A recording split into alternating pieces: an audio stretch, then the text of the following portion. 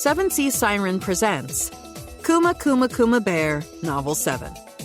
Written by Kuma Anano. Illustrated by 029. Performed by Marissa Lenti.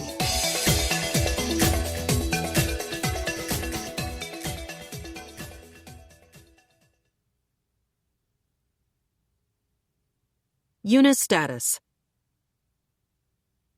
Skills. Fantasy World Language. The Fantasy World's language will sound like Japanese. Spoken words are conveyed to the other party in the Fantasy World language. Fantasy World Literacy. The ability to read the Fantasy World writing. Written words become the Fantasy World's words. Bear extra-dimensional storage. The white bear's mouth opens into infinite space. It can hold, eat, anything.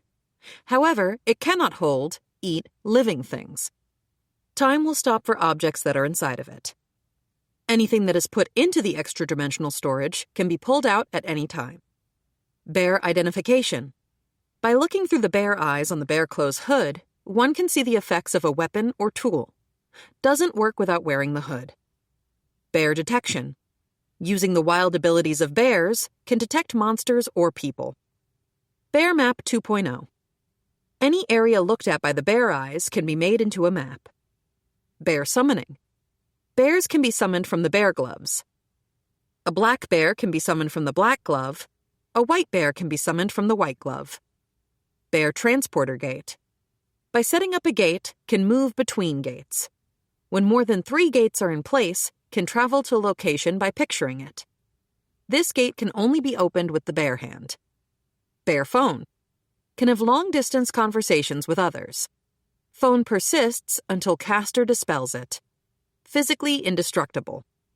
Can call people a bear phone is given to by picturing the person. Incoming call is announced by the sound of a bear's cry. Magic. Bear light. Mana collected in the bear glove creates a light in the shape of a bear. Bear physical enhancement. Routing mana through the bear gear allows for physical enhancement. Bear fire magic. Based on the mana that is gathered in the bear glove, gives the ability to use fire elemental magic. Power is proportional to mana and the mental image. When imagining a bear, power increases even more. Bear water magic. Based on the mana that is gathered in the bear glove, gives the ability to use water elemental magic. Power is proportional to mana and the mental image. When imagining a bear, power increases even more. Bear wind magic. Based on the mana that is gathered in the bear glove, gives the ability to use wind elemental magic. Power is proportional to mana and the mental image. When imagining a bear, power increases even more. Bear earth magic. Based on the mana that is gathered in the bear glove, gives the ability to use earth elemental magic. Power is proportional to mana and the mental image. When imagining a bear, power increases even more. Bear healing magic. Can give treatment by means of the bear's kind heart. Equipment. Black bear glove, non-transferable. Attack glove. Increases power based on the user's level. White bear glove, non-transferable. Defense glove. Increases defense based on the user's level. Black bear shoe, non-transferable. White bear shoe, non-transferable. Increases speed based on the user's level. Prevents fatigue when walking long distances based on the user's level. Black and white bear clothes, non-transferable. Appears to be a onesie. Reversible. Front, black bear clothes. Increases physical and magic resistance based on the user's level. Gives heat and cold resistance. Reverse, white bear clothes. Automatically restores health and mana while worn. Amount and speed based on the user's level. Gives heat and cold resistance. Bear underwear, non-transferable. Won't get dirty no matter how much they're used. An excellent item that won't retain sweat or smells. Will grow with the user. 149. The bear goes to the mines. The hero goes to the mines. Once upon a time, a princess, Fina, was taken captive by a terrible witch, Elelora. the witch would likely gift Princess Fina a beautiful room, dress her in extravagant clothes, and grant her a soft bed. She would likely also present Princess Fina all kinds of tasty treats to undermine her resolve and give her a tummy ache. Until the hero, that's Yuna, returned, Princess Fina would be forced to tour the royal capital and hang out with Elalora's daughter Shia. Princess Fina would doubtless be weeping, with joy, admittedly. Only by slaying the golem in the terrible witch's mines could Princess Fina escape. "Oh, Princess Fina, please wait for me," proclaimed the hero, Yuna, to the captive princess, "for I shall surely defeat the golem and return to you." She had to rescue the princess quickly. She vowed in her heart she would. And so the hero turned her back on the witch's abode and began her journey. All right, fine. In real life, I spent the night hanging out with Fina at Elalora's house, then left the next morning. The Adventurer Guildmaster, Sonia, had told me that the fastest route to the mines was from the capital. Once I was outside the capital, I summoned Kuma and we headed for the mine. After some breaks and a switch over to Kuma, I caught sight of a small town. Most of the people living there were involved with the mines. They were people who sought ore, and the merchants who did business with the miners. Eventually, shops had sprung up around them, then houses, and before you knew it, a tiny town had emerged here. I got off of Kuma and headed the rest of the way on foot, so I wouldn't cause a commotion in town with my huge magical bear. When I made it into town, I attracted the usual attention. I pulled my bear hood low over my face to hide, and tried not to pay it too much mind while I looked for an inn. Still, the town wasn't exactly what you'd call lively. It gave me real Milila besieged by that kraken vibes, which I guess made sense, on account of those golems in the mines. Maybe I could learn more about that at the inn. While I was walking along and planning, somebody called for me from behind. "Is that you, Yuna?" And who should show up but Jaden and Mel, those two I'd met while guarding the students, accompanied by a man and woman. I knew Jaden and Mel from when I'd seen them during the guarding quest the other day, but even though I should have known the other two from the Adventurer Guild, they hadn't made an impression in my memory. All I remembered was their gender. "I knew it! It was Yuna!" Mel declared giddily. "Anyone would know that just by looking," a woman in her 20s said with a deadpan sigh. Been a while, hasn't it, Bear Girl?" the other guy greeted me. He seemed the youngest out of all of them. Even though he was saying it had been a while, I couldn't remember when the last while was. I've got to have plenty of room in my brain for more important stuff. "What are you doing here, Yuna?" asked Jaden. "Well, basically for a job." He tilted his head. "You're not here to slay the golems too, are you?" Based on that too, I take it you took the quest as well? Made sense. I guess these were the C-rank adventurers I'd heard about. "Yeah, we've been slaying golems for a few days now. We just came back from the tunnels, matter of fact." "How's it going? If you're basically done, then I'll just head home," I asked, trying not to sound as hopeful as I felt. That'd make things so much easier.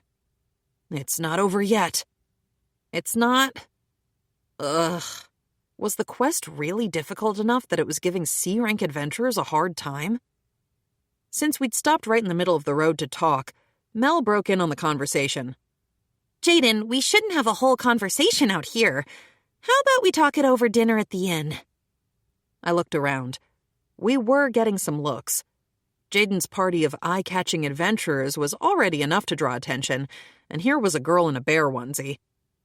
It'd be weird if we didn't stand out, although most of the stares were probably for me anyway. "Right. Guess we're due for a change of scenery." Yeah, I was all for that, and I wanted to get a room as soon as I could. If there weren't any available, I'd have to set up my traveling bear house. We headed toward the inn where Jaden's party was staying, introducing one another as we went. The swordsman guy was Toya. He gave off this kind of chill but fickle vibe. The woman in light clothes with the deadpan tone was named Senia. I guess she was what you'd call a frigid beauty. Jaden's party led me to the inn. Once we settled down, I'd need to gather info about where the mines were. But wait, where would I do that? Did this town have an adventurers guild? Guess I'd need to ask around. When Jaden headed inside the lobby, the woman behind the counter called out to him. "Welcome back, Jaden. Came back in one piece for another day, then?" "We did." "Well, then, how was it?" she asked, and Jaden just shook his head. "That bad, huh? But you made a new friend. That young girl behind you, dressed as a bear?" "Oh, that's Yuna. She's a full-fledged adventurer, believe it or not. Seems she came to slay the golems that appeared in the mines, too," Jaden answered with a grin. "Her? An adventurer?" Another phenomenal introduction for the bear girl. Not that I could blame them, considering how rare to mostly non-existent us bear adventurers probably were. "She's too cute," the proprietress said dubiously. "No one that cute could be an adventurer." "No, we can all vouch for her abilities. Also, she needs a room. Do you have one open?" "If you're vouching for her, Jaden, then it must be true. And yes, I do have one room." "Good. I wouldn't have to set up my bear house on the outskirts of town." "Aw, too bad," said Mel. "If you didn't have any vacancies, I was thinking she could stay with us." "Our rooms are doubles," Senia snapped. "Oh, come on, it'd work out. See, I'd sleep next to Yuna, and she'd fit just fine. I mean, if she took off that bulky bear costume, you know?" Yikes. No way was I doing that. It was one thing in the safety of my own home, but I wasn't taking off my bear gear in this place where who knows what could happen. Plus, if I did that, I wouldn't be able to summon my guards, Kumayuru and Kumakyu. Once I got myself a room, we decided to continue our earlier conversation over dinner. "All right, so what's the situation with the golems?" "To summarize it, we've got no clue." "No matter how many times we destroy the golems, they just respawn after a while. There never seem to be more than a set number, but almost all of them are back by the next day." Was it an infinite spawn point? Any gamer would be thrilled to hear about that. You could get tons of experience and money depending on the types of item drops. Deep within my gamer heart, I still felt a pang of joy at the thought. "We think it has something to do with a golem the miners spotted deep in the mines." According to Jaden, the miners had unearthed a giant cavern during their excavations. There'd been a golem right in the center of the place, and the miners had run off when the golem came to life. After that, more golems showed up. A lot more golems. That chamber they'd found the golem in seemed mighty suspicious. Maybe it had a golem-making thingamajig or something? "You haven't tried going to slay that first golem?" That seemed like the best thing to do, right?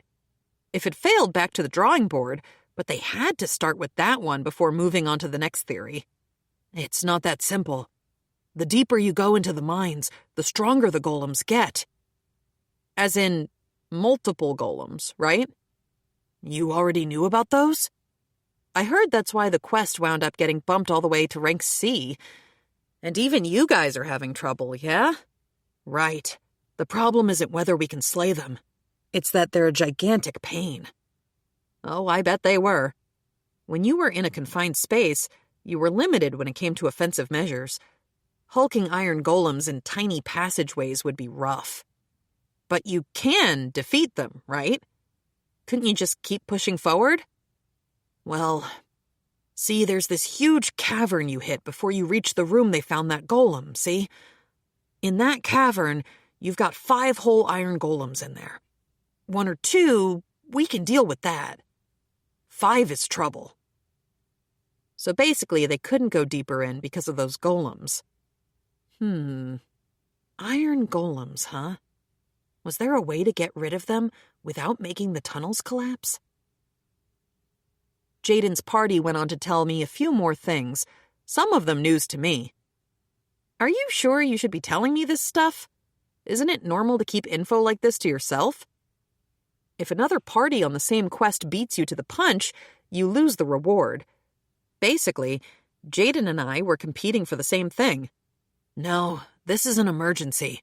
If we had more time to burn, we could have tried out more options, but the guild is pressuring us to get it done quick. More firepower is what we need, even if we can only get a little more of it.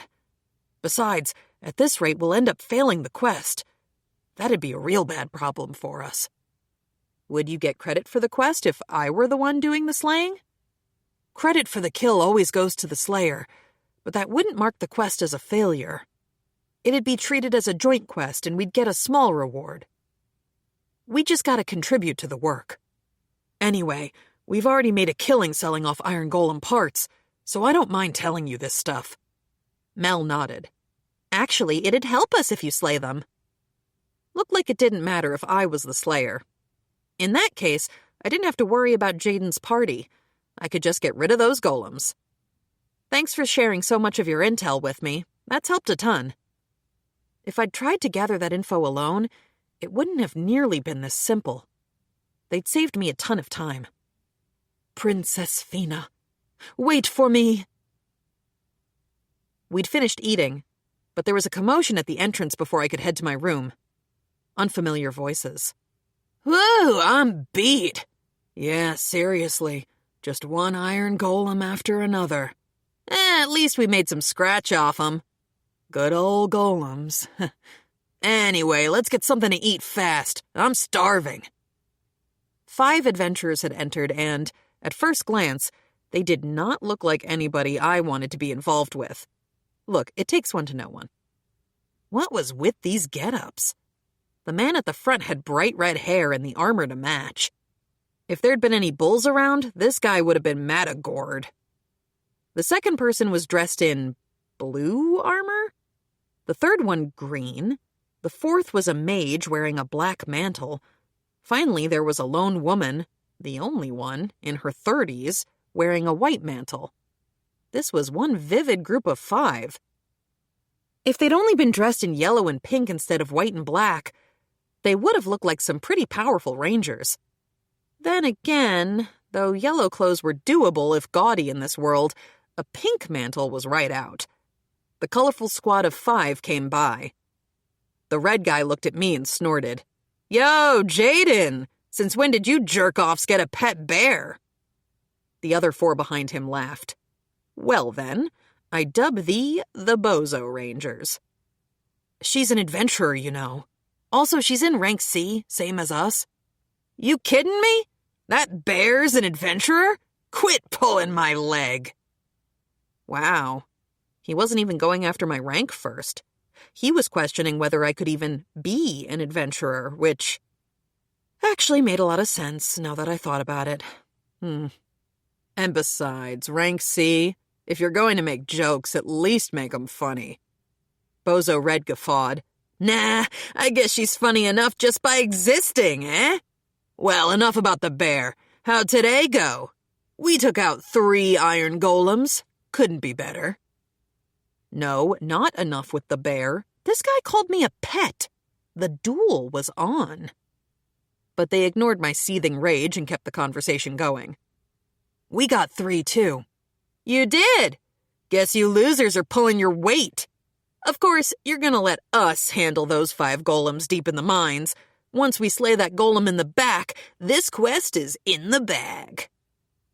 Bozo Ranger Red left, cackling all the while. The storm was over, and silence was all that remained. Okay, so the Bozo Rangers also thought that golem in the back of the mines was suspect. That guy's name was Barbold, said Jaden. They're adventurers like us who came here for the golem quest. They're in rank C and they've got awful personalities, but they're not bad people. They also pack a punch in battle. Yeah, Sonia had told me there were 2 parties here. I disagreed on the they're not bad people part, but they had to be decent fighters at the very least if they could slay iron golems. Still, I can't believe they'd call Yuna a pet, Mel said. They're obviously wrong. She's a mascot. No, you're wrong. I'm not a pet or mascot, I retorted mentally. Judging from what Barbold said, Golems seem to go for a pretty good price. Seems like it. Golems were considered monsters too, so the parts belonged to the adventurer who defeated them. They would go for a pretty penny now that I thought about it. You haven't sold the ones you got, Jaden? I asked. You just mentioned you took down 3 of them. We sell them the legitimate way, so they don't sell for as much. We're still getting 20% more than what they usually go for, though. Mel sighed. I heard that those guys get 50% more. I didn't know how much they sold for wholesale, but that seemed pretty profitable. Unlike in the game, the golems wouldn't disappear when you beat them, so you could trade the whole carcass in. 150. The Bear Enters the Mines, Part 1. Today on Bear Quest, to rescue the hostage Princess Fina from the terrible witch Elilora, the great hero, Yuna, has arrived at the mines. But, hark! A golem blocks heroic Yuna's way. The golem extends its arm and launches a never-ending barrage of pebbles at her. Our hero dodges, but can she avoid them all? Alas, nope. Funk, funk, funk, funk. The rocks pebble her cheeks, but they do not hurt. They feel soft. Such lame attacks cannot defeat mighty Yuna. The hero runs at the golem. To keep her at bay, the golem pelts her with a deluge of rocks. Funk, funk, funk, funk. Pah! 'Tis nothing. The hero Yuna laughs at such weak attacks. Funk, funk, funk, funk. As Yuna ignores the assailing rocks, she raises her mighty sword for a stab, and does not feel the sword connect. Thwarted, heroic Yuna tries to use magic, but instead, she abruptly feels as though she is being suffocated. Was this too an attack? Something presses against her face. Oxygen fading. Heroic Yuna is defenseless against this mysterious assault. Would she die without even knowing what killed her? And so our hero falls into the abyss of unconsciousness. I can't breathe. Thud. I got up and something slipped off my face. Kumakyu? Kumakyu looked quizzically at me, lying right in front of my eyes. Kumayuru sat curled up on top of my belly. I didn't leave myself defenseless after all, even while asleep. I'd summoned my bears in cub form as a preventative measure. I'm gonna blame that dream on you guys, you know. Those soft flunks must have been their paws, and I'd been suffocating because Kumakyu had been smothering me in my sleep. What was up with that? Kumayuru and Kumakyu gave a little "Koom" in reply and looked toward the window. The sun was streaming in. Apparently, they'd just tried to wake me up since it was morning. I guess I had asked them to wake me up before we went to bed, but I love you guys, but can you not smother me to wake me up next time? I'd been this close to suffocating to death. If I'd been just a little too late waking up, I would have ended up in the obituaries. Onesie girl found dead. Ugh, what a thought. Still, Kumayuru and Kumakyu had kept me from sleeping in. I had to be grateful. It wouldn't be right to bear a grudge against them. I thanked Kumayuru and Kumakyu, then sent them back. I also changed from my white bear outfit to my black one and headed to the dining room for breakfast. While I was eating alone, Mel and Senia came by. I didn't see Jaden or Toya. "Good morning, Yuna," said Mel. Senia gave me a casual wave. "Mel, Senia, good morning." "Are you going to the mine soon?" she asked. I was thinking of going to check it out at least. I mean, I had to get through this quest quick so I could save Princess Fina. "In that case, you want to head in with us?" "You mean your party? Today?" "We know you can hold your own," said Mel, "but you really don't look like it." Senia nodded. "I really can't see you as any more than a cute bear." and they began patting my head. Really? Really? You don't look like you're all that strong. We're worried, said Mel. That's why Mel and I spoke about it yesterday, said Senia. I got that they were concerned about me, but it was easier to do things on my own. Then again, I still kind of wanted to see their abilities in action. What did I want more? I guess the answer to that was for them to stop patting me on the head. And right when I thought that, they stopped, sat down next to me, and ordered breakfast. But shouldn't you ask Jaden whether he's okay with that? I asked. We don't need to ask him, Mel declared. Wait up, wasn't Jaden the leader? They couldn't just do stuff like that without at least consulting him. While the block of women in the group discussed that with each other, Jaden and the other guy came down from the second floor. You're all early. You're all just slow. Oh, and Yuna is coming with us to go investigate the mines. Hey, wait a minute, I still hadn't said anything yet. When did that get decided? Yeah, all right. Fine by me, too. They were agreeing just like that? No discussion or anything? Well, nobody heard my internal pleas.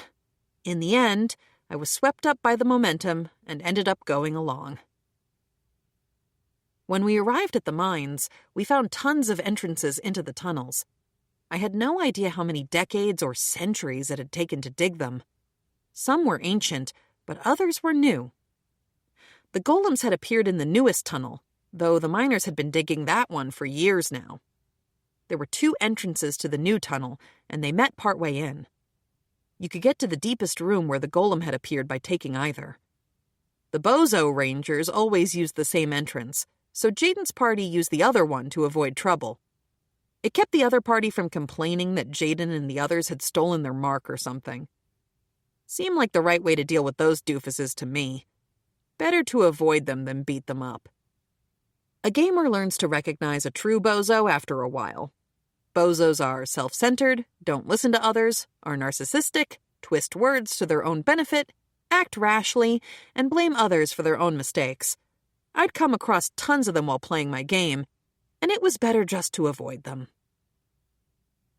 The entrances were a slight way off from the town, and it was pitch black inside. Just when I was thinking we'd need light magic, Jaden put his hand on the wall near the entrance, and the inside of the tunnel lit up. Light mana gems, just like the bear tunnel. Mana lines connected light mana gems so that the tunnels could be lit up at what was basically the press of a switch. Then again, any average house in this world was outfitted with this stuff. This tunnel was wide enough for a carriage to pass through with some room to spare. It seemed to continue pretty far in, but I couldn't tell how far from the entrance. I used my bear map skill. It showed part of the tunnel's entrance. The map would be useful, but it only ever showed places I'd already been. I often thought of it as a kind of auto-mapping tool. Next, I used my bear detection skill. There were some golem signals up ahead. Since the map was incomplete, all I knew was that they were ahead on the dark part of the map. The fog of war, we'd call it in the game. Right now, I couldn't tell if the signals meant they were in the same tunnel, one of the neighboring tunnels, or even down below us. Jaden led the group into the tunnel. Mel and I followed, and Senia and Toya trailed us. It starts out with mud golems. Then the rock golems start appearing further in. Mud and rock golems are a piece of cake to deal with, but the downside is that their mana gems aren't worth all that much. Mud golems. Maybe this would be a good time to break out my bears to fight them. And speak of the devil, a mud golem appeared the moment I thought that, right where I'd seen one of the golem signals show up earlier. It was about 2.5 meters tall, with thick arms and legs. Yeah, one whack from these guys would ruin your day at least, especially if you were just some miner trying to just do your job.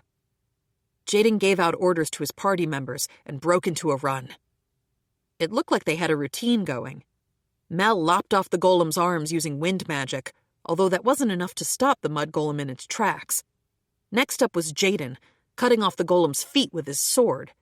Once its legs were cut off, the golem slouched forward and collapsed.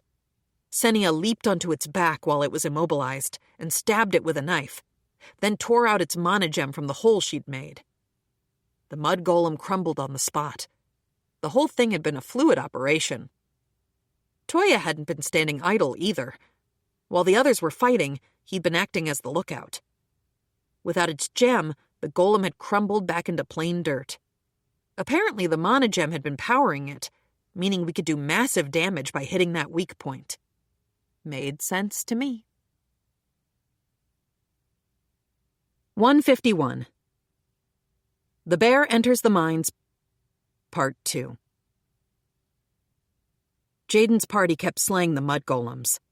It looked to me like you could just slay mud golems with wind magic. Cutting off their arms and legs would immobilize them, though I guess that would immobilize anything, monster or no. But what would happen if we cut their heads off? Would that stop them? Or would they keep moving? If Jaden and company only focused on cutting off each golem's limbs, maybe there was no point in cutting off the heads. We kept going further into the tunnel while I watched their fights. Jaden and Toya fought with swords, Mel used magic, and Senia relied on daggers. They slayed Mad Mud Golem no problem. No wonder why they were C-rank adventurers. I never had a chance to join the combat. I looked at the bear map. It only displayed the part of the tunnel we'd already traveled. Each tunnel fork was marked with a signpost, so you could tell where to head for the exit. This was what I'd picked up about the tunnels. Each entrance was assigned the letters A and B. Whenever there was a fork, each path was marked with a number, like 1, 2, or 3. According to Jaden, that was how they'd figure out where they were working. If someone said they were working B121, for instance, it was easy to figure out their location. Still, I was bored. I really wanted to see just how strong golems could really get. Couldn't I slay just one? But nope, I never really got a turn since Jaden's party kept knocking them out. And what was I supposed to say anyway? Please, sir, may I pretty please kill a golem? Super awkward. They all kept on the lookout as we pressed on. I detected 4 golems up ahead. We continued forward a bit and came into a wider space. There were 3 golems there. Wait, 3? Where was the 4th? I checked my detection. It seemed to be behind a large rock to our right. I guess it was in a blind spot. Jaden and the others had no idea. They started running at the 3 golems in front of them. It didn't matter whether they were facing 1 golem, 2, or 3. The golems were no match for their coordinated assault. They could easily defeat mud golems, no matter how many there were. It looked like they hadn't noticed the last one. It wouldn't be so bad if I took that one, right? We were almost upon it, and they hadn't even noticed it yet. I should totally take that one. It would be weird for me to attack a golem I couldn't even see, though, so I decided to wait to make a move until it came into view. After easily defeating the 3 golems, the party of 4 kept walking down the tunnel without minding the giant boulder. They didn't notice the hidden golem. I readied for attack. But the moment the golem entered my field of vision, Jaden, who was walking in front of me, and Mel, who was beside me, reacted at the same time. They'd cottoned on fast. Maybe they'd heard it beforehand, or maybe they just had really quick reflexes. C-rank adventurers, man. Regardless, I'd already cast my wind magic. Right as the golem tried to come out from behind the boulder, my magic hit it and sliced off its head and all its limbs simultaneously. It was soft, as I expected. The sliced and diced chunks crumbled away, leaving only a monogem behind. Mud golems really weren't all that tough then. Well, it was made of soil, so that was as sturdy as it could be. I hadn't even needed to imagine bears to strengthen my magic. Yuna, that was amazing! Mel called out. Both Jaden and Mel had noticed the golem too, and they'd been pretty quick on the uptake. I hadn't been able to tell whether Senia and Toya had gotten a chance to react to the golem, though. But you did something weird just now. You got ready to attack before we could even see it, Senia commented. She'd been watching me from behind. Wow, she'd really been paying attention. "The golem appeared right when you started moving, Bear Girl," Toya said. Senia nodded. "You were quick to react." So they had noticed. But I couldn't tell them about my bear detection skill, though, so... You could say it was a woman's intuition? I tried hedging. A woman's intuition? Jaden looked dubious, but Mel grabbed onto my bear puppet paw. Of course! Women's intuition is so a thing, but Jaden and Toya insist it isn't. It definitely is a thing, Senia also agreed. Right, but it's just weird for someone to claim they sense a monster here or over there or wherever without any evidence, Jaden said, which made Toya nod. And the only reason you can give is because of this women's intuition thing. Women's intuition has saved us in the past, Mel snapped, and you know it. The women chalked things up to women's intuition, and the guys didn't even believe it was real. I'd started a civil war with a single statement. Well, it wasn't like they were actually fighting, but it sure was a waste of time. I decided to change the subject. So, do golems keep moving around even after they lop off their heads?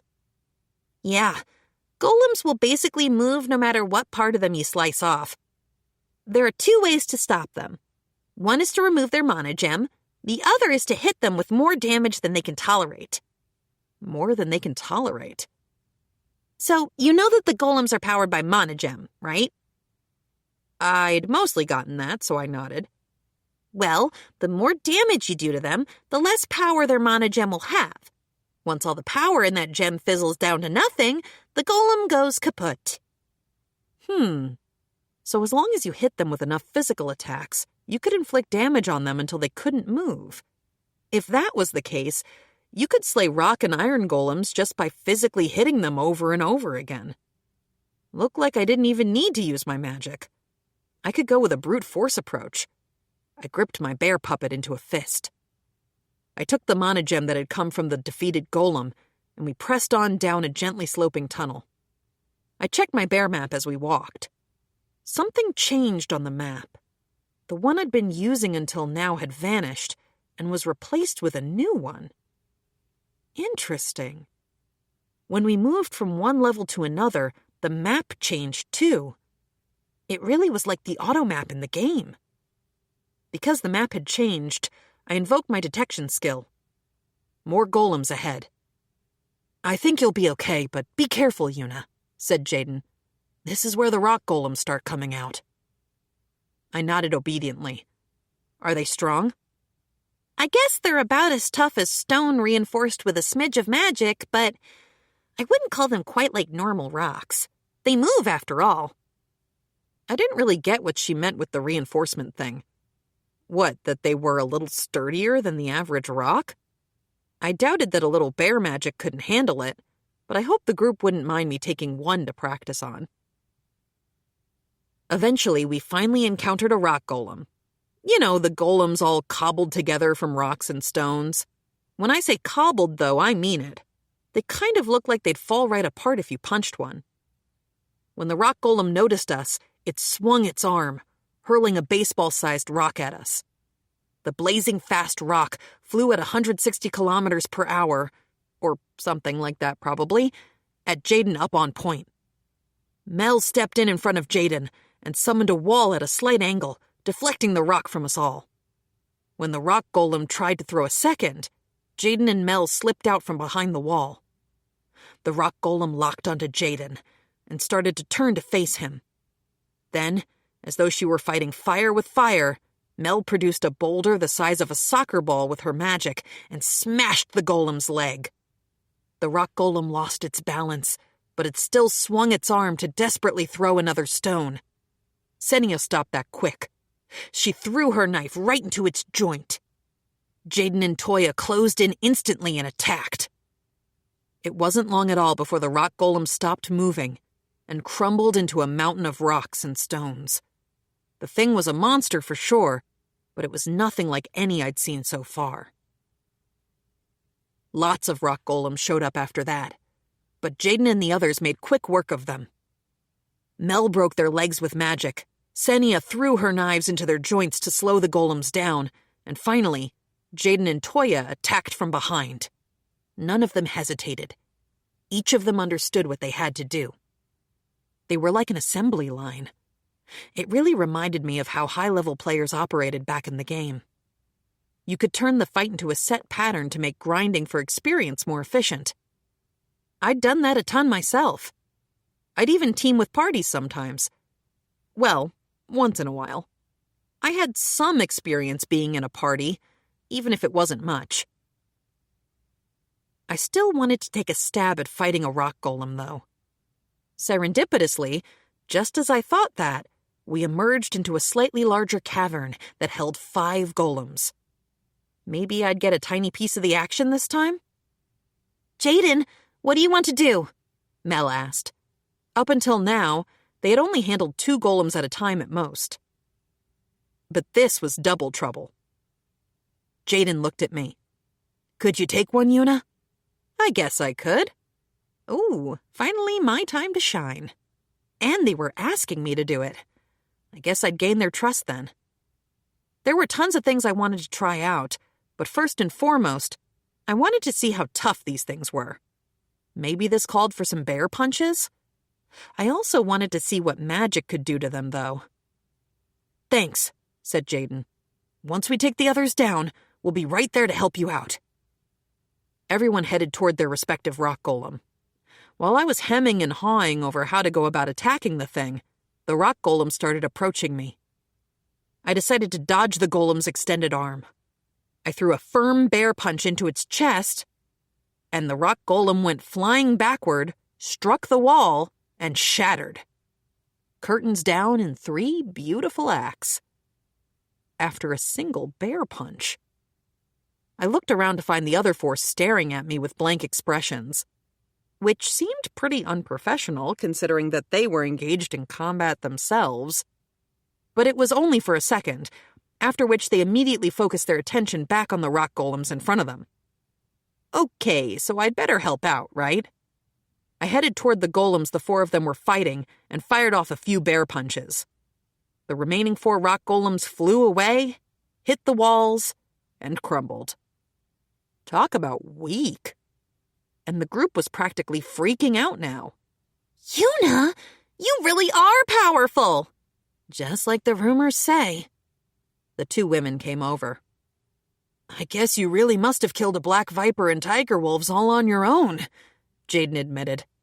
I never would have thought a little bear girl could be so strong, said Toya. Psh, if this was all the rock golems amounted to, maybe an iron golem would be no trouble at all. 152. The Bear Enters the Mines, Part 3. Ever since I'd one-hit the rock golem, Jaden and the others couldn't see me the same way. Where's all that power stored up in that little body of yours? Toya said, as he bopped me in the head a couple times from above. He was tall. I can barely believe you're a girl like me. Senia was touching my upper arms through my bear onesie. Feels flabby. Wait, what was flabby? The bear onesie? Or my arms? Whatever. I shook the 2 of them off and plowed ahead. We changed the order of our lineup after the Iron Golem incident, so now weak little old me was heading the party with Jaden. We'll cover you, so relax, Mel had said earlier, and taken a step back. It usually didn't bode well to make changes to a party halfway through a dungeon, but I couldn't really argue against it, could I? We pushed on. Still, those rock golems were way weaker than I'd expected. The only problem was that I couldn't hit them any harder than I had back then. I'd been pulling my punches, and I still wound up shaking pebbles and dirt free of the ceiling when the golems hit the walls. Well, the tunnel is reinforced with earth magic, so it probably won't collapse if you're hitting it a little. They'd use magic on it like I had with the bear tunnel, but I kind of thought the tunnel had collapsed just a little earlier from the force I'd used earlier. If I didn't hold back, this bear might wind up wrecking the joint. In the end, I finished off rock golems with reserved bear punches that wouldn't damage the walls of the delicate tunnel. "Looks like we've completely switched roles," Jaden said, as he watched me take out a rock golem with a bear punch. "Glad I didn't make fun of you that one time," Toya said. Jaden laughed. "If you had, you sure would have ended up like those golems, Toya." "It's okay," said Mel. "We would have made sure to put 'Here lies Toya, killed by a bear' on your gravestone for you." "Don't just kill me off." The three of them laughed. Toya did not. We kept on through the tunnel without any issues before reaching the next level. Iron golems would appear from this point, they said. Since the golems became more powerful with each level change, it was really starting to feel like a dungeon. Sure, the game I'd played had those, but were there actually dungeons in this world too? And how many? Could I explore more? First step in my new level was, as before, using my detection skill. I detected iron golems. 5 golems waited in what seemed to be the deepest part of the tunnel. I wondered if those were the iron golems Jaden and the Bozo Rangers had mentioned. And beyond those things was that first golem, the one that might have started it all. But I wasn't picking up a golem further in. Was it on an even lower level? Eventually, we came out into a cavern, and there it was, towering at the center. It was the same size as the rock golems, but covered head to toe in iron. Its arms were thick and strong as hammers. One hit would squash you like a fly. If only you could talk to these things, you know? I'd recommend a career change. Maybe carpentry. Anyway, this thing was built like a tank. It didn't seem like it would go down as easily as the rock golems. I couldn't just hit it. Maybe I could melt the iron if I used a fire bear, but using magic like that in a tunnel would be as good as suicidal. It'd turn the place into an oven, burn up all the oxygen, and it'd be game over for us. I wondered if I could suffocate the things by wrapping their heads in water, but that probably wouldn't work. Or, what if I splashed brine on them, causing them to rust up so they couldn't move? But then we couldn't sell the iron. And how long does it take for things to rust anyway? Next up was wind magic, but the question was whether that could cut through iron. From what I'd heard, these things were sturdier than normal metals. Maybe I'd be able to lop through them with bare wind magic? Earth magic was a maybe. I could make bear golems to pin them down so we could attack them, but we had to have a way to attack them for that to work. Finally, I could just avoid fighting entirely by burying them in a hole, but digging a random hole might weaken the structural integrity of the whole mine. And again, how would we get the iron? And let's say I did that anyway. Well, somebody might dig them up someday and get hammered. For now, I decided to watch how Jaden and the others fought the iron golems, so I'd have a good point of reference. Jaden's party began preparing for battle. First, Mel fired a clod of earth at the golem with magic. You could harden dirt by compressing it, and skilled mages could compress it more to make it even tougher. Wham! The golem's movement slowed for a moment. Toya tried attacking it then, but the golem deflected the attack with its arm. It was like clanging an iron column with a sword. No way to just cut through it. When the iron golem was facing Toya, Senia circled around to its rear. She was holding a knife in each of her hands. Was she dual-wielding? But what was the point when Toya's sword hadn't worked? Senia dashed to the iron golem in an instant and slashed at its leg. She wasn't able to lop it off entirely, but yeah, somehow she had definitely cut into its thigh. Could you really do that? Kill an iron golem with knives? Senia has mithril knives, Mel explained to me when she saw my surprise. Okay, that made sense, especially given her rank. Toya and Mel distracted the golem, while Senia attacked from its blind spot. After she slashed the golem in the same spot about 2 or 3 times, the iron leg broke off, falling to the ground with a clang. The one-legged golem lost its balance and fell over. Senia really had cut through that thick leg with a knife, and she looked way proud of it, too. Down by one leg, the golem was limping and thrashing when Jaden came down with his sword. The iron golem raised its arm to defend itself, but Jaden slashed down with his sword. Wow. What could I even say? Is Jaden's sword also mithril? Mel nodded. Yup. But it's not just like he can cut through an iron golem just because it's a mithril sword. Jaden can do that because of his skill with a sword. If Toya tried that, the blade would snap. Made sense. If any nobody with a mithril sword could slice right through a golem, they'd give out the swords to D-rank and E-rank adventurers like candy. No, it was the combination of Jaden's ability with the mithril sword that made it all possible. It was their skill that made Jaden and his party C-rank adventurers, not their gear. I mean, Senia had literally sliced through an iron golem with a knife. What could you even say to that? What about your sword, Toya? I asked. It's a good sword, but it's not mithril. Maybe that was why the golem had been able to fight it off. That and his skill, maybe. Then, where were my skills at? I'd used swords when I'd played the game. There'd been an assist function, so I'd picked up some things from playing. Thanks to my bear gear, I could wield both swords and magic at about the same level as I had back then. But what did that mean in practice for my swordplay skills? Sure, I could handle a sword the same way I had in the game, but was that really skill? If I had a mithril weapon, would I be able to take down an iron golem using the sword skills I had from the game? I wanted to test it out, but I didn't have a mithril weapon. Why couldn't I have one already? The iron golem tried to stand up, even with a missing arm and leg, but that was a no-go.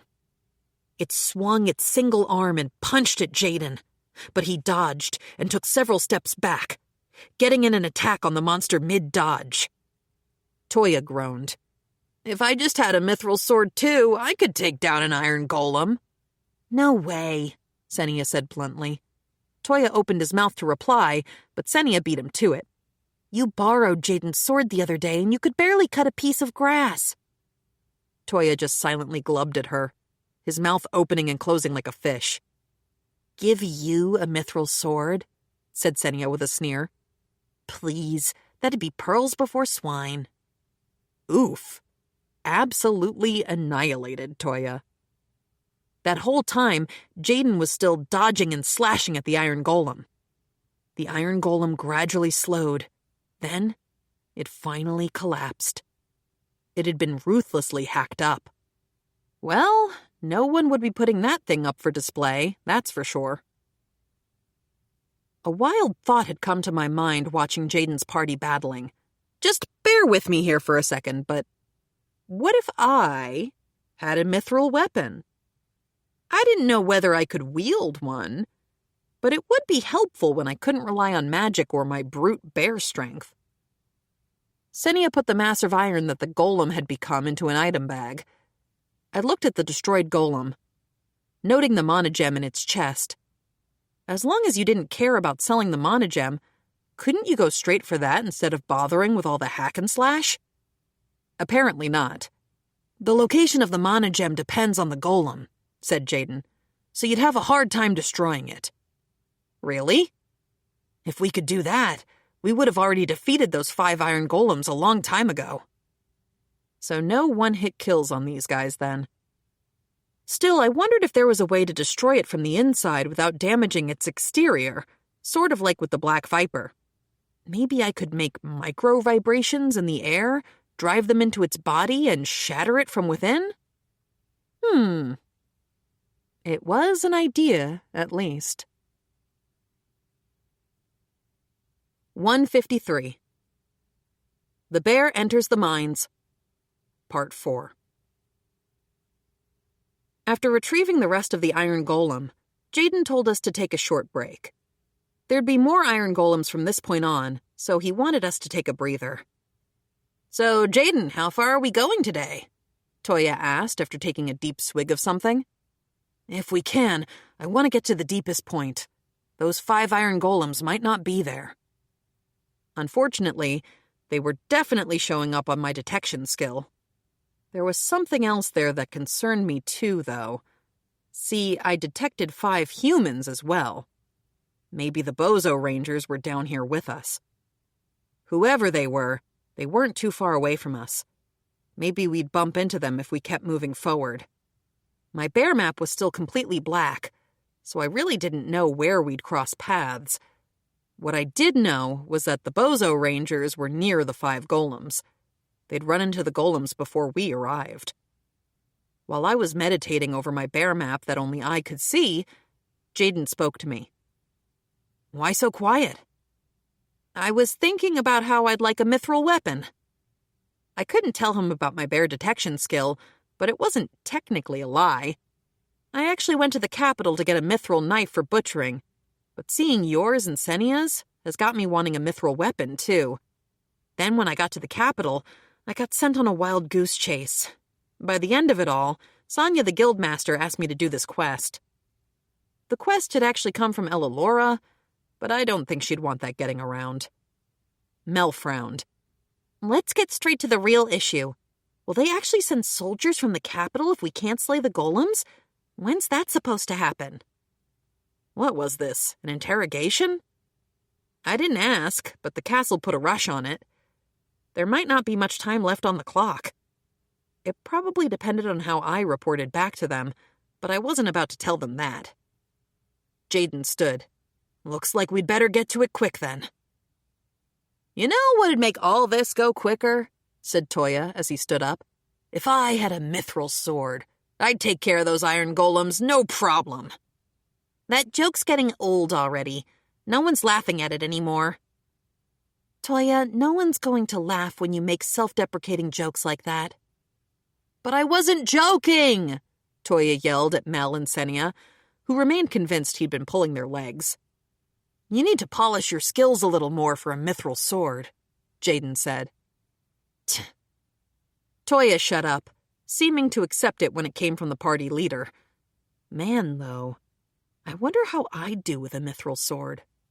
I'd come here to get mithril, and now it turned out I needed a mithril weapon to get mithril in the first place.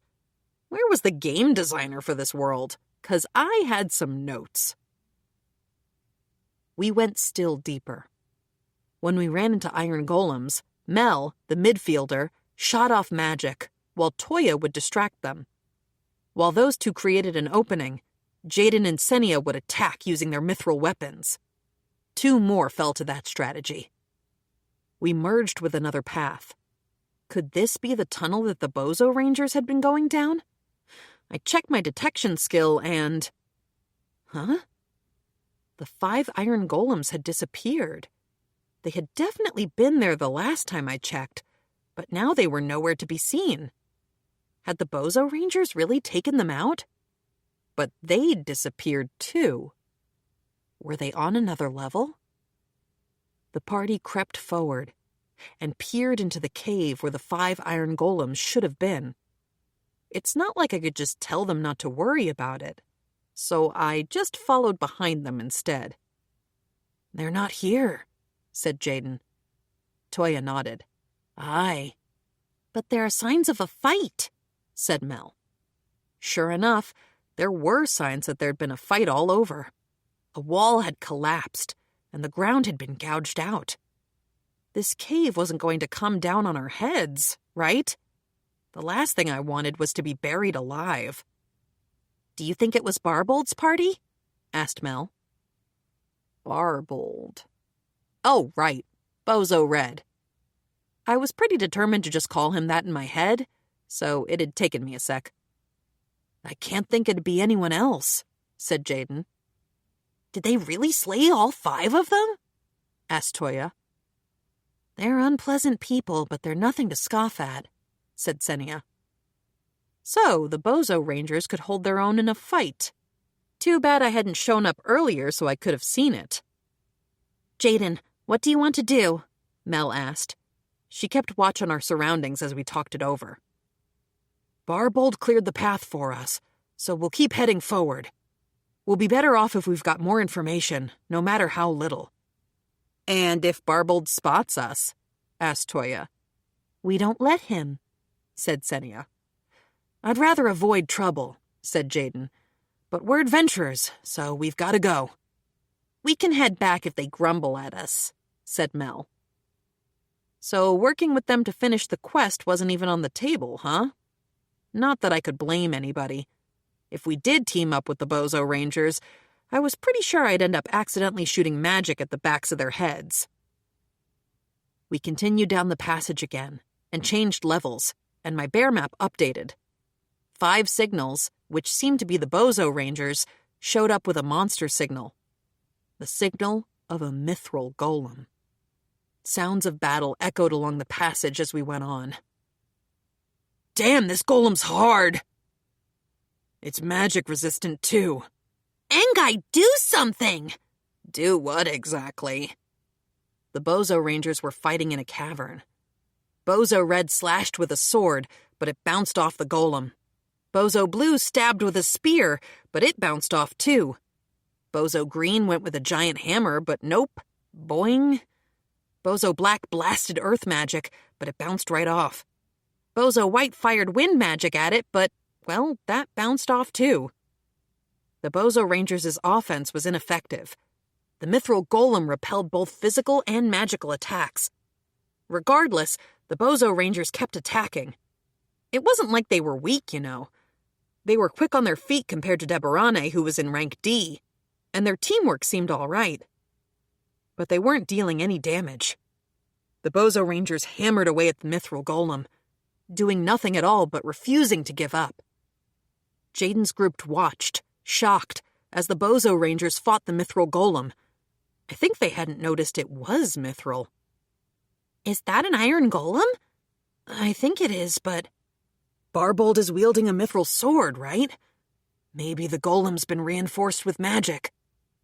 The golem repelled a hefty attack from Bozo Red. "Damn! What's with this thing? It's indestructible!" Bozo Black hit it from the side with another large stone, which promptly shattered without leaving a scratch. The golem was unharmed, and that was no exaggeration. Mages were especially at a disadvantage here. They could only use certain types of magic, and they had to be especially careful about friendly fire. Physically attacking it didn't work. Magic didn't either. How was anybody supposed to slay a mithril golem then? The Bozo Rangers eventually noticed us watching their losing fight. "What did you come here for?" "We're just here to watch," said Jaden. "If you guys wound up dead, we thought we'd take over and handle it for you, but it looks like you've got it covered." "Psh, nothing's going to do me in. Go on, scram! If you want to be an audience to our fight, I'll charge you for tickets." He waved his sword at us. "You even brought your pet bear with you?" He was talking about me, wasn't he? Maybe I'd summon Kuma to attack him from behind. "Okay, just to be certain, you're sure you don't need a hand?" "No!" Bozo Red snapped. "Got it. Well, I guess we'll just head back. Don't worry, if you die, we'll make sure the guild knows all about your fight." "Like we die!" Bozo Red roared, rushing at the golem. Personally, I wish I could have watched them fight more, but Bozo Red was clearly going to make this a whole thing, so we left them to it. A mithril golem, though. Now that seemed like one problematic monster. I usually used brute force attacks, so I'd end up in the same situation as Bozo Red. Mithril weapons were right out because I sadly didn't own one. That left magic, but I'd be way limited in the tunnels. "No way they'll be able to beat that thing," Jaden said as we walked. "Yup, not a chance." "What was it?" Toya asked the group. "I'm sure it was tougher than the iron golems we fought so far." "I don't even want to imagine something more resilient than an iron golem." "Barbold couldn't even scratch it with his mithril sword. So he's not a great swordsman then?" "He's got a rotten personality, but he knows how to handle a mithril blade." and even he couldn't kill it with a sword. Then wouldn't it have been better to help them? I asked. If it was so impossible with just one party, why not join forces? He turned us down, so we can't help him. That's just how it is. We would help if they asked for it, but if they don't, we won't. That's the unspoken agreement between adventurers. When you help another party, figuring out how to divvy up loot and rewards gets tricky. Of course, we'd ignore all that and move to help them at once if they were in actual danger. And get told off by Barbold after. Adventurers were workers, not superheroes, and the golems were just another job. We weren't going to get a paycheck by rescuing the bozos, you know. So they didn't even consider the possibility of fighting alongside the Bozo Rangers, and it cut both ways. The Bozo Rangers would never ask for help. They'd entirely ruled out the possibility of working together, even if we could have finished the job together. The same kind of thing had happened in the game, too. The fewer the people, the bigger the cut. If everyone said there was no point in working with the Bozos, I guess it wasn't really worth thinking about.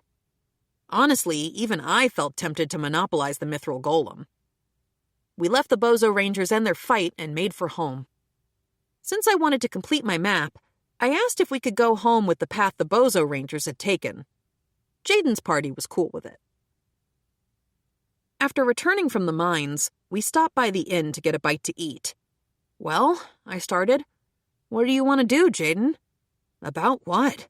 About that golem. Didn't look like Barbold's party could kill it. Yeah, that thing's invincible. Toya nodded. Even I wouldn't be able to slay it with a mithril sword, he said. Everyone ignored Toya. If Barbold's party defeats it for us, said Jaden, the quest would be completed. If they can't, we just contact the guild. I guess that's all there is to it. He nodded. It really doesn't sit right with me, but that's the way it's done. Not much we can do. Fair enough. How would we defeat the Mithril Golem, then? If it just weren't down in those tunnels, I could have smashed the thing to pieces. As it was, though, I wasn't super into causing a massive cave-in. My OP bear abilities were useless in cramped quarters. They wouldn't count it as a kill if I just buried the thing, would they? No, burying it wouldn't suffocate it. And that wouldn't stop whatever was causing the golems to appear. Well, whatever. I needed that mithril ore. That was why I'd come out here. We were resting and drinking tea after the meal when there was a commotion at the entrance. Damn it! How are we even supposed to beat that thing? What kind of golem is magic resistant anyway? That thing's impenetrable. I'm out of mana. I'm starving. Let's get some grub. The Bozo Rangers had made their entrance. Looked like they made it back alive. You actually made it back, said Jaden, practically reading my mind. Like we'd let that thing kill us. So, did you slay it? Jaden asked them deliberately, even though it was obvious from their earlier conversation and the look on their faces. You losers showed up and threw us off. We'll let that slide this time. Oh, interesting. They were going to let it slide, huh? Sorry about that. I never thought you'd get thrown off by something so small. You're all so powerful, aren't you? Tch. Barbold had no comeback, or at least nothing that wouldn't just make things worse for him. Enough playing around. What actually happened in there? Barbold's party sat down in some empty chairs nearby. That thing's impossible. Physical attacks, magical attacks, none of them leave a scratch. Or if they've done anything at all, it's not enough to matter. If we kept pushing, we'd run out of stamina and mana way before it did. You're saying we can't slay it? I'm saying you'd best be ready for that. And you? You're just giving up? Not worth my time. Iron golems are more cost-effective anyway. I mean, you losers saw the fight, didn't you? I guess we'll pass on it too. Not like we have a way of beating it either. We were actually hoping you'd take it down for us. Heh, sorry to disappoint. I guess we have to report this to the guild, said Jaden, going on to explain what I told him earlier. You think the capital's soldiers, mages, and knights will be able to take it down? They've got the manpower and the tools to do it. Well, we'll use the iron golems to grind for some cash until the soldiers from the capital get here. Thanks for the info, Barbold. Barkeep, a round of drinks for Barbold's party. On us. Come on, only one round? I'd treat you to another if you told us how to beat that thing. If we knew that, we wouldn't bother talking to you. The thing would be slayed already. Barbold and Jaden were cracking themselves up now. Hold on, weren't they enemies, or had I missed something? Was this just an adventurer thing? Jaden's party and the Bozo Rangers spent the night trying to drink one another under the table. Me? I spent my night under some comfy covers in bed. Thank you very much. 154. The Captured Princess, Part 1. Yuna left me, her round bear tail wiggling into the distance. Why had things turned out this way? Maybe it had all started when Yuna asked me to butcher the black tiger. It was tough, and I couldn't skin it with my knife. See, when living monsters die, the tough mana covering their bodies disappears. The supply from their mana gems goes away, their hide goes soft, and I can get to work. But the black tiger's pelt was too tough for me to butcher, even with my knife. I guess it didn't help that I'm not very strong, but for the most part, greater monsters just need to be butchered with better tools. I told Yuna so too, and Yuna suddenly said we were going to go buy a knife that could butcher the black tiger. I was pretty sure a steel knife would have worked, but Yuna got set on a mithril knife. Those things are way expensive. Obviously, I said no, thank you, but she wouldn't listen. Yuna said we might need one next time. What was that supposed to even mean? What was Yuna going to have me butcher next? It was terrifying just thinking about it. Mr. Gold's blacksmith shop in Cremonia didn't have mithril knives to sell, but Yuna didn't stop there. She said that she would take me with her to the capital. Most people can't do that, but Yuna has this crazy bear door in her house. When you go through, you appear in the capital suddenly. It's so weird. I couldn't believe Yuna had something so amazing. We went to the merchant guild and asked where the blacksmith was. On the way, we ran into Noah's sister. You know, Shia? Shia took us to the blacksmith because she'd gone before. We made it to the blacksmith without any problems, but we still couldn't get a mithril knife. There were monsters in the mines, so they couldn't get any ore. But Yuna didn't give up. Next up, we had to go to the Adventurers Guild. When the adventurers saw Yuna, they were up in arms. I admit, I was so scared that I hid behind Yuna. I thought we would get in a fight, but Sonia, the guildmaster, came over and told the adventurers off for us. You bet they got real quiet then. Sonia was so cool. Sonia told us what had happened in the mines. It looked like we couldn't get a mithril knife. Kinda sad, but it wasn't like I really needed one yet. Right when we were about to give up and go home, Lady Ellalora came in. She asked Yuna to slay the golems that had appeared in the mines. Yuna said no at first, but she really did want that mithril knife, so she took the job. Since Yuna was going away for work, I guess I had to just go home and wait in Cremonia. Since I could use the bear door, I could go home right away. But then Lady Ellalora said the unthinkable. Well then, I'll take Fina to my house while you're out. Lady Ellalora grabbed me. I looked at Yuna, begging her to save me. She looked just as fidgety as I felt. We couldn't say anything about the mystery bear door that went to Cremonia. Yuna didn't look like she knew what to do either. If she went on the job by herself, then I'd be alone. That was the last thing I wanted. But then Yuna told Lady Ellalora. Please take care of her. Yuna! I shouted at her inside my head. Because the bear door was our secret, I couldn't just say I could go home to Cremonia, not by myself. And I couldn't go with Yuna if she was going to be slaying monsters either. There wasn't a choice at all, really. I ended up staying behind in the capital. Even thinking about staying at a noble's house as a commoner made me sick to my stomach. I asked if I could stay by myself in Yuna's bear house, but Yuna and Lady Ellalora both said no. But I'm fine being alone. No fair. Yuna stayed over for just a night before leaving me behind to slay golems. I was worried about her, but I also had to worry about myself. If I messed up, I'd never live it down.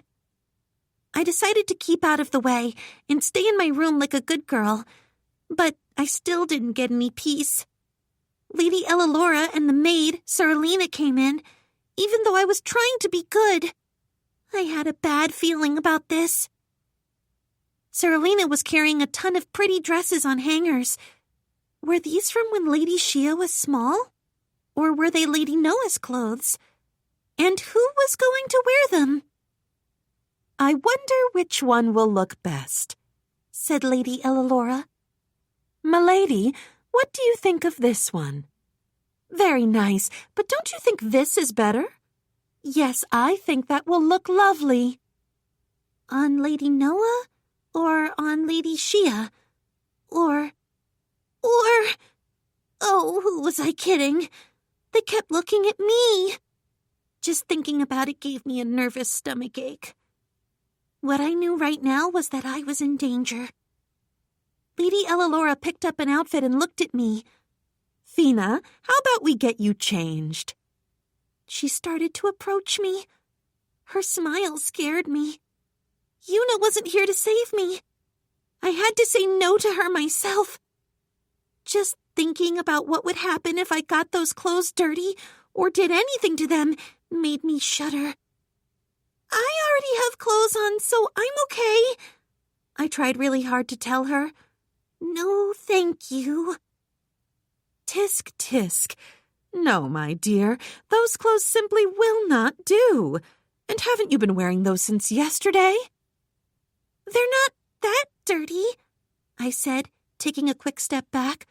But Lady Ellalora and Seralina took 2 steps toward me. That's no good. A girl like you needs to dress nicely. Yuna, save me. Lady Ellalora and Seralina started coming over to me again. I wished I could ask Lady Shia to save me, but she was at the academy. There was no one here to come to my aid. I took another step back and bumped into the bed that was behind me. I was stuck. The 2 of them still kept walking toward me.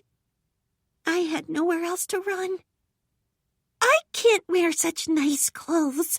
I wouldn't look right in them. Oh, pish, that's not true. I'm sure you'll look adorable. Yes, I do agree. You're already so adorable. It was no use. They had me surrounded on both sides. I couldn't escape.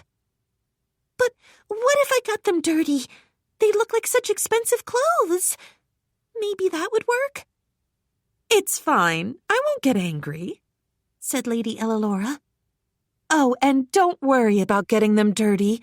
I'll wash them, so it'll be fine. But what? What could I say to escape? Yuna, save me!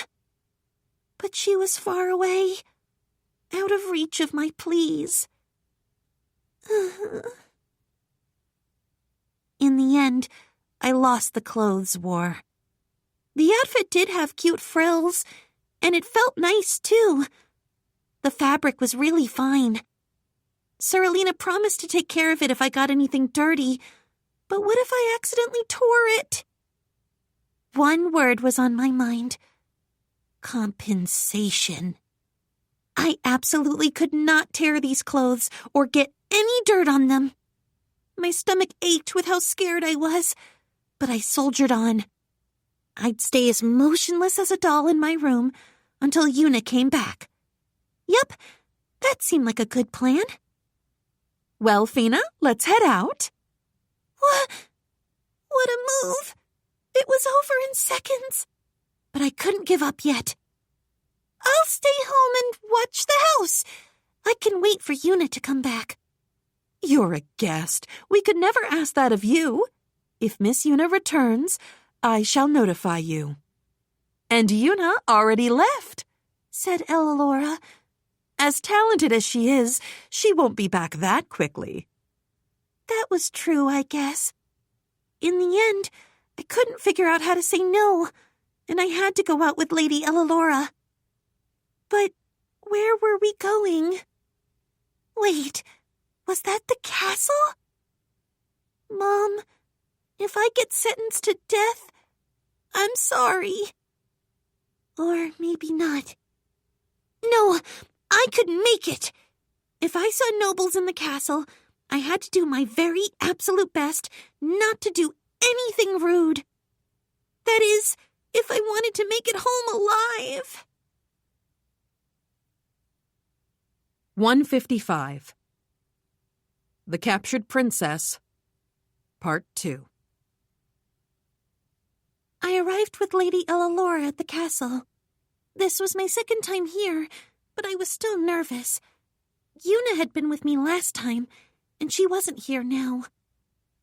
Is there anywhere you'd like to go, Fina? What was I supposed to say? I didn't even know what there was inside the castle. I only knew the places they showed me last time. All I knew was that I didn't want to see knights in their training ground. Too scary. I'm not sure. I was so nervous I could hardly think. Please get back soon, Yuna. Now, don't be so nervous. If anyone tried to hurt you, I'll fight them in Yuna's place. Why, I'd even fight the king himself, so don't fret. Don't fret? How could I not fret? What if the king and Lady Ellalora really did fight because of me? My stomachache got worse. It'll be fine. Come now, said Ellalora and grabbed my hand. Where were we going? Not to where the king is, right? But the place Ellalora took me to was a beautiful blooming garden. It's so pretty. It looked like the blooming garden of a castle straight from a picture book, but this really was a castle. If I hadn't met Yuna, I would probably never have made it to the capital, let alone gotten into the castle. A commoner like me could never dream of seeing such sights. There were lots of flowers I had never seen before blooming in the flower beds. They were different from the flowers that bloomed in the forest. It made me feel like a princess. Maybe God had prepared this for me so I could see it before I died. Thank you very much, God. But wait, no, I could make it back. There was still hope. Mom, Shuri, and Dad were waiting for me. I couldn't die in a place like this. I looked at the flowers. They were really nice and calming. Red, blue, pink, yellow. There were so many pretty flowers in bloom. Little by little, I felt a bit better. Maybe I really could wait here without seeing anyone. If I did, I really might not run into any nobles if I were careful. That wasn't true, but it was a nice idea. Taking a break, are we, Ellalora? While I was looking at the flowers, someone came and started talking to Ellalora. Another noble? Well, I looked over where the voice came from, and it was someone much, much more powerful than that. He was the man who had come to Yuna's house the other day. He was the king! What was I going to do? Nobles were bad enough, but yeah, I guess I really was going to die here. Or even worse, if I offended the king, I might not be the only one who would die. He might even kill the rest of my family. And if I ran, what would he do then? Oh, Yuna, save me! Today is my day off. Then what are you doing at the castle? I'm taking a stroll with her today. Lady Ellalora put her arms around me. I was frozen, unable to make so much as a peep. I think I've seen her somewhere before. Maybe you've seen her with Yuna? Ah, yes. She was the girl at Yuna's house. The king looked at me, and I felt like I was going to melt into a bubbly puddle of nerves. My name is Fina. Offering my name wouldn't get me killed, right? Much more polite than Yuna, I see. The king reached out his hand and patted my head. The king himself, right next to me, patted my head. I was sure I'd used up the last of my luck. This was it. Goodbye, Mom. Take care, Shuri. Dad, please take care of everybody. Ellalora chuckled. Oh, don't be rude to poor Yuna.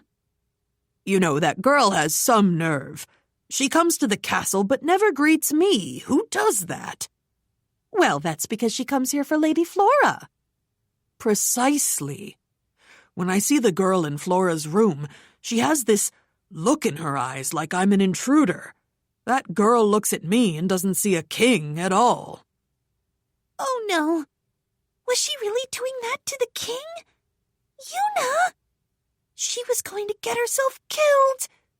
I had to warn Yuna when I saw her. If I saw her. Had to make it out of the castle alive to tell her. Well, she seems to be like that with everyone. When I saw Cliff the other day, he said the same thing. Don't pretend. You find her as charming as the rest of us. Well, she does treat my little girl well. And she's saved us more than once. Most important of all, she brings such scrumptious delights. Whoa, Yuna fed the king? I know she served us food back at home, but... wow. Then again, everything Yuna made was delicious. It looked like the king had forgotten about me, since he was so focused on talking about Yuna. Maybe I really would make it out of here without offending him. But just as I thought that... It was Fina, right? The king suddenly said to me. Yeah. Oh no, I didn't mean it to come out like that. I was just so surprised. I didn't think the king would want to talk to me. I wasn't ready. How could I be so careless when my life depended on how this went? So stupid, Fina! Now, don't startle the poor child. Your face is already scary enough, Your Majesty. Such a casual insult. Well, I didn't mean to frighten her. I just wanted to know what she is to Yuna. Oh? I didn't know, really. Were we friends? Or did I work for her? I answered with the one thing I knew. The one thing that was sure. Yuna saved my life. Yeah, if Yuna hadn't been there, I would have died. She saved your life? The king asked. He seemed curious, so I started telling the story of how I met Yuna. I don't know how, but I managed to get it all out without messing up. Ah, an encounter in the woods. Now that's surprising in an entirely different way. I remembered being relieved that I was saved and really confused about lots of things when Yuna had shown up dressed as a bear. The king paused for a moment and looked around. Is Yuna not here? Not today, said Ellalora. She headed to the mines for a job with the Adventurers Guild. I'm looking after Fina at my house in the meantime. The mines? Oh, I heard a report about that. Golems in the mines, yes? I've got a petition to send the soldiers if the guild can't handle it. Then read it fully, Your Majesty. We would be mobilizing the army after all. The operative word being would. We've got Yuna headed there, haven't we? We need no army. Wow, the king really trusted Yuna. Ellalora nodded. Yes, this is Yuna, after all. Right. Who could suspect such an appearance could hide such power? She's simply adorable, isn't she? Uh-huh. I thought she was cute, too. Now, Ellalora, what's next on the docket for you? Were we leaving? Please? Even being near the king was too much to handle. I was practically going to faint, and it was almost lunch, too. Maybe we could head back to the mansion now. I felt way more at home at Lady Ellalora's mansion than I did in the castle. I gave Lady Ellalora a pleading look. Are you hungry, Fina? She understood. I nodded a little. In that case, I have a souvenir from Yuna I need to hand off. Let's go to Lady Flora's room, shall we? Is it edible? The king asked. It's for lunch. Then I'll accompany you. Wait, he was going to... Maybe I'd misheard them?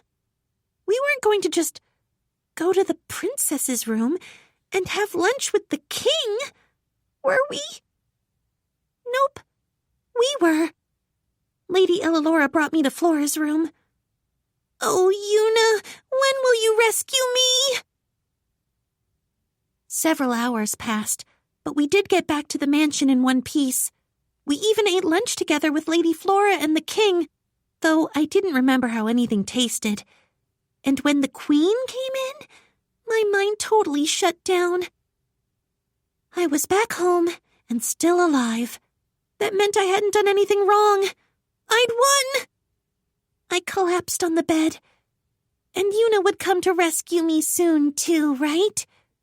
Right? Kawoom! Kawoom! Kawoom! Kawoom! Kawoom! Oh? That mysterious sound. Where was it coming from? It sounded familiar.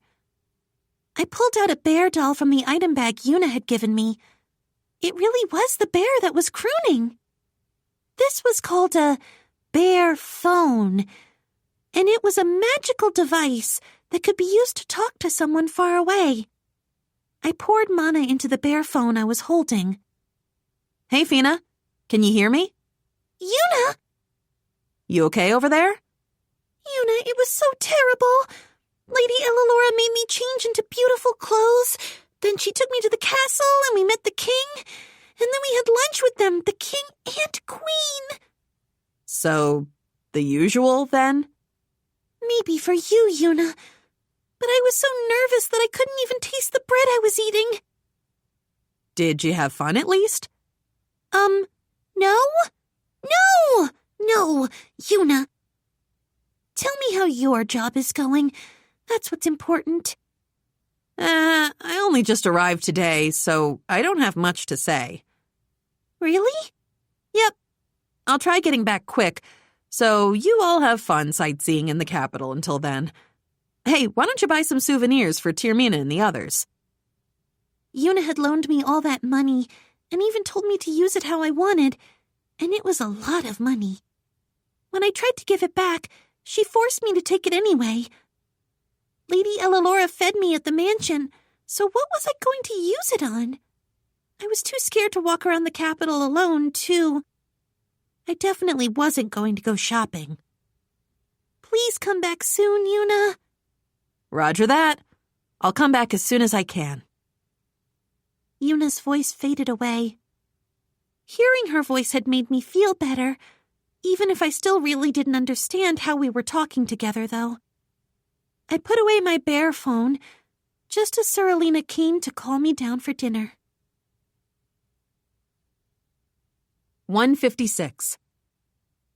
The Bear Enters the Mines. Part 5, The Golem Chronicles. I immediately escaped to my room after Jaden's group and the Bozo Rangers started drinking in the dining room. Drunk people are the worst. You can't reason with them, and they always wanted to get in these annoying fights. You see a lot of that when staying in inns. The best way to deal with drunks was to never involve yourself with them in the first place, no matter what world you're in. I locked the door tight to keep any drunks from wandering into my room. Once I was sure no one would barge in, I sat down on my bed and wondered what I'd do now.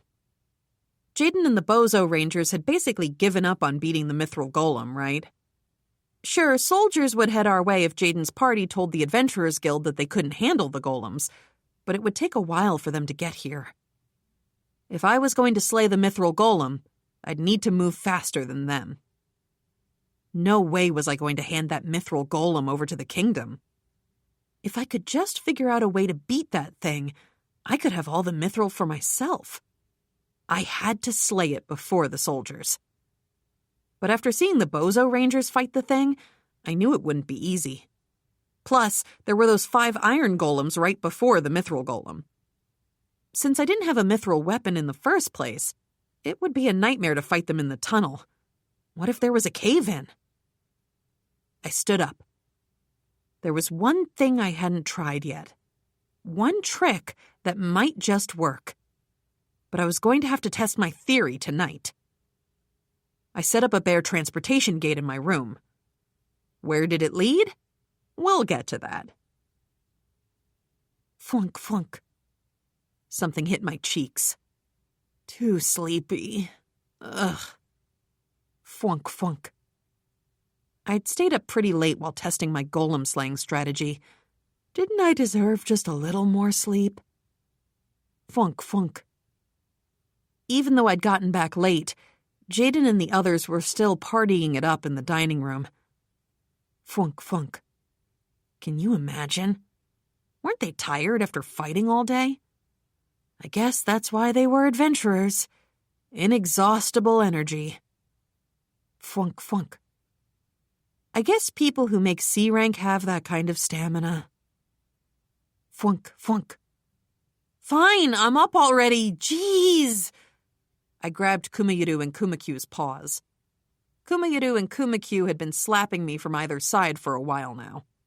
Sure, I wasn't technically feeling exhausted thanks to my white bear outfit. I was still sleepy. That was kind of a plus about the white bear outfit, if you ask me. It still let me sleep. And I love sleep. Can you imagine not being able to sleep? But it wasn't like I could spend the whole day on it, so I got up. Morning, Kumayiru. Morning, Kumakyu. I patted their heads and stretched out. Sleepy or not, I had to get to work. There I was, 15 years old with a job. Guess this world was rubbing off on me, huh? I got out of bed and swapped my white outfit for black. I headed to the dining room, which reeked of alcohol. The whole place smelled like the inside of a bottle. Oh, you're up early, Miss Bear. The proprietress came out from the kitchen. Good morning. Smells a lot like alcohol in here, I greeted her, covering my nose with my bear puppet. Those idiots were drinking into the early morning. My husband was supposed to handle it. I went to bed, but he didn't get in until morning. The fool partied with them all through the night, and now he's sleeping it off. I'll forgive him this time, but next time he's in for it. Still, she smiled as she opened the windows. A pleasant breeze swept in. We'll air it out, so please bear with it for now. In exchange, I'll give you extra breakfast on the house. I plopped down in a chair, yawning. No one was in the cafeteria, possibly because it was still early. Besides Jaden's party and the Bozo Rangers, there were merchants staying here to buy ore from the town. Still, I was the only one in the cafeteria. Since there was no one to talk to, I lounged around while waiting for breakfast. The air cleared over time, and it stopped smelling like booze eventually. The proprietress brought my meal over after a while. Here we are. Sorry to keep you waiting. Thank you very much. What are you going to do today? You're one of the adventurers, but I don't think Jaden and the others will be getting up for a while. I think I'm going to head over to the mines on my own. On your own? Yep. I want to wrap things up fast so I can go home. Wrap things up? But even Jaden, Barbold, and the others couldn't do it. A young girl like you can't go out there on her own. No, it's too dangerous. Yeah, anybody would assume that about some girl in a bear suit. Since she genuinely seemed worried for me, I took her concerns seriously. But you'd have problems if the mine stayed like this forever, right? Well, sure. If the miners wind up out of a job, they won't come in for a drink anymore. And if they don't come in for a drink... She told me that they'd already lost a few customers who came in after work. I guess everybody likes a cold one, no matter your world. But that's no reason for a young lady like you to go out and fight monsters. I'm not going to put myself in harm's way. Tell you what, I'll run away if I can't deal with anything. You promise? Then come straight back here if it gets too dangerous, you hear? Still, a girl like you trying to be an adventurer. She shook her head. I thanked the concerned proprietress and, after chowing down on my huge breakfast, headed to the mines on my own. It was early in the morning, so there weren't many people walking around outside, and I didn't have any annoying encounters on the way to the mines. Time to see if sacrificing all that sleep last night had been worth it. I headed into the tunnel alone. Jaden and the others weren't here this time to guide me, but I'd been sure to fill out my bear map all the way to the mithril golem.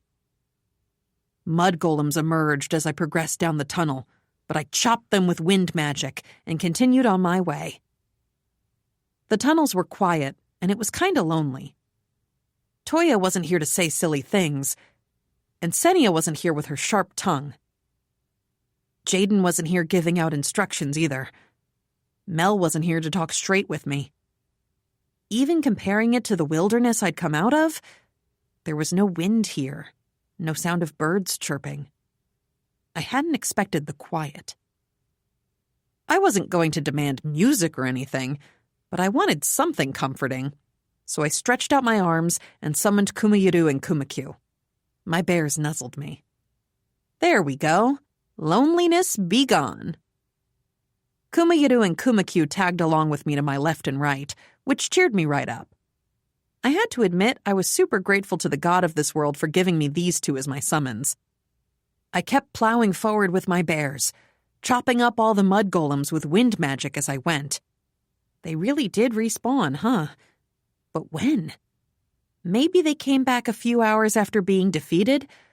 Or maybe they revived at a specified time? No matter the reason, no way could the miners work around a daily monster respawn.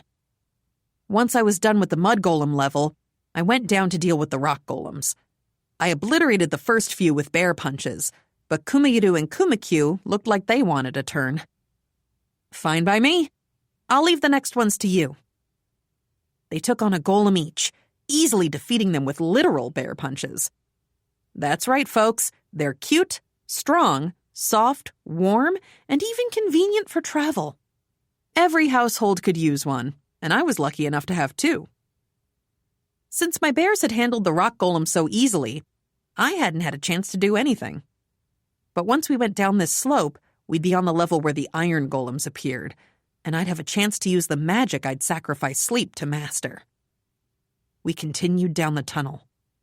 I spotted an iron golem before long, and signaled to Kuma and Kuma to stay put, as I headed toward it on my own.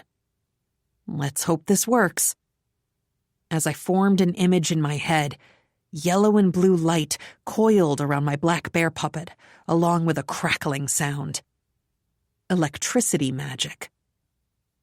Electricity was effective against a metal like iron. If I could flood the iron golem with electricity, the current might travel through its body and obliterate the mana gem inside. Did electricity magic even exist in this world, you might ask? Well, it sure wasn't in the beginner's magic book I'd bought earlier. My guess was they didn't even have a concept of electricity. If they knew it at all, it was in the form of lightning. But as for what they thought lightning was, or what caused it, they seemed to have no idea. Hence, no lightning magic. That was my guess, at least. It had been with that theory in mind that I'd snuck out of the inn to practice my electricity magic. I wasn't quite sure how to visualize it at first. In games and anime, they'd recite a spell or something and lightning would burst from a cloud, but the magic in this world was tied to manipulating your own mana. You couldn't just pull lightning from the sky. Instead, I'd pictured gathering an electric charge into my bear puppet. Visualizing my mana as electricity turned out to be simple. A current immediately coiled around my bear puppet and began to crackle. My experiment was a success, though I couldn't aim with much accuracy when I fired the electricity from my glove at range. It was pretty late by that point, though, so I settled for perfecting my static bear punches instead. Once I'd completed my crash course in electricity, my static-charged bear puppet was crackling away. So far, I'd only practiced on rocks, no monsters. I wanted to see how powerful this golem was, so I threw a weak static bear punch at it. A real weak one. I mean, I barely tapped it. With a soft whump and a loud fizzle, the thing just collapsed. I barely pushed it, and the golem fell backward onto the ground, motionless. I kicked its leg. No reaction. Awesome. It seemed like the electricity really had flowed through the golem and destroyed its mana gem. I packed the iron golem away into my bear storage and plowed forward, searching for the next one.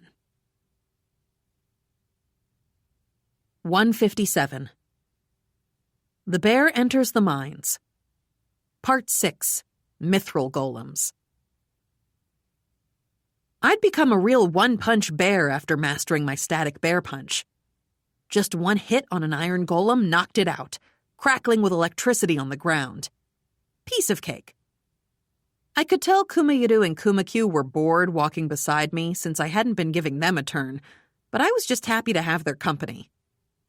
Help me out if I'm having trouble, okay? I asked them. Anything could happen in a fight after all.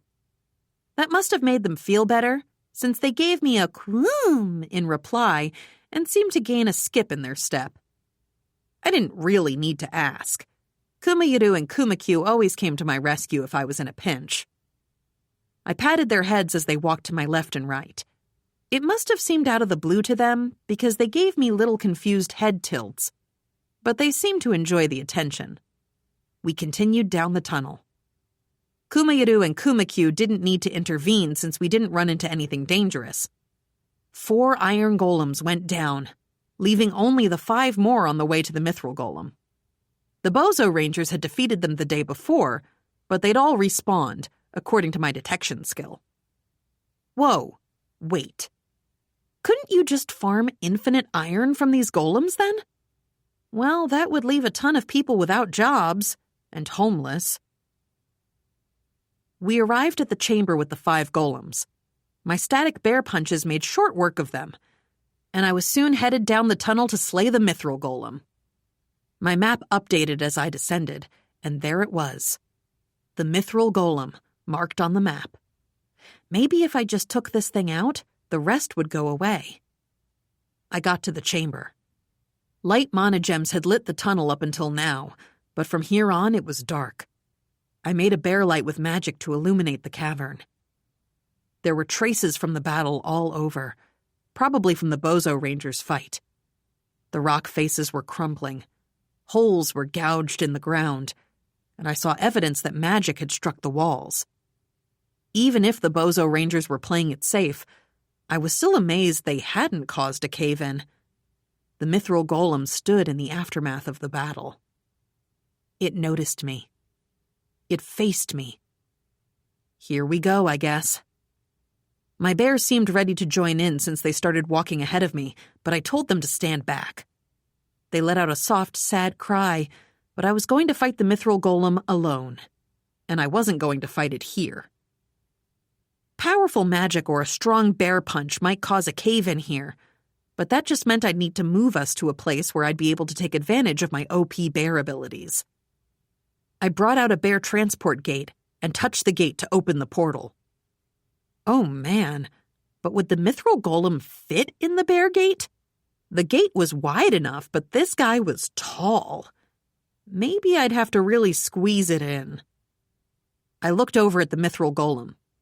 It looked back, and then ran at me, footfalls thumping as it came.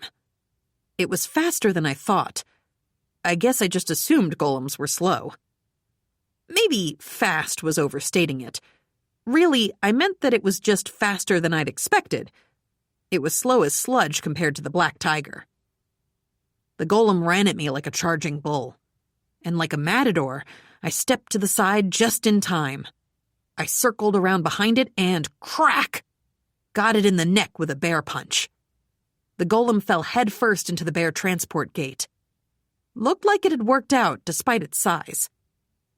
I followed through the bear gate. Kuma and Kuma came in after me.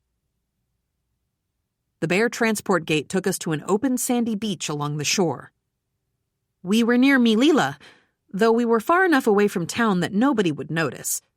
This was where I'd practiced my electricity magic last night. There was plenty of space here compared to the narrow tunnels. Clouds in the blue sky, no ceiling and no walls. I could make full use of my OP bear skills. I looked at the mithril golem that had fallen headfirst into the sand. "We can fight each other without worrying about our surroundings," I told the golem. I didn't expect a reply, but it stood up as if it understood. Well, I'd said we wouldn't need to worry, but really, I'd be the only one doing the attacking. I tried throwing a fireball at the upright mithril golem. It was a direct hit, but the golem stood there like nothing happened. I tried wind magic, earth magic, and ice magic. All ineffective. I'd expected as much, but really, wasn't it kind of cheating to have your whole body made of mithril? And sure, you might say, "Look who's talking," but I couldn't help but feel that way when my opponent was a mithril golem. Okay, then how about this? Bear cutter! Visualizing a bear's claws, I fired off bear wind magic. The mithril golem was blown back by the impact, but seemed unharmed? No. Wait. There were 3 lines on the golem's chest when I looked. I guess I could do some damage to it. Maybe if I focused on the same spot, I could take it down. I tried using another type of bear-type magic as an experiment. Flaming bears emerged from my puppets. I doubted that it'd melt the golem, but I needed to check. The golem blocked the flaming bears with its arm. A normal monster would have been helpless against the bears. Game over. But the flames engulfed the mithril golem's arm and went out, just like that. Dang. But wait. I took a closer look. Had it melted just a smidge? Maybe I'd be able to slay it if I fired off a whole bunch of flaming bears at it. Lastly, I tried using the electricity magic I'd learned yesterday. I gathered electricity around my bear puppet and threw a strong static bear punch at the mithril golem. That sent the golem flying, but it didn't seem like the electric shock had done much. Aw, man. Guess my new magic wasn't effective against mithril golems. Still, it felt good actually using my abilities for a change. The golem had become a one-sided punching bag. A punching bag that also happened to be built like an indestructible tank. The golem stood up, even after my bear punch.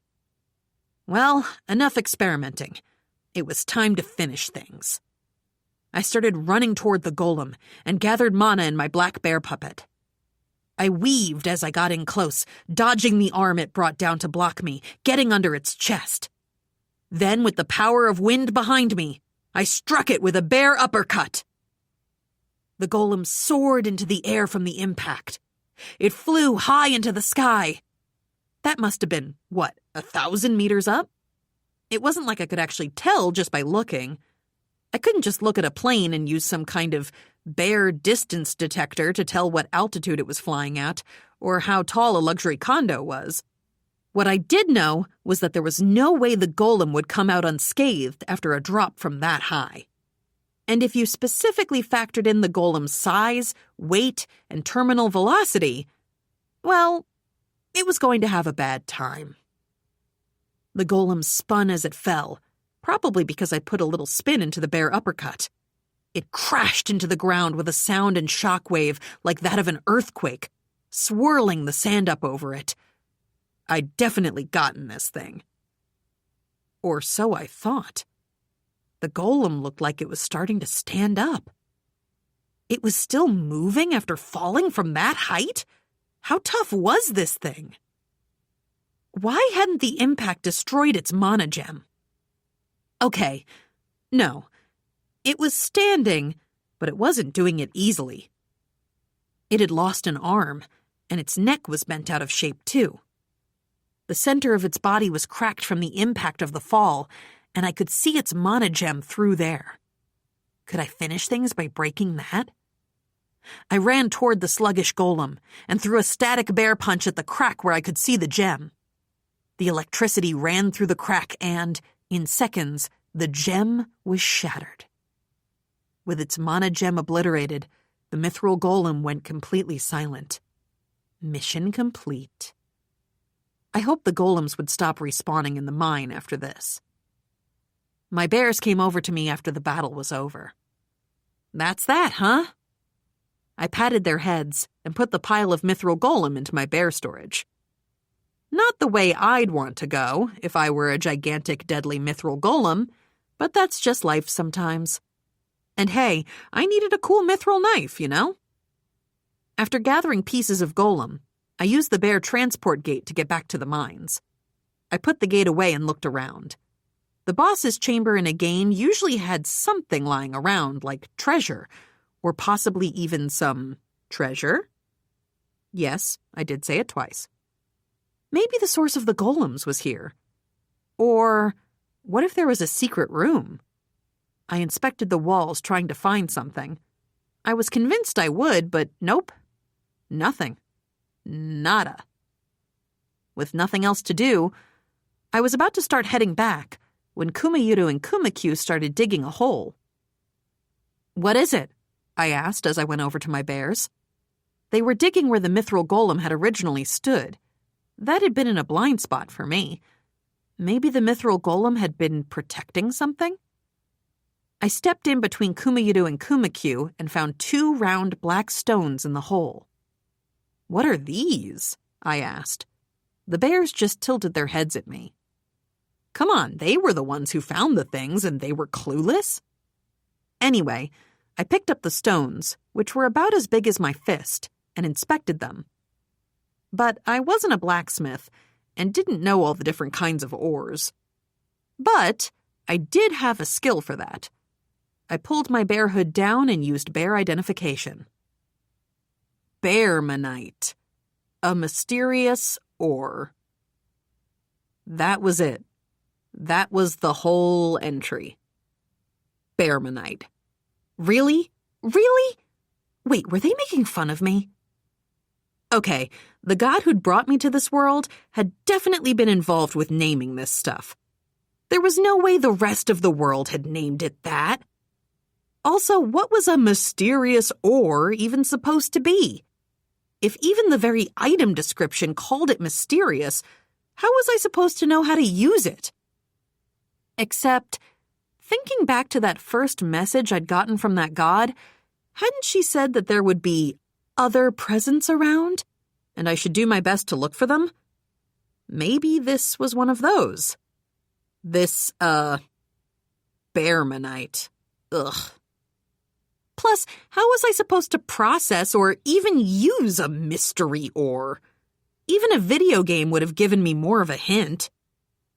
Complaining about that god wasn't going to change anything, so I thanked my bears instead and gave them some good pets. They were getting a lot of pets today, actually.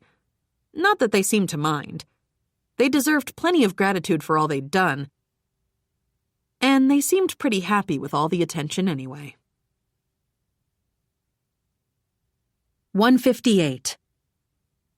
The bear leaves the mines. Bearmanite, though. I didn't have enough info to solve that particular mystery yet, and it wasn't going to be a problem anytime soon, probably. I put those weird stones I'd found out of my mind and headed home. When I climbed up a level, I used my detection skill to check for golems. What? No way, they were still there? I guess all the golems wouldn't just stop functioning after I defeated the mithril golem. What if they were totally unrelated? What a pain. My quest had been to slay all of the golems in the mines after all. Doing it all on my own would be a hassle, though. I was considering asking Jaden and the others for help when Kuma and Kuma came up to me. You want to help me out? Seem like bear speak for leave it to us. Thank you. I'll take you up on that, I said, and gave them a hug. I'll slay the iron golems, so you guys have fun with the rock golems and mud golems. Once it's over, let's meet up at the entrance. Kuma and Kuma nodded and started to run down the tunnel. You two play nice with each other. A distant "Whoom" echoed. I let my bears handle the upper levels and went to go slay the iron golems myself. There weren't many forks on this level, so I didn't think it'd take much time. I used my detection skill to figure out my route, then headed off. The iron golems were nothing compared to the mithril golem. After that, I went up to the next level to help my bears and detected no golems. Kuma and Kuma were already waiting at the entrance, huddled together and happy. Quick work, guys. Good job, I said, and sent them home with a few more head pats for good measure. Obviously, I was pretty beat after slaying the mithril golem and cleaning out the golems in the tunnels. I was hoping to go back to the inn so I could turn in early.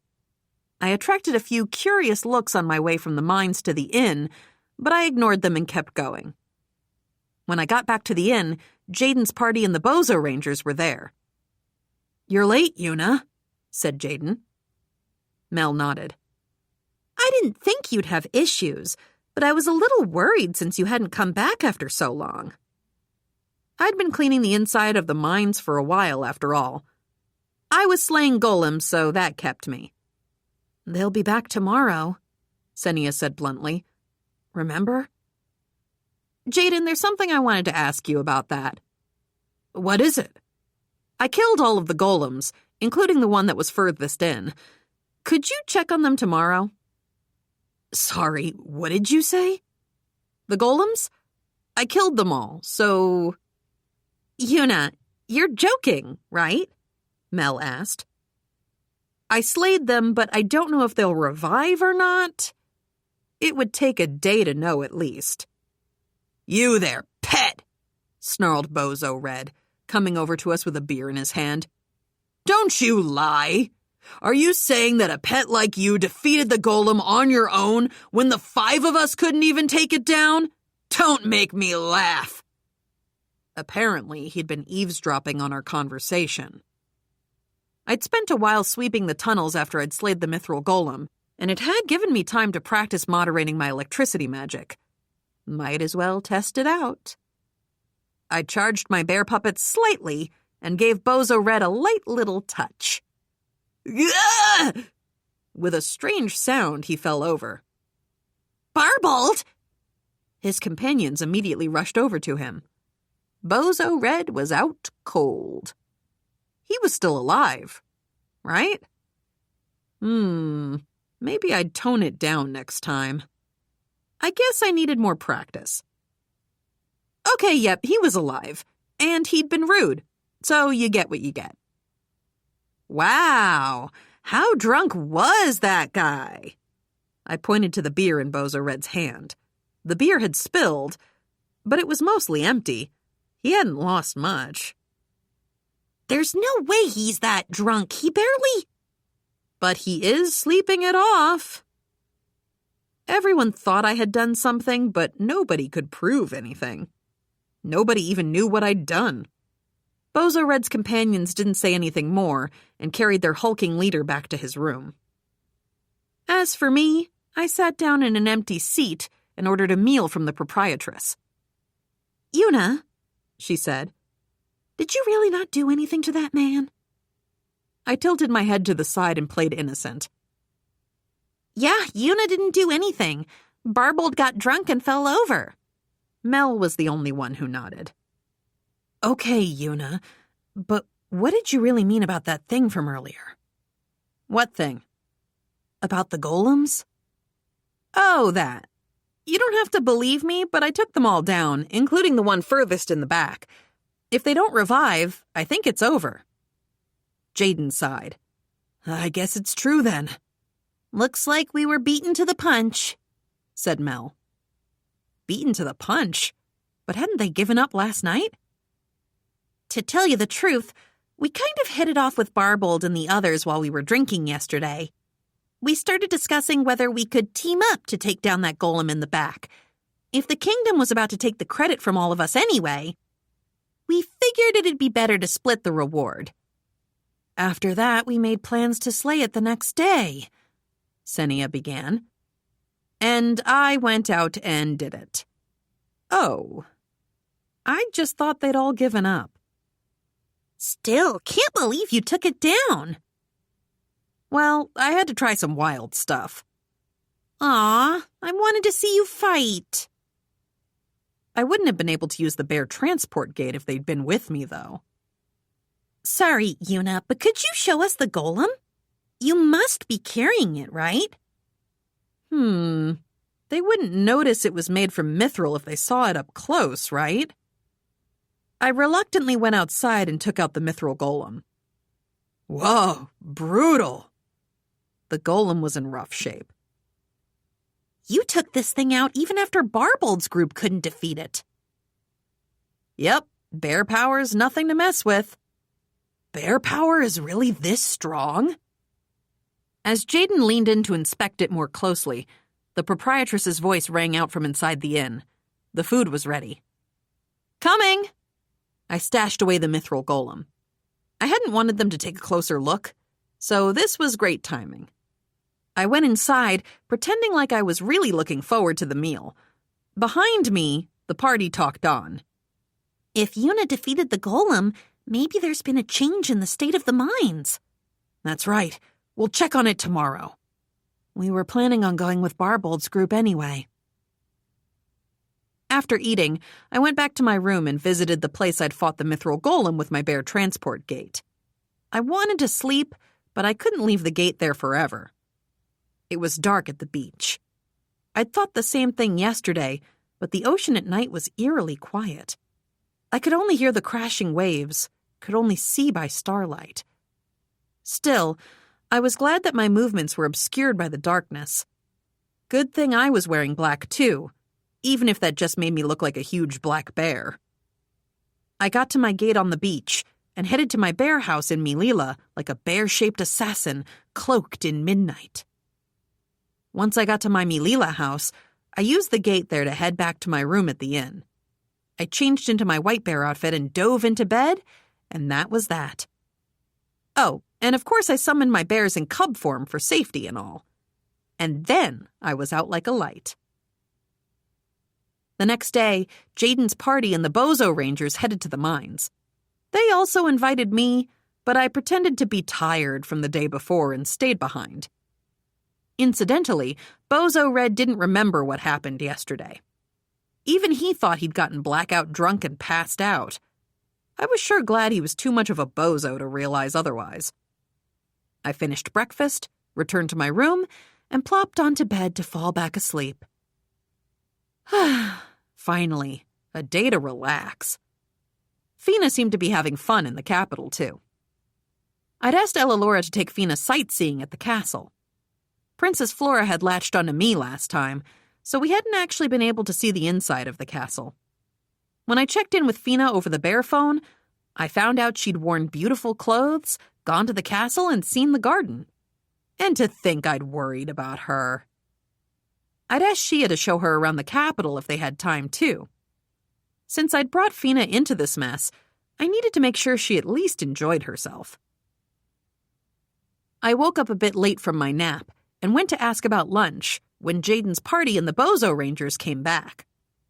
That was quick, I said as I sipped my soup. Yeah, there wasn't a single golem, so we just walked around and just came back. I can't believe it, muttered Bozo Red. Not even one? Had the golems been caused by the mithril golem? Or was it the bearmanite? No way to know right now, but they probably weren't coming back. Did this pet of yours really take out that golem by herself? Bozo Red looked down at me. Pet? Again? Had he forgotten about the electricity? I guess he had, but I could reacquaint him. It was gone. You saw it with your own eyes. And you think that's enough to prove your pet took down a golem that 5 of us couldn't handle? How many times do I have to explain Yuna to you? Ha! Are you going to tell me about tiger wolves, black vipers, and goblin kings again? Load of bull is what that is. Mel sighed. He has a point. It's a little hard to swallow for most people. When I looked around, it wasn't just Mel. Everyone was nodding. But Yuna went to the mines alone yesterday, and now the golems are gone. You can't pretend that isn't true. I guess. Bozo Red sank into his chair and sulked. My bear garb probably didn't inspire much confidence. So, Jaden, is the quest done now? If it was, I'd head back right away, since Fina was waiting. For now, we'll give a report to the person in charge of the miners. We'll discuss what to do from there. Oh, yeah, I guess there would be someone in charge of the miners. I'd forgotten all about them, thinking I could just head back to the capital and report to the people there. Can you give the report yourself, Yuna? That's such a drag. Could you handle it for me, Jaden? Jaden gave me a look at that. Seemed to think it over. Looked over at Bozo Red. I guess I can give the report. Come with me, Barbold. Oh, nice. Jaden actually listened to me. What a good guy. I was pretty grateful. Why do I have to go? Red Bozo groaned. They would probably believe us more if you all were there, too. Shouldn't you bring along your pet, considering she supposedly killed them all entirely by herself? You think if she went over there and told them she did, they'd believe it? Bozo Red gave me a long look. Guess not. So come along now. Guess I have no choice. Wait, was Jaden bad-mouthing me too, in a subtle way? Or was it my imagination? Whatever. I'd forgive him this time, since he was making that report for me. Next time, I might get him with a bear punch, too. Jaden's party and the Bozo Rangers headed to the leader of the mines to give the report. I waited around, trying to decide whether to head home. I ended up napping with Cubified Kumayuru and Kumakyu until Jaden and the others returned. As I lazed around, there was a commotion outside my room. When I opened the window and looked, Jaden's party and the Bozo Rangers were surrounded by townspeople. The people showered them with thanks. Jaden's party looked kind of bothered by it, but the Bozo Rangers were eating it up. I wondered what had happened. Jaden and the others got into the inn, even while they were still being thanked by the townspeople. The townspeople didn't follow them inside, at least. I dismissed Kumayuru and Kumakyu and headed to the first-floor dining room. Did something happen? Oh, Yuna. We ended up getting the credit for defeating the golems at the mines. They walked me through what had happened. First thing in the morning, the 9 of them were witnessed going to the mines. Then the 9 of them were seen returning safely. Then all 9 of them were seen reporting to the leader of the mines. The leader of the mines had thanked them, the story spread that the golems weren't appearing anymore, and... Yep, I got the gist of it. They thought we had defeated the golems, said Jaden, no matter what we said. Senia glared at the bozos. You can blame those idiots for waving. Shut your trap! All we did was wave because people were thanking us. Anyway, we tried to explain that you'd slain it, Yuna. But no one would listen to us. Sorry. Jaden bowed his head. This actually worked out well for me, though. I didn't want to be surrounded like Jaden and the others had been, and I didn't want the fame, so what was the problem? All I wanted was credit from the guild, so I told them as much. Of course, we'll report that properly to the guild. That's okay with you too, right, Barbold? Bozo Red nodded. Obviously. We're not petty enough to take credit for someone else's achievements. Sure, says the one waving earlier. They were calling out to me, so I just waved, said Bozo Red blandly. I didn't have any issue with Jaden's party getting credit for the slaying. Besides, I think hearing that they defeated it would make the townspeople feel better than hearing it was me, and I was fine with that. Now the quest was complete, and I could head back to Fina, and I told them so. "That's fine," said Jaden, "but we're going to keep an eye on the situation for a while." "The situation?" "This is the first time the golems haven't reappeared after a single day, but we don't know what will happen tomorrow or the day after." "Right. We're going to stay for 5 days. "Huh? 5 whole days? But Fina was waiting for me." "But you can head back, Yuna." "Oh, good. No way could I leave Fina with Ellalora for 5 more days." "If you're going to the capital ahead of us, could you report back to the Adventurers Guild for us?" "Sure," I said. "But what happens if the golems reappear?" "We'll leave it to the kingdom then. If that golem revives just like that, I think we'll just throw up our hands and give up." Jaden actually raised his hands. "Got it. In that case, I'll head back to the capital tomorrow." It was time to rescue the imprisoned princess. 159. The bear returns to the royal capital.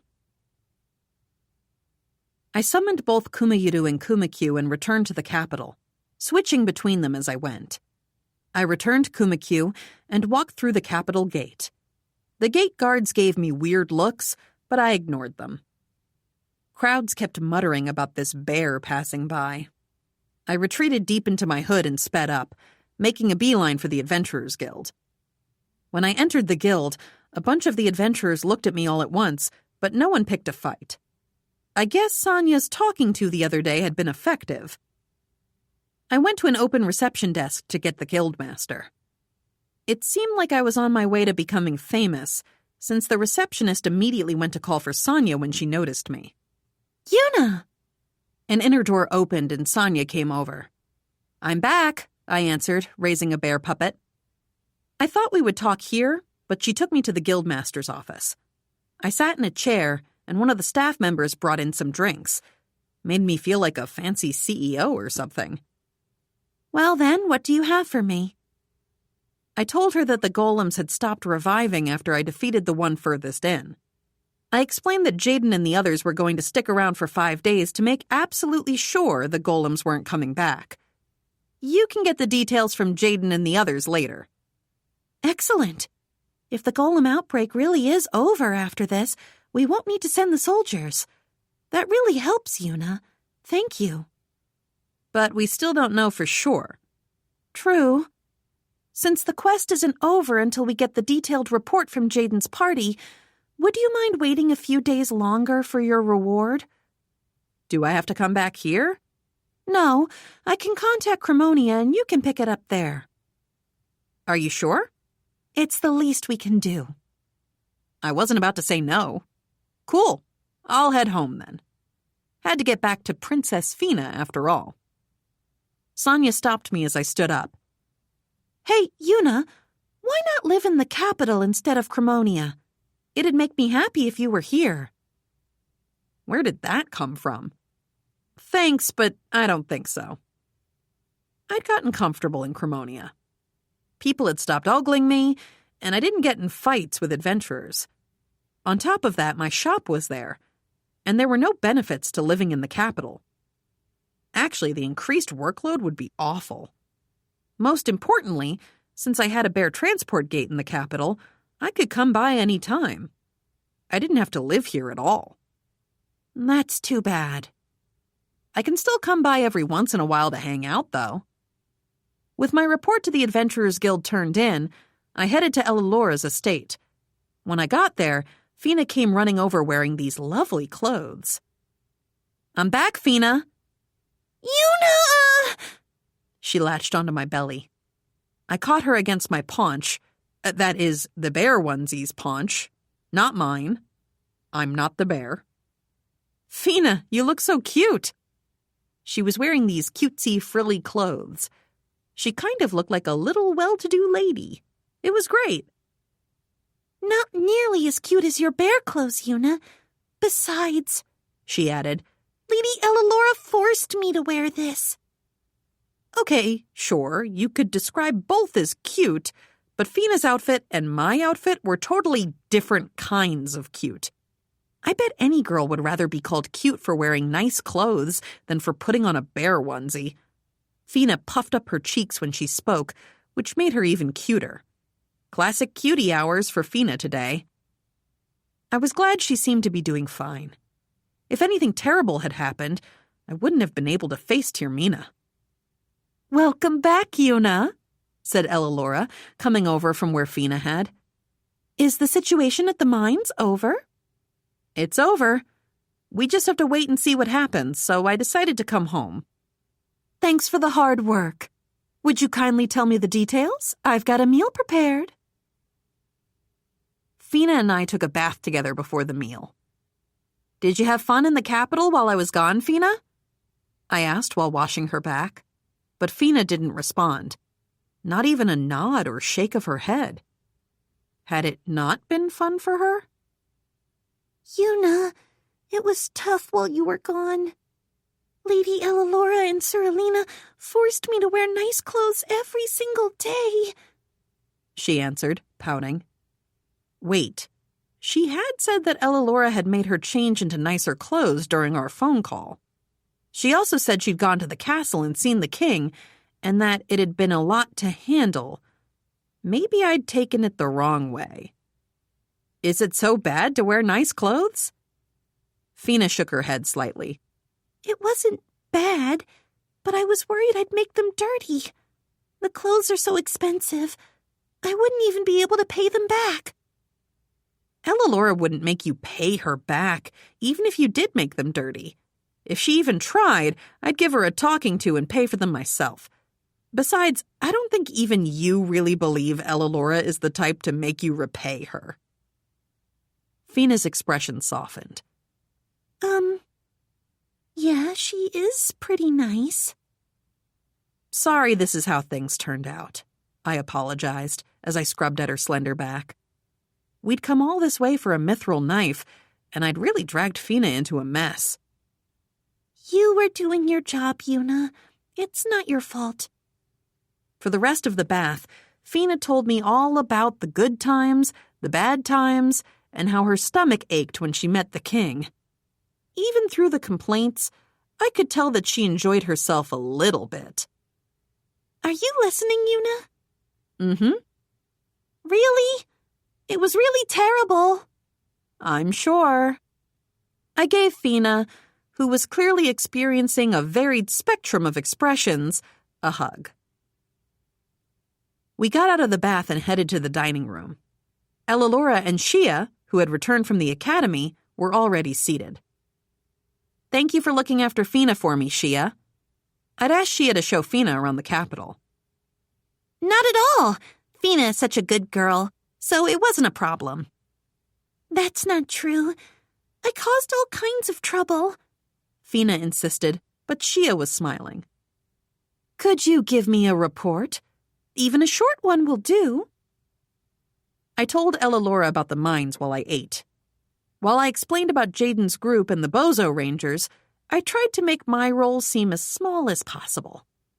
Of course, I didn't say a word about electricity magic or the bear transport gate. I was also really vague about the battles themselves. A mysterious golem deep in the mines, you say? They stopped appearing the day after I defeated it, so I think everything's good now. The adventurers staying there are going to check just in case. We can't say it's safe after a single day, but yes, the situation seems under control based on what you've said. Thank you, Yuna. Deploying the kingdom's soldiers would have caused all sorts of problems. You've really helped me out. Were the golems strong, Yuna? Asked Shia. I don't know about strong, but it was hard to fight them in the tunnels. If I used too much power, the tunnel would have caved in. And I couldn't use fire-based magic since it was too cramped. Shia blinked. I can understand why the cave-in would be an issue, but I didn't know you couldn't even use fire magic. Yeah, the low oxygen would make the fire ineffective and would have probably suffocated us. How did you end up slaying it, Yuna? She asked. That's a secret. What? Oh, please tell me.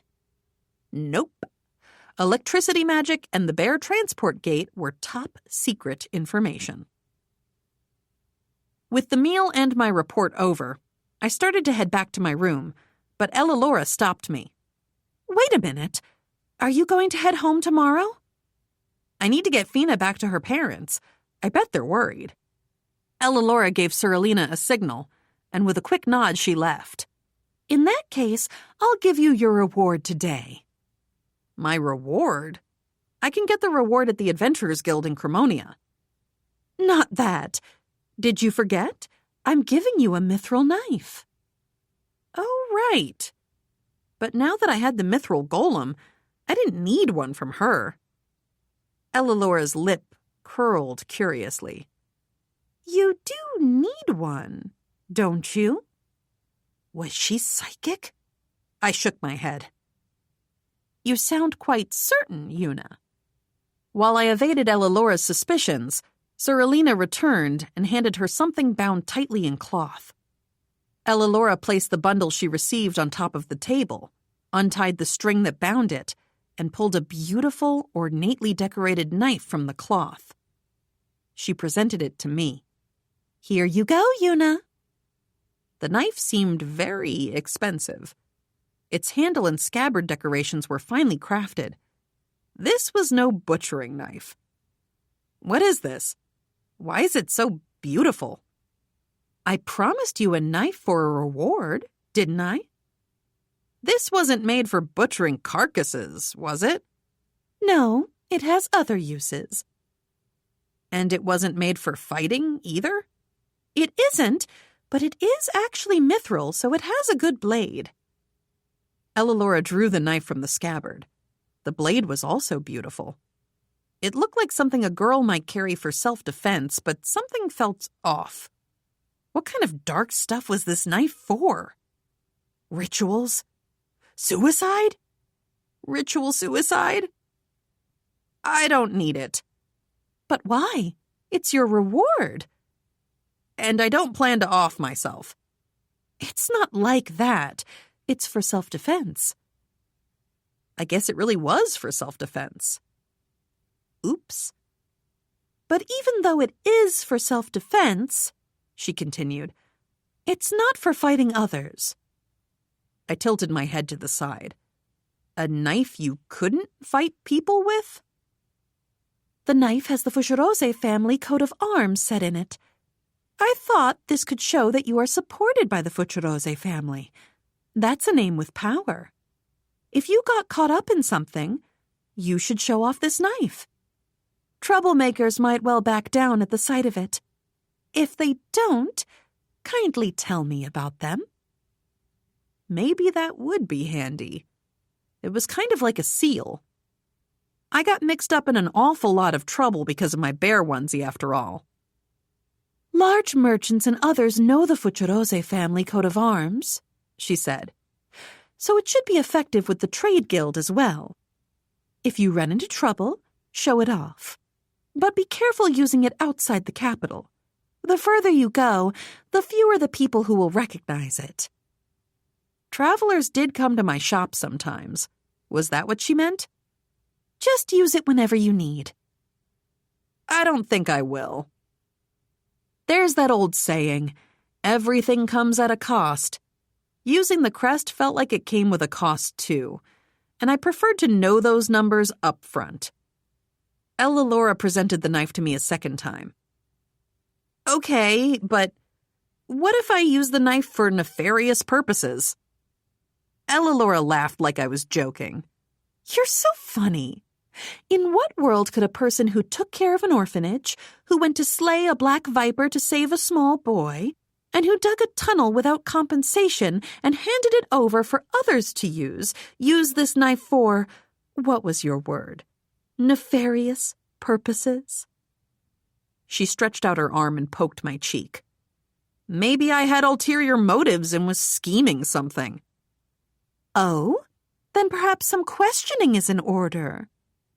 Ella turned her gaze to Fina, who had been listening silently. Fina, is Yuna a bad person? Yuna is a very nice person. If she hadn't been there, my mom and I would have died. The orphans wouldn't be doing well, and I heard from my dad that she killed the black viper for free, too. Yuna's kind and strong, and she would never do anything bad. In fact... Ellalora nodded along in agreement. I understand, Fina. You don't have to say more than that. You're embarrassing me. But I haven't even said half of the good things about you. Fina, please. It'd get too embarrassing if she said more. As a shut-in who wasn't used to praise, I just didn't know how to handle it. I looked at the knife in front of me again. If I take it, you can't say I'm one of your servants, though. I would never. I put the knife in the mouth of my white bear puppet, and it went right into my bear storage. 160. The bear goes to the capital blacksmith. The next day after I finished my breakfast, I went to the front of the estate to give Shia and Ellalora my farewells. Yuna, please visit next time you come to the capital. You can come anytime too, Fina. Yeah, I'll stop by. Thanks for everything, Lady Shia. Thank you, Yuna. There are still some places in the castle I haven't shown Fina. Next time, maybe we won't be interrupted by any busybodies. Okay, Fina responded, but she looked troubled. Had the king really been that terrible to her? Poor thing. I had to protect her next time we went to the castle.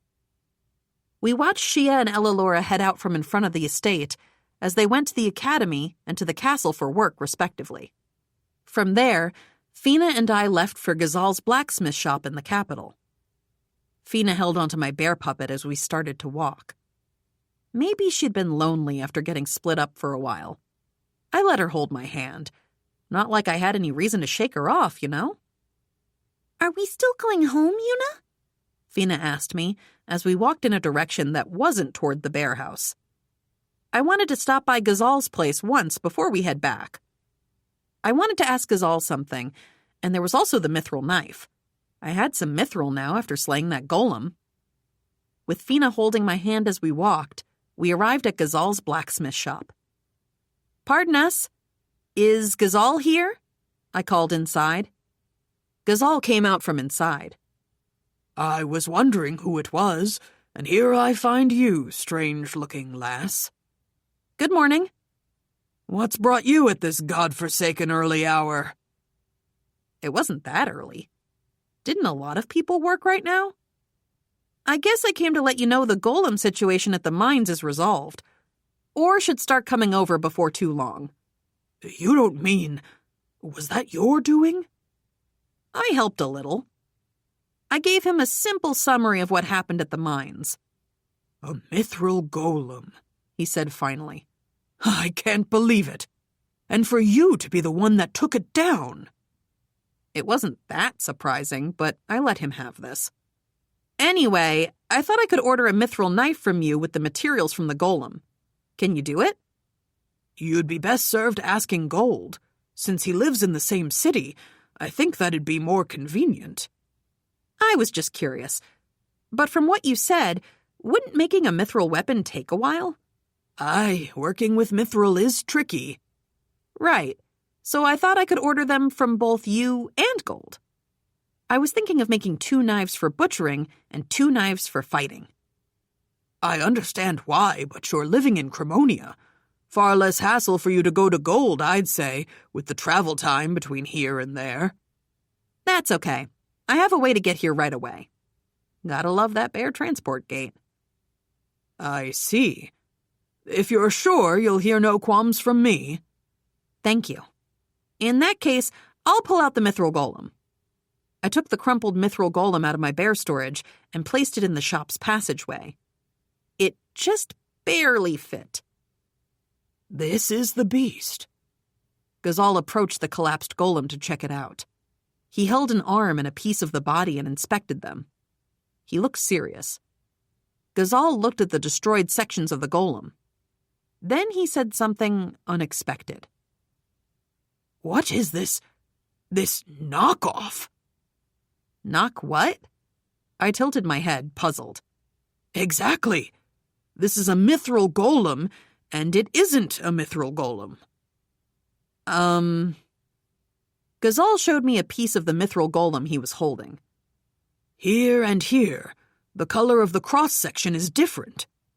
He pointed at a cross-section with his thick finger. He was right. The color really was different. The exterior is mithril, but the inside is iron. What? Seriously? I'm not lying to you. If you return to Cremonia, gold would also verify this. I didn't think he was lying, but the inner metal of the golem was iron? I guess knockoff made some sense then. But there is mithril in it, right? About half of it, or maybe a third. Well, if that god really had set up this golem, then God was a real Scrooge. The outside was mithril, but the inside was iron? Wasn't that like plating? It was like fighting a gold golem and finding out it was just gilded. What a ripoff. You want me to make you a butchering knife, you said. That is what I wanted, but can you make 2 fighting knives? 2 of them? For both you and the girl? No, both would be for me. I want 1 for each hand. I'd started wanting knives after seeing the way Senia fought. It was cool, seeing her slay iron golems while dual-wielding. 2-weapon fighting, then? Yeah. Fair enough. You ordered them, and so that's that.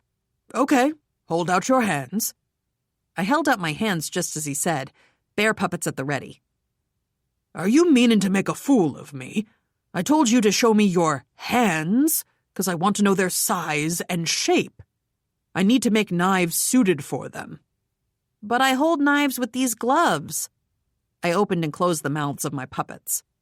You can do that later. Take off those weird gloves and show me your hands, lass. Geez, fine.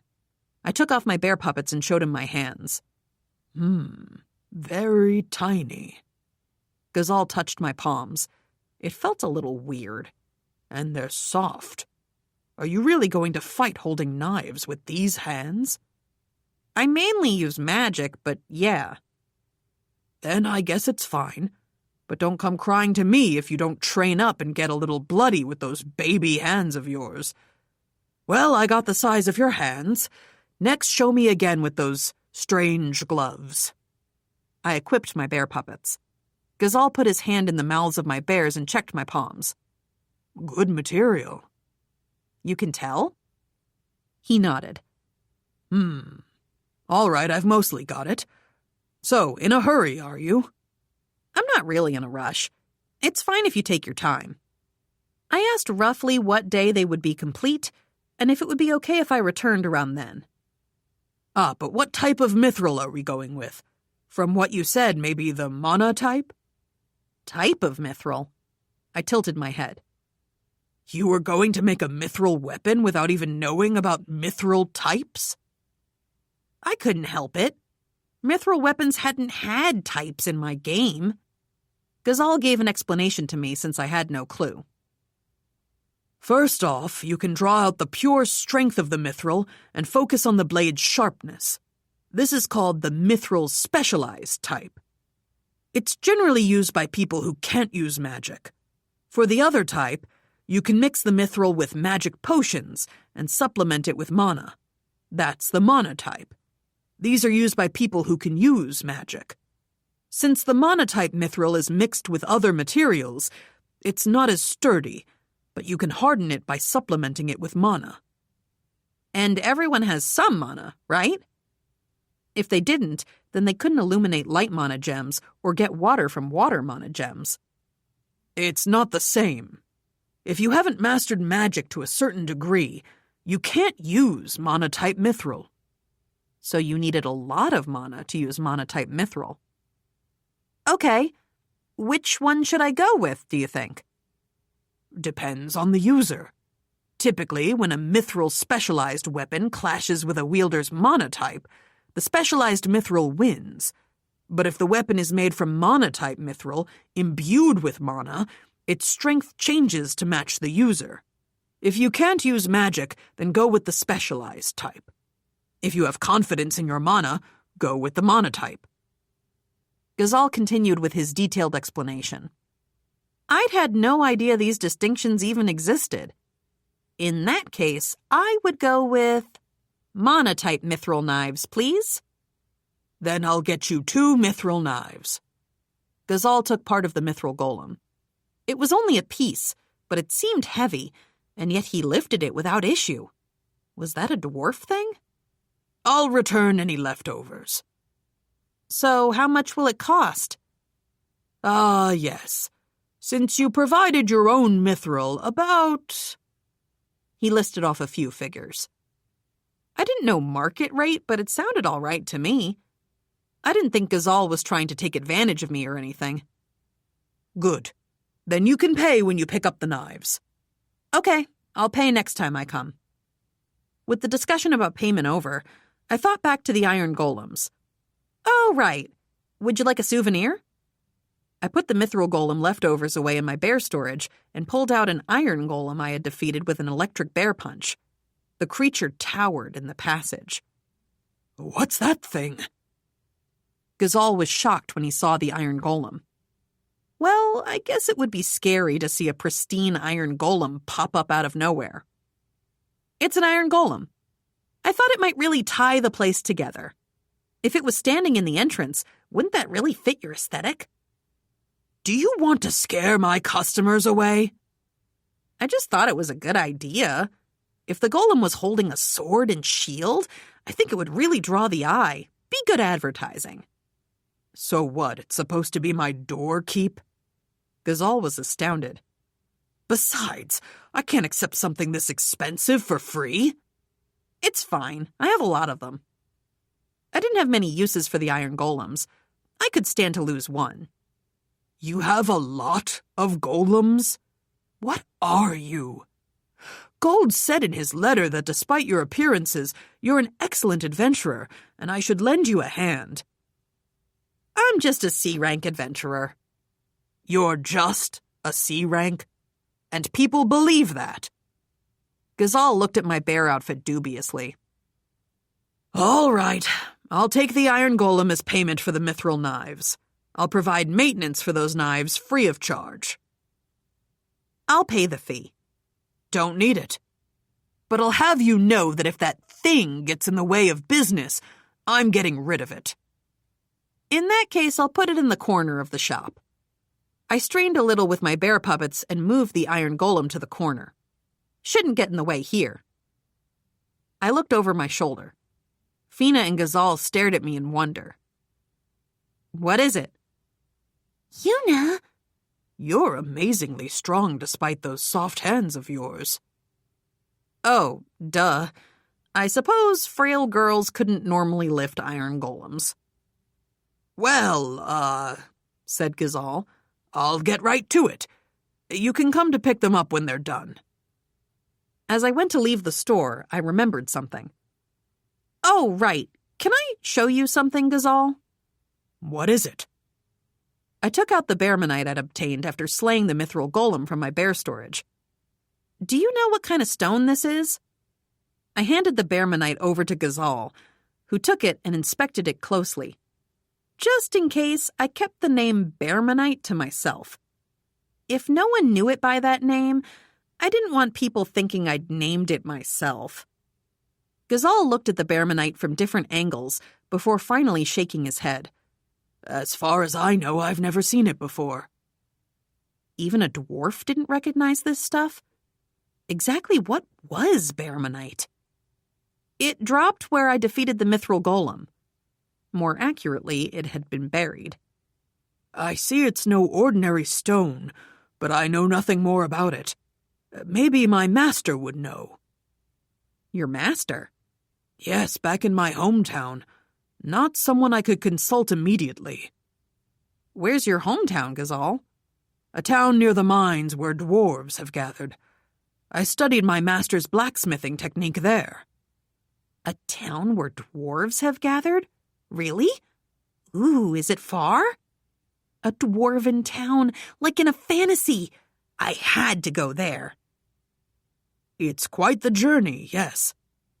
Can you tell me where it is? Do you want to go?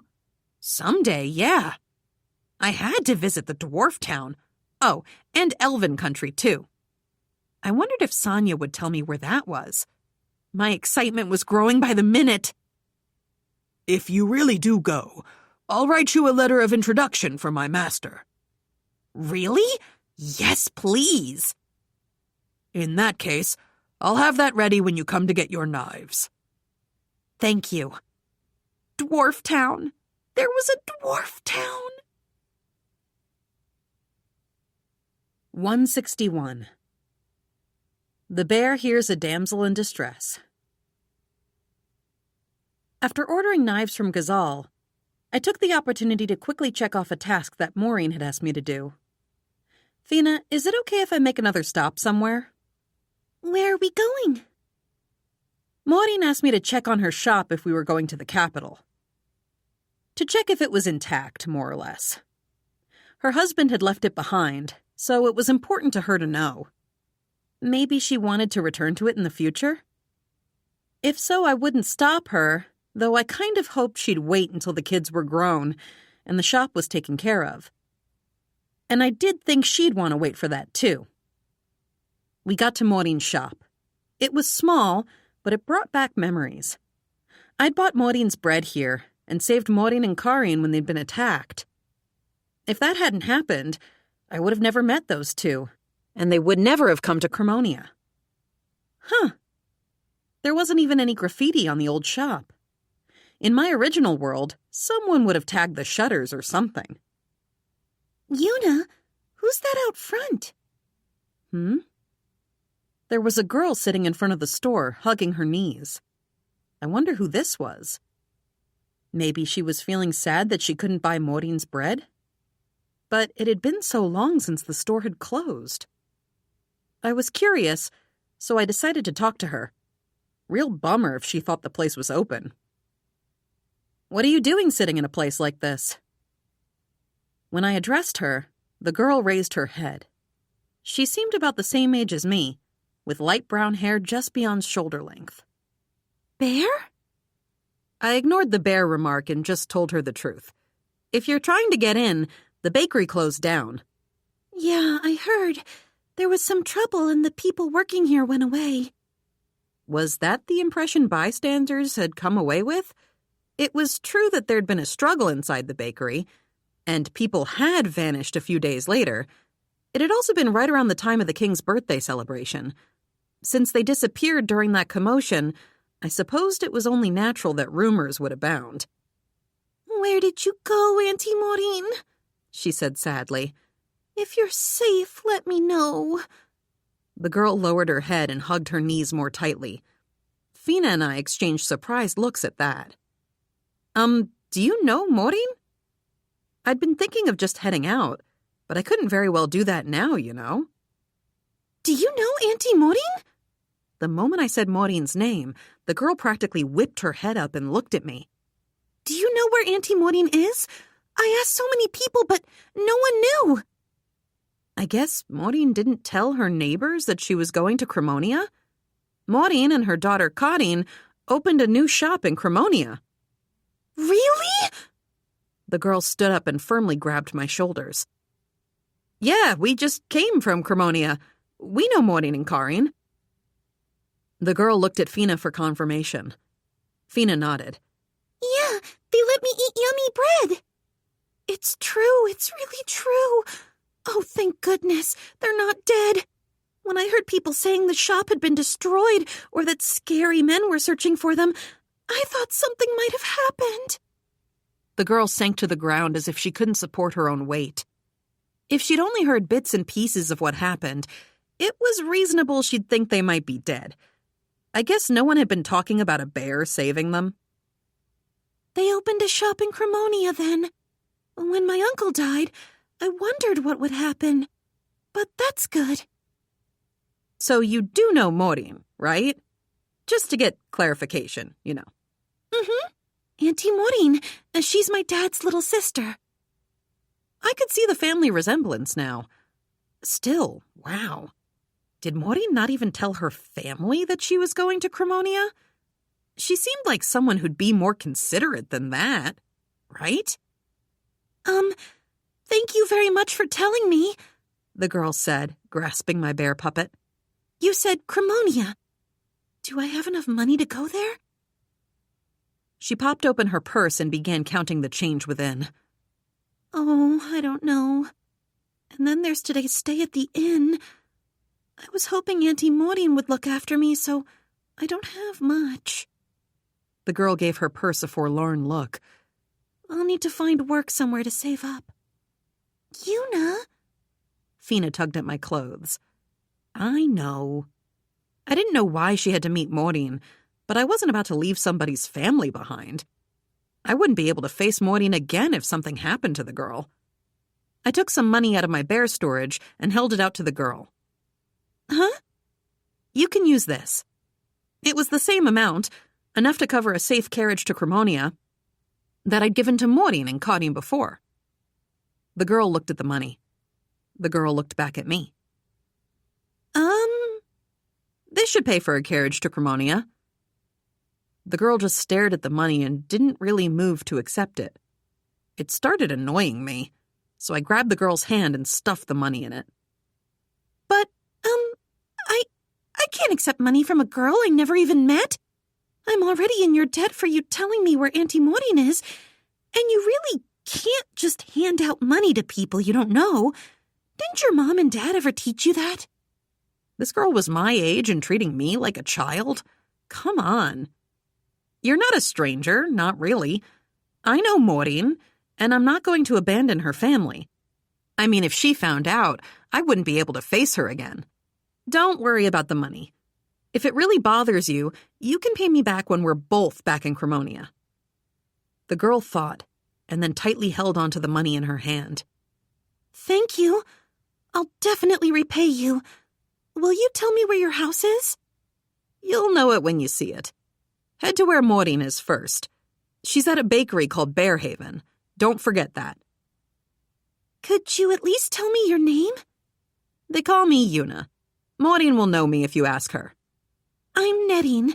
Thank you, Yuna. I'll definitely return the money. And with that, Fina and I parted ways with Maureen's niece, Netting. It had never occurred to me that I might meet a relative of Maureen's in front of her bakery. Maybe Netting would end up working at the shop. Yuna, why didn't you tell her Maureen was working at your shop? Thought it'd be more interesting that way. You're so mean, Yuna. Maybe that was the reason. Or maybe, deep down, I considered the shop more Maureen's than mine. After leaving Netting, we ate a meal at a food stand and returned to Cremonia.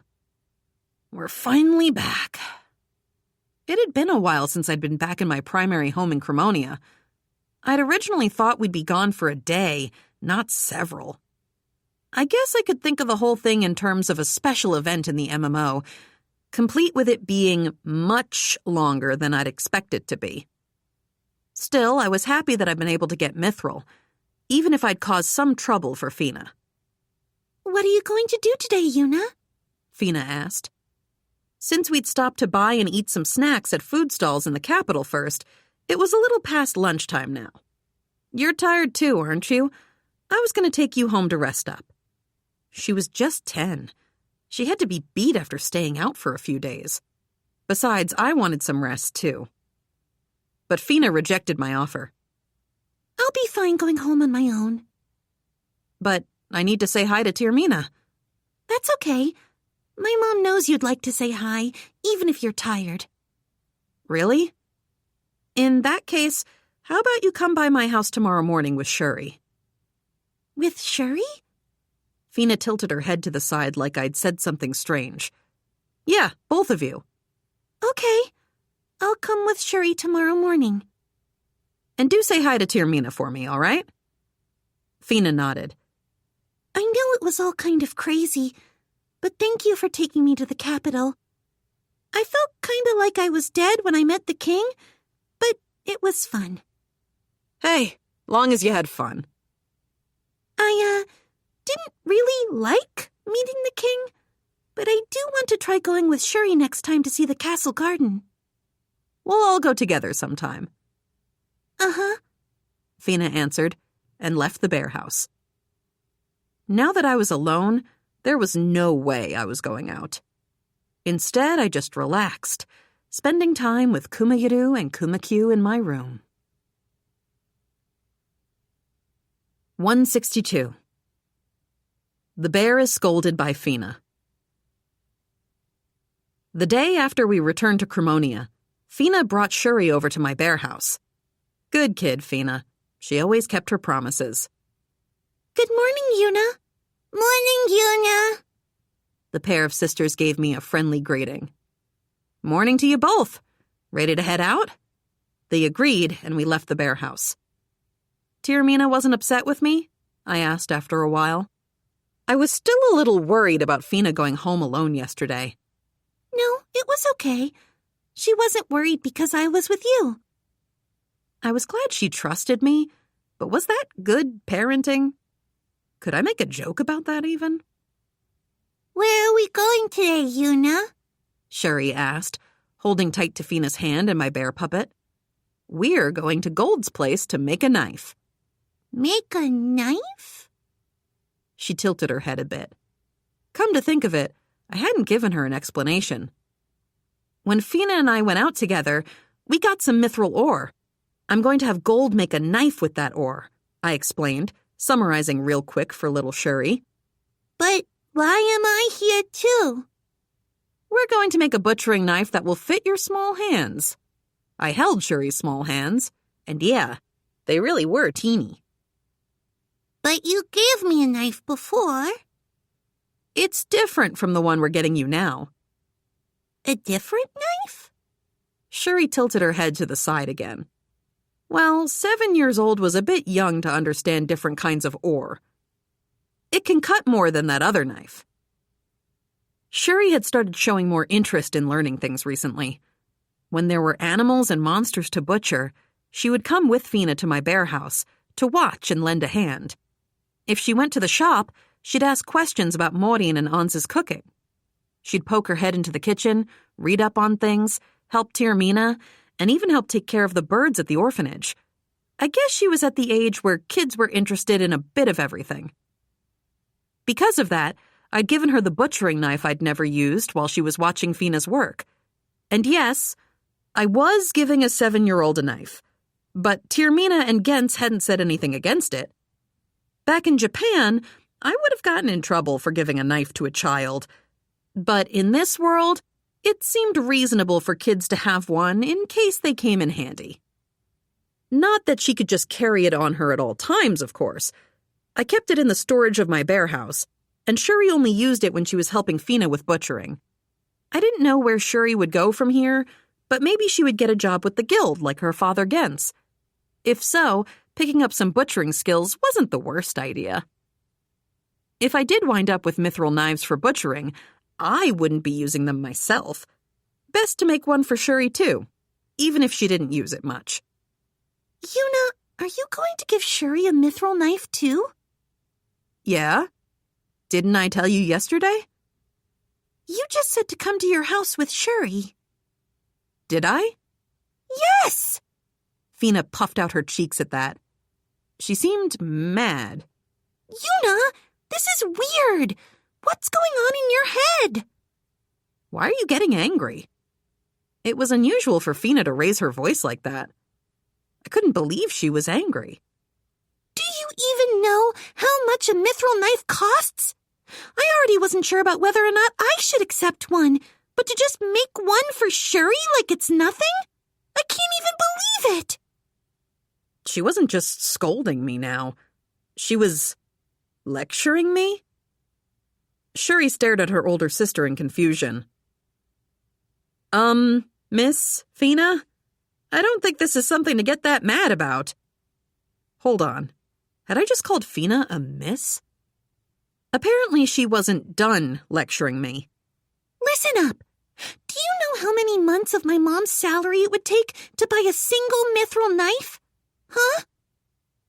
I hadn't even known mithril existed until recently. I had no clue how much it cost. And I wasn't even from this world to boot, so this felt like an unfair question. But it wasn't like I could just say that, so I tried guessing.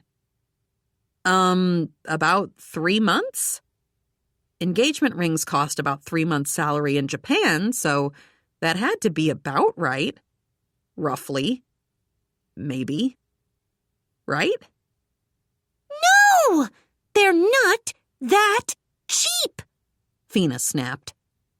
I was getting publicly annihilated by a 10-year-old on a street with pedestrian traffic. I've been thinking this for a while now, but you have a strange sense of money. I'm sorry.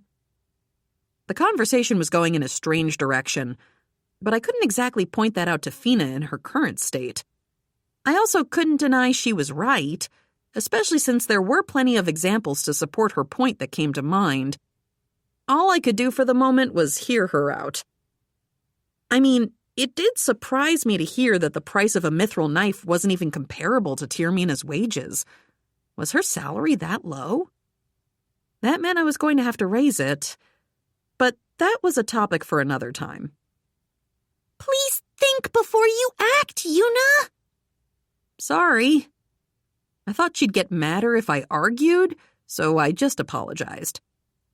When I did, something tugged my arm. I looked down to see Shuri pulling on it. Yuna, I don't need a knife, said Shuri. I guess her sister had frightened her into saying that. Okay. Your sister will get mad if I give you one, so I'll lend you one. I patted Shuri's head. Yuna! There's no harm in her borrowing one. It's there if she needs it, and if she doesn't, it'll just be in the storehouse. Fina huffed. But she can only use it when you're there. Think about it a bit, Fina. Do you think I would use a butchering knife even if I had one? I thrust out my chest a little when I said that. I'd thought about giving butchering a shot at some point, but hadn't been able to bring myself to actually do it. I had experience cutting down monsters and animals in battle, so I could slice into the belly of a wolf, but sticking your hands all up in those warm guts? Nope. Disemboweling animals was a tall order for a modern kid who'd been raised in a city. It wasn't even like I had experience doing it in the game. The game had been merciful enough to just put all the loot right in my item storage, without the need for butchering. Yuna, aren't you an adventurer? I was, but it didn't matter how dumbfounded Fina seemed. I just couldn't do what I couldn't do. Giving me a mithril knife was the equivalent of casting pearls before Ursine.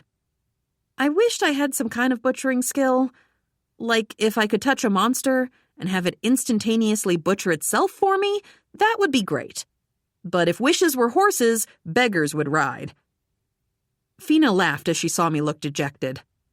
Come on, Yuna. Please don't be that down. Fina? If you could butcher animals, I'd be in trouble. Butchering is the only thing I can help you with. Besides, if you could do it, I don't think we would be here like this together. Fina gave the bear puppet in her hand a squeeze. When I looked down, she looked sad for a moment. Huh? I think we're like this now because I could butcher things and you couldn't when I first met you. So, it's good that you can't. Because I'll do it for you, she said, looking up at me. She wasn't kidding either. The look in her eyes was dead serious. Fina? I'll help too, Shuri declared as she grabbed Fina's hands and my bear puppets. Did they think I'd abandon them if I learned to butcher my own kills? I would never do anything of the sort. I was already holding their hands with my bear puppets, so I pulled them close in for a hug. You sure? Next time I'll slay a whole dragon. Yeah, I'll do a great job butchering it. I'll work hard too. I patted their heads. They were such cute sisters. But please start taking money seriously. I'll work on it. I said, and she just beamed. 163. The bear goes to make a butchering knife. Hand in hand, the three of us arrived at Gold's blacksmith shop. "Pardon us," I said, going straight inside. Nelt was usually the one tending shop, but someone else seemed to be filling in for her today. Gold himself, blunt expression and all, polishing the swords that were for sale. Gold? If it isn't Fina, Shuri, and the bear girl. When he looked at the little girls, his expression softened. He practically turned into a grandpa. "It's unusual for you to be tending the shop. First time I'd seen it, probably." I spent too much time lazing around, so Nelt gave me a good kicking. I'm stuck polishing the merchandise now. Where is Nelt? She went out to meet a friend in the area. What's your business here now? Didn't you head out to the capital? We came here after meeting with Ghazal. Thank you very much for the letter of introduction. I'd thanked Nelt when I received the letter from her, but I still hadn't thanked Gold for writing it. To think you got back already, too. But I suppose you do have your bear summons. If he could come to a workable answer by himself, I wasn't going to correct him and say it had been the bear transport gate. It looked like he knew Kumayuru and Kumakyu, even though he'd never seen them before. Made sense. Word spreads in a small town, they say. Was Ghazal doing well? He seemed fine. Was he now? Haven't seen him in a while. Maybe I'll go sometime with Nelt to visit, he said fondly, stroking his long beard. Now then, were you able to get yourself a mithril knife? There were some problems, but we got some mithril ore. I was thinking you could make mithril butchering knives for Fina and Shuri. You didn't have Ghazal make them for you? I asked Ghazal to make me knives for fighting, but I have a lot of ore. When I thought about the maintenance these knives would need, I thought I'd ask you. You wouldn't want to do upkeep on knives that someone else made, would you? Bah, why would I care? It's a fine thing to study the creation of another craftsman. How can you grow your art if you don't learn from other people's strengths and polish your skills? Know what? That was kind of cool. That was dedication right there. That said, Bear, do you really want me to make mithril knives for the girls? Do you know how much mithril is worth? I do. Fina had taught me on the way here. In detail. Loudly. As long as you understand. I'll be making a knife for Fina, then? And then one for Shuri, too, please. One more time. You do really know how much mithril is worth? He looked at me with narrowed eyes. I do. I knew this wouldn't be something you thoughtlessly handed to a child. I intend to lend Shuri's knife to her when I think she needs it. Is that so? Don't you want a butchering knife for yourself? I wouldn't use one even if you made it. So says the adventurer, eh? Ugh. Was I just going to get this from everyone? I guess most adventurers could butcher things. Oh well. I had my bear storage, and I had Fina to do my butchering work. I wasn't going to give up on that. How much mithril ore do you have? Golem's worth? I pulled out the partially destroyed mithril golem from my bear storage. Is all of this pure mithril? Ghazal said it was a knockoff. A knockoff? I explained what Ghazal had told me. Gold listened to my explanation, approached the mithril golem, and examined a piece. Ghazal says some interesting things. Iron with a mithril coating. This is my first time seeing a mithril golem. I've never heard of such a thing. He didn't have anything else to say about it. This should be enough mithril. Did Ghazal take the parts that are missing? Yep, Ghazal took a bit to make my knives. As will I. Gold lifted a portion of the mithril golem like it was nothing. Geez, dwarves were absolute tanks. When do you need them by? I don't need them particularly quickly, but we'll need Fina's first. I wasn't really in a rush to get the black tiger butchered. I was just happy that it could be butchered. Okay. In that case, we're looking at 3 days for Fina. Gotcha. How much will that cost? I thought the price would be different compared to the fighting knives Ghazal was making for me, but I got an answer I didn't expect. No idea. I'll leave that to Nelt. Ugh, this dwarf was useless. Ghazal took pride in his work too, but he had a handle on the other aspects of his business. Gold only seemed to know the forge. I guess that's why I usually only saw Nelt at the shop. So then, what should I do for payment? Just ask Nelt. I was having second thoughts about the whole leaving Gold to mind the shop thing. After that, in order to make Fina and Shuri's knives, Gold looked at their hands and discussed what material to use for the handles. I didn't follow their conversation. Shuri seemed about as lost as I did, so we just listened, leaving Fina to decide the specifics of the knives. While I was looking at the weapons inside the store, someone entered. Oh, is that you, Yuna? Nelt, thank goodness. I have something I want to ask you. What is it? I told her about how I had obtained mithril, how I'd come to order knives for Fina and Shuri, and how the girls were discussing things in the back. But Gold doesn't know how much to price them. Sorry about that. If the goods are already in the shop, he can sell them. If it's new, though, he's clueless. Still, I can't believe even he would accept a job without setting a price. Nelt let out a weary sigh. I trust you two on these things. I'm glad to hear that. In that case, I'll give you a bit of a discount. Are you sure? Well, I'm glad you're giving that man some work. What would an artisan be without work? Gold had said as much. Oh, and I have a souvenir for you. A souvenir? I also got this when I got mithril.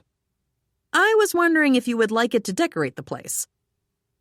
I took out an iron golem and put it in the shop where it wouldn't get in the way. Nelt jumped a little. She approached the iron golem cautiously to touch it. It won't move, will it? It won't. It's not damaged anywhere. This is the first time I've seen an iron golem in such good condition. You don't mean to say you're simply giving this to us? Do you know how much the raw iron alone could sell for? I thought you might want to have it hold a sword and shield to decorate the shop, something like that. It would certainly be a waste to melt down an iron golem in such pristine condition, but, could we bend its arm enough to hold a weapon? Nelt lightly tapped the golem. It was still in the same pose as when I defeated it. I could try to detach an arm and make the joint movable. That might work. She was definitely the wife of a craftsman. But then, if she could do that, I wonder if she could remodel the other golems as well. If she did, I could give them all sorts of poses. Nelt accepted the iron golem and promised that she would decorate it with a sword and shield. Then she let me have the mithril knife for free, just like Ghazal had. It's because you brought your own mithril, she added. Other than that, it's only his skills you'll need. Hold on, wasn't I paying for the skills? But I wasn't going to say no to Nelt's unending kindness, so I accepted the offer. As I talked to Nelt, the girls finished up. Thank you very much. Thank you very much. Fina and Shuri bowed their heads to Gold. You're done? Yes, I think they will be very nice. Fina seemed happy. I hope it'll be a nice knife. Me too. We said bye to Nelt and Gold and left the store. 164. The bear reunites with Blitz's group. After I left Gold's shop, I headed over to Tirmina. I was going to apologize for keeping Fina away from home so long, even if I did technically have permission. Fina said that I didn't need to do that, but I couldn't feel okay till I did. I'll let you borrow her any time, so take her wherever you want, Tirmina told me. She seemed way too comfy about all of this, but I wasn't about to tease her for it. I'd come at this with a serious approach. Well then, I'll keep borrowing her in the future, I said, very seriously. From the other room, Fina yelled out, "Mom!" It was pretty great. "Now that I think of it, I have a message for you from Ans," Tirmina said. "From Ans? Someone you know came by the shop, apparently." "Someone I know? Did she say who?" "Not really. That's all she said, so I don't have a clue." Someone I knew had come by? Who the heck could that have been? The cheese guy?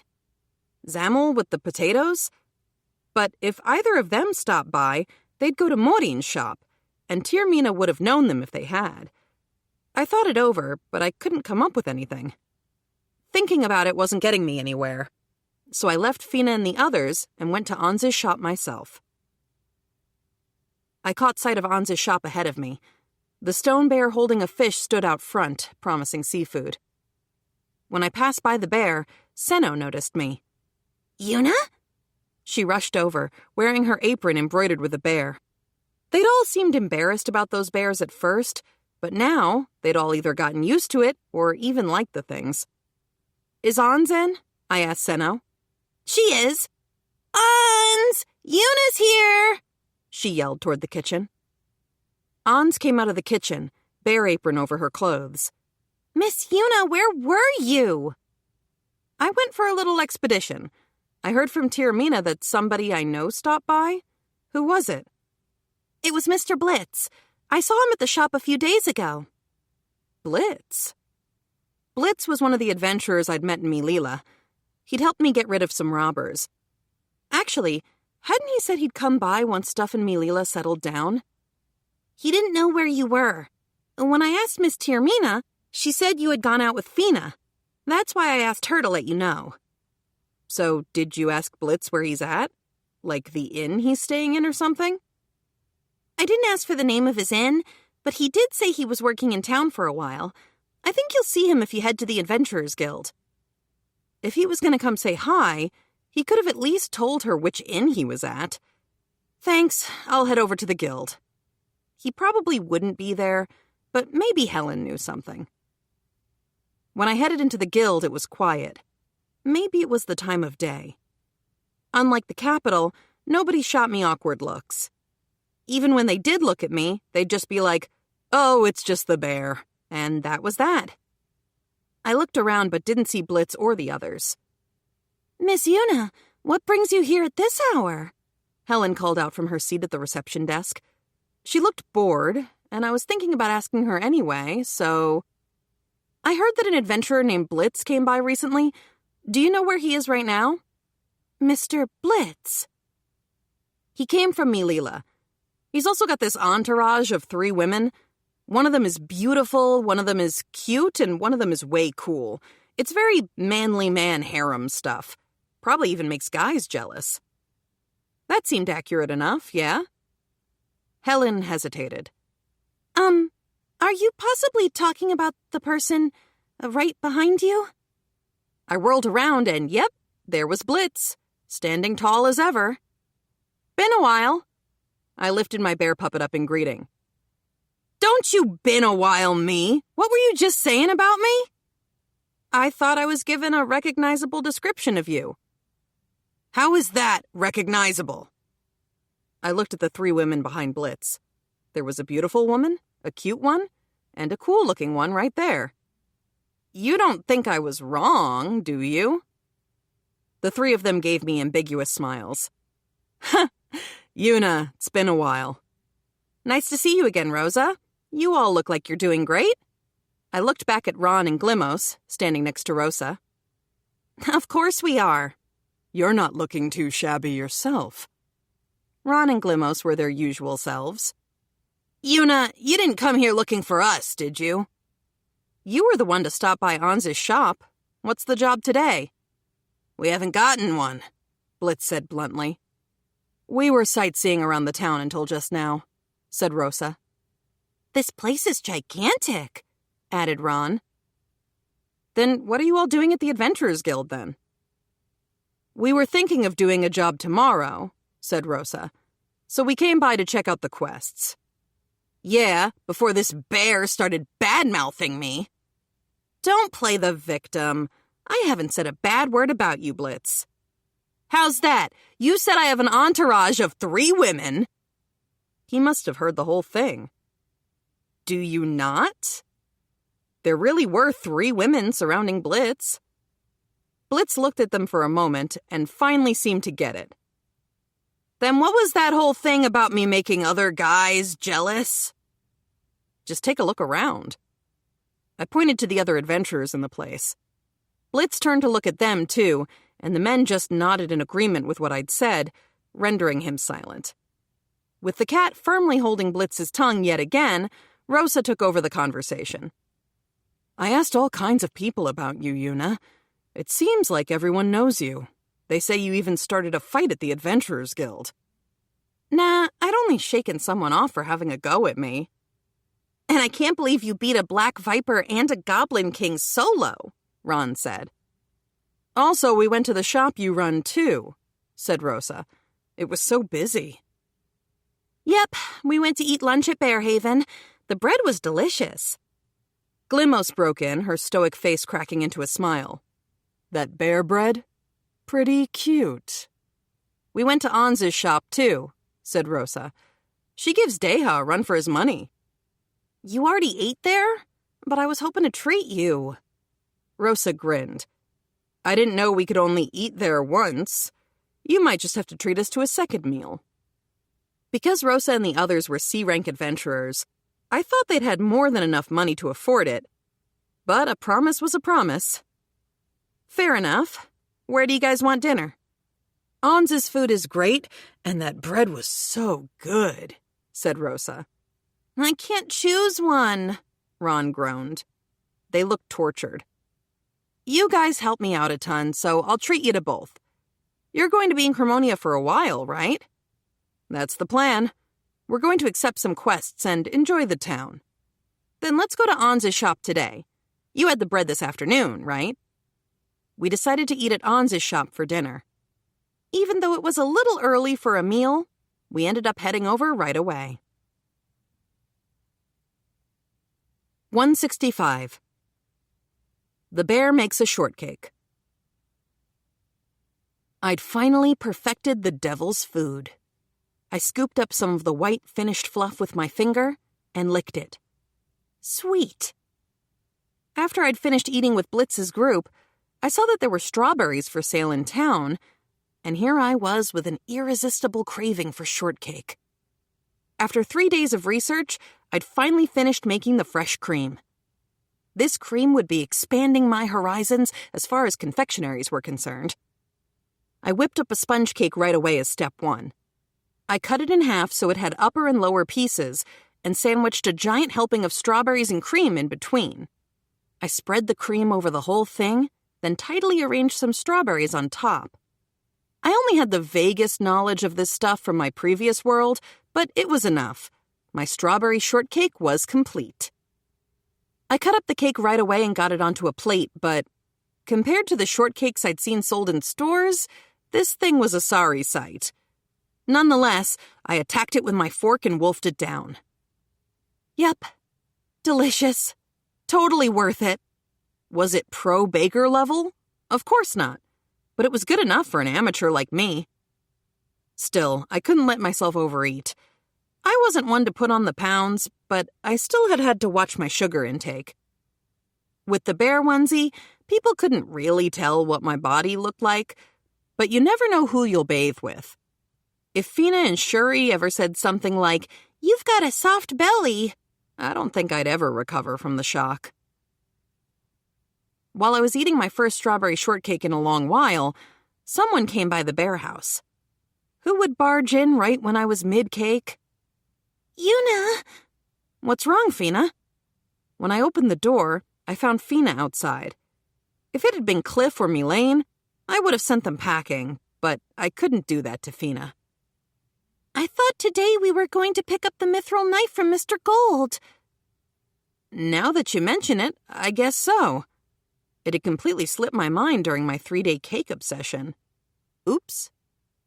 It was 3 days, just like he said, said Fina, with a truly powerful pout lecture.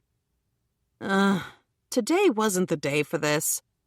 I'd just perfected making fresh whipped cream and was in the middle of feasting on my strawberry shortcake. It wasn't like the knife was going to run off on me, but the cake? The cake could spoil. Guess I had the bare storage, but nope, my top priority right now was stuffing my face with that cake. Fina, I made something delicious. Would you eat it with me instead of going to get the knife? I grabbed Fina's hand as she was standing in the doorway and dragged her into the bear house. I'd gone to all that trouble making the cake. I might as well get Fina's opinion on it.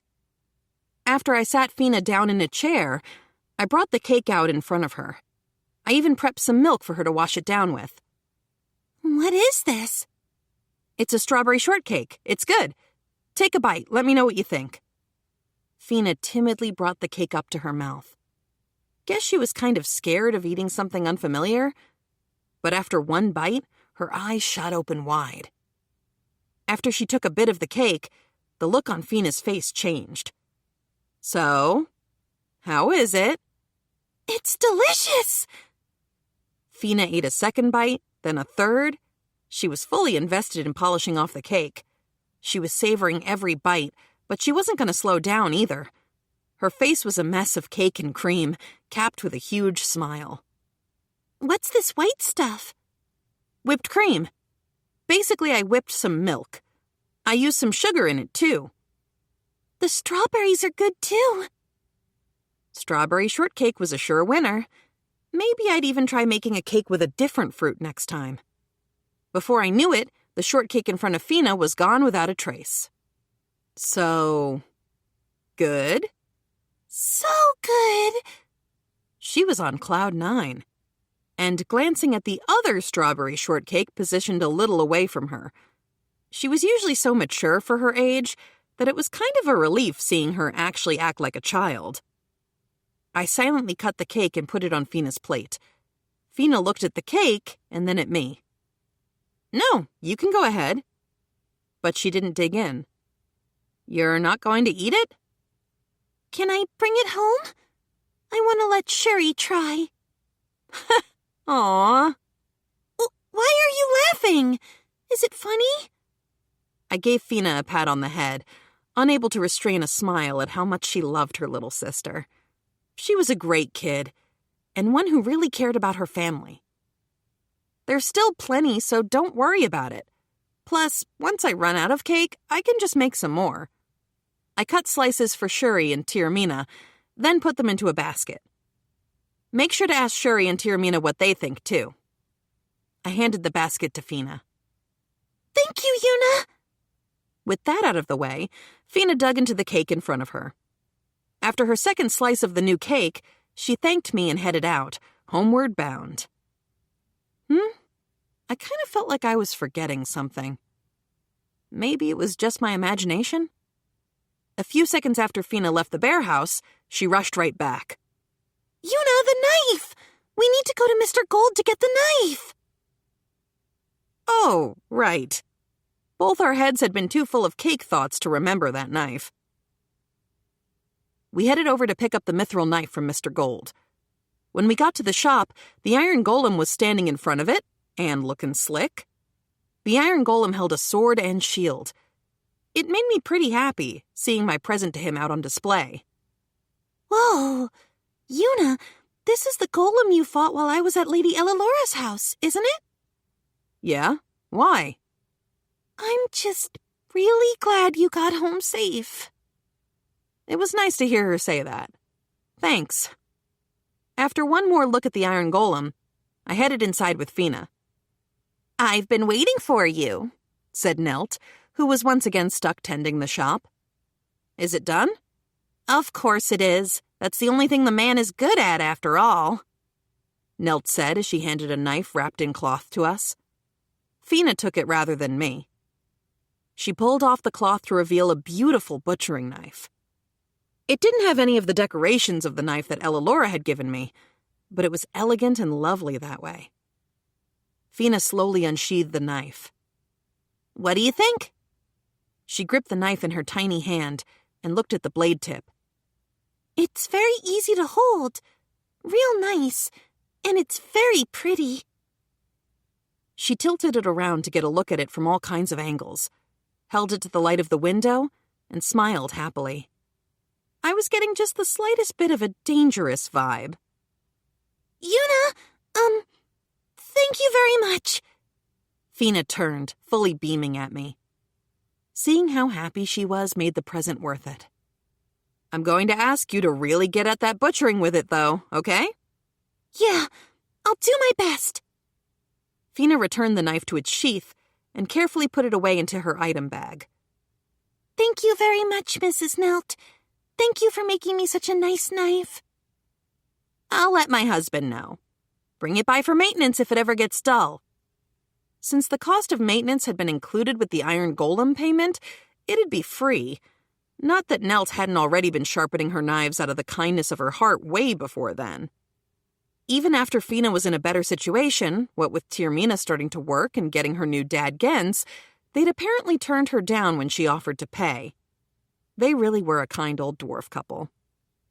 Now then, please stop by in 3 days for the second one. We're in no rush. Take your time. Ha! No, it's fine. If I don't make him work, Gold will slack off. In that case, if you could do it at a moderate pace? I thanked Nelt and left the shop. Good, that was out of the way. Now to business. More cake. Oh. Butchering the black tiger? Yeah, we could do that later. Cake time. 166.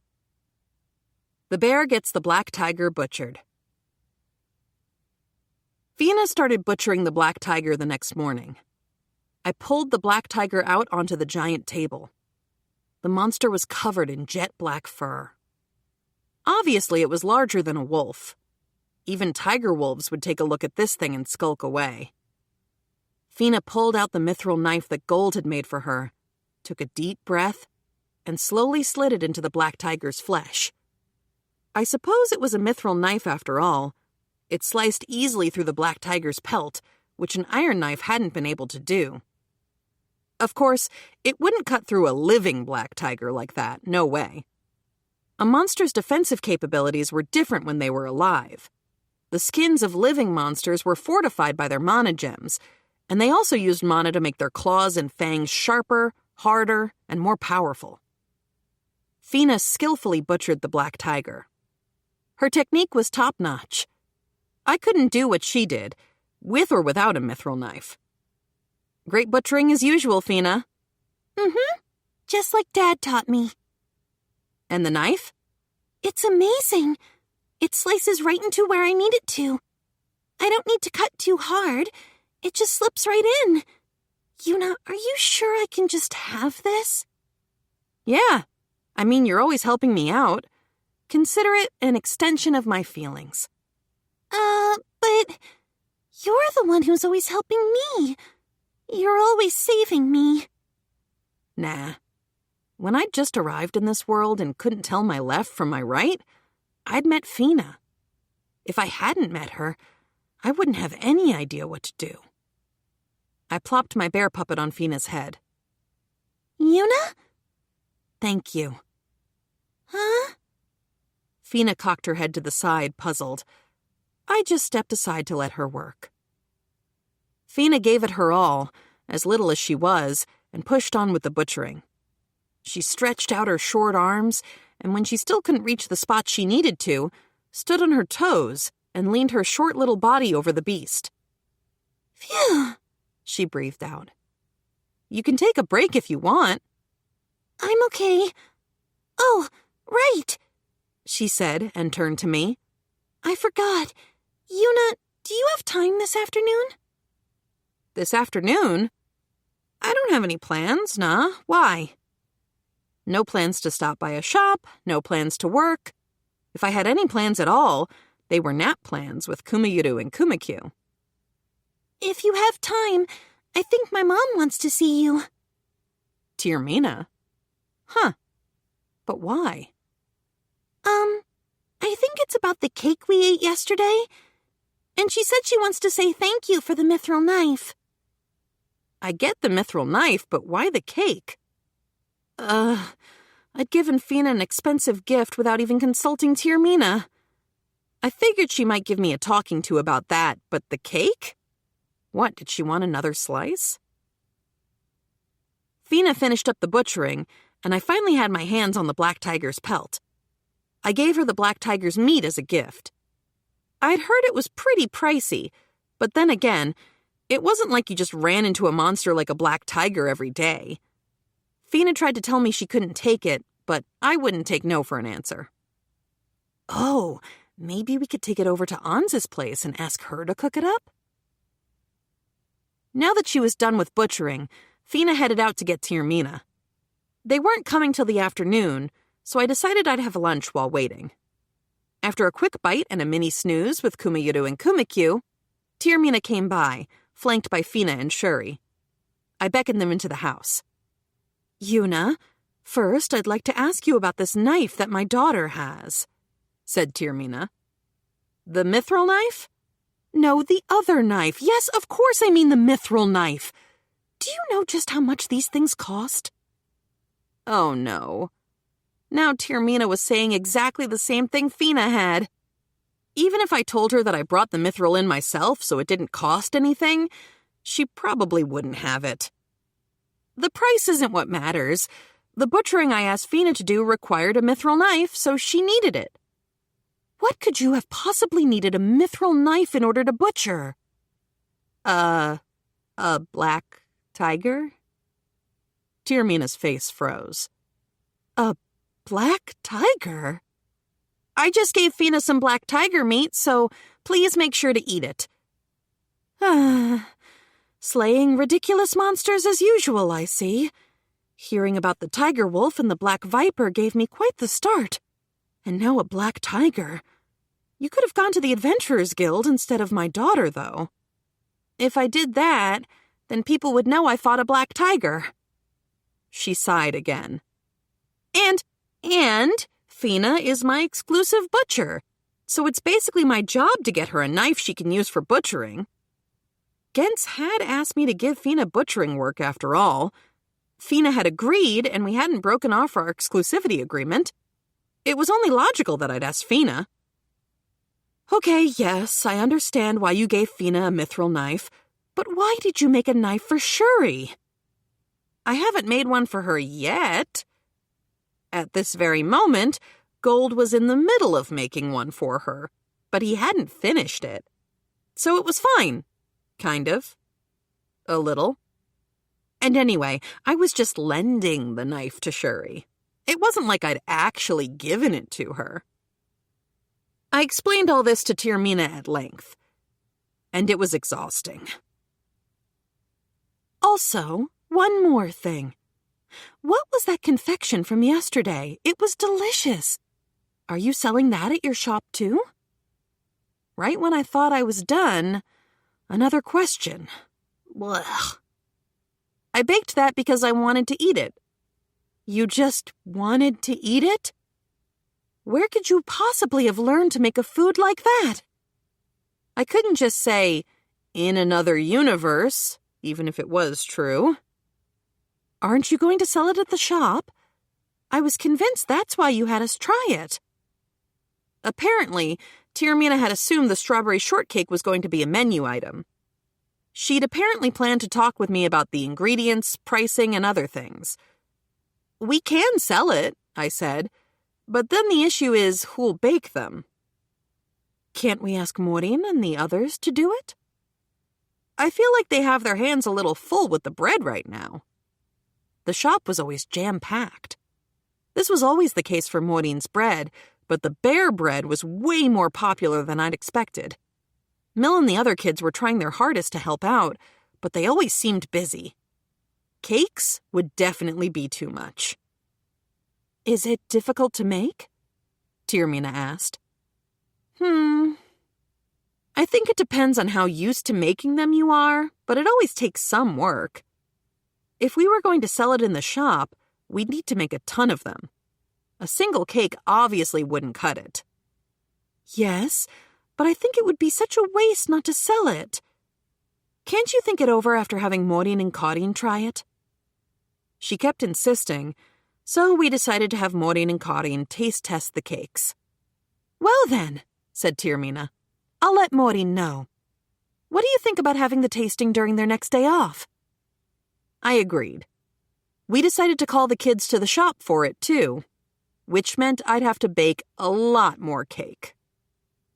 After we finished talking, Shuri tugged on my bear clothes slightly. Yuna! What is it? I want some. You mean cake? Yeah. I still had cake left over from the day before, so I pulled it out and offered it to the three of them. Go for it. Shuri started to happily eat. If it's that easy to make, Yuna, why did you only give us 2 slices? Gens was sulking. Gens? Oh. Oops. I'd completely forgotten about him. Guys ate cake too, right? For some reason, I just had trouble picturing it, so I'd forgotten to prep even 1 slice for him. Fina, why didn't you say something? Said Fina in a small voice. I forgot too. Oof, forgotten by his own daughter. Rough stuff, Gens. Well, I gave him half of mine, said Tirmina. He seemed to have enjoyed it. An old guy with a cake. What an image. But why couldn't some old guy enjoy a cake, huh? I myself had suffered the slings and arrows and other projectiles of people judging me based on how I looked. People should be free to eat what they want and wear what they want. That said, if guys like Gens were going to be enjoying the cake, maybe I should make a manlier version. Something less sweet, maybe. If I did that, I guess I'd need guys other than Gens to taste test it. The only candidates I could think of were Cliff, the Adventurers Guild Master, Gil, and... Gold the Dwarf? Oh, Blitz was around right now, too. I guess I'd start with Cliff for now. If I left Noah out, she'd probably complain about it later. But it really is delicious. I thought the same thing yesterday. I could eat this forever. Uh-huh, it's yummy. Great reviews from Tirmina and Shuri, too. And... wait. Tirmina didn't propose selling it at the shop just so she could eat cake whenever she wanted. Right? 167. The Bear Has a Cake Tasting Party, Part 1. It was the day of the tasting, and Bearhaven was closed. When I left home, someone was standing right in front of my face. Just hanging out right there, this girl with a backpack looking up at the bear house. Where had I seen her before? So you really do live here. Who are you? It was on the tip of my tongue. Where had I met her? You haven't forgotten me, have you? I'm Nettine. We met in front of Auntie Maureen's shop at the Royal Capitol. Uh-huh. Yep, she was one of Maureen's relatives. She'd finally made it to Cremonia. So many things had happened since then that I'd completely forgotten to tell Maureen. But why are you in front of my house, Nettine? They were talking about a girl in bear clothes, and I heard she was living around here. Then I found this bear house, so... I wanted to thank you for what you did back then. I'll make sure to work to pay you back. Work? Was she planning to work at my shop? Did you just get here? I asked, and she told me that she'd gotten to Cremonia yesterday. She'd spent the night at an inn, and she was planning on looking for Maureen's shop after this. She'd just stopped by to see my house on the way. If you're headed to Maureen's place right now, I can show you the way. Are you sure? Yeah, I was just about to head over there. Thank you, she said, and we began our walk together. Your name was Yuna, right? Do you always dress like that? You were wearing the same clothes when we met at the Capitol, if I remember. At least she was being straight with me. I guess the average person wouldn't want to touch on the subject. As far as my clothes go, no comment. Nadine went silent for a second after I replied, but then she immediately started up on the next topic of conversation. Still, I'm surprised you'd already gotten to Cremonia. I even took a faster carriage so I would get here as quickly as I could. I didn't use a carriage. Oh, do you ride a horse then, Yuna? It's similar. I rode bears as my mounts, but that time I'd use the bear transport gate. If she was going to work at Morin's place, then she'd hear all about Kumayiru and Kumakyu eventually. Before long, we caught sight of the shop. That's Morin's shop.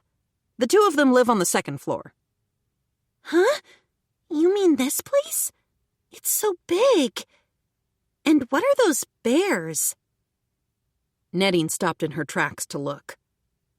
Since the shop used to be an estate, it was on the bigger side.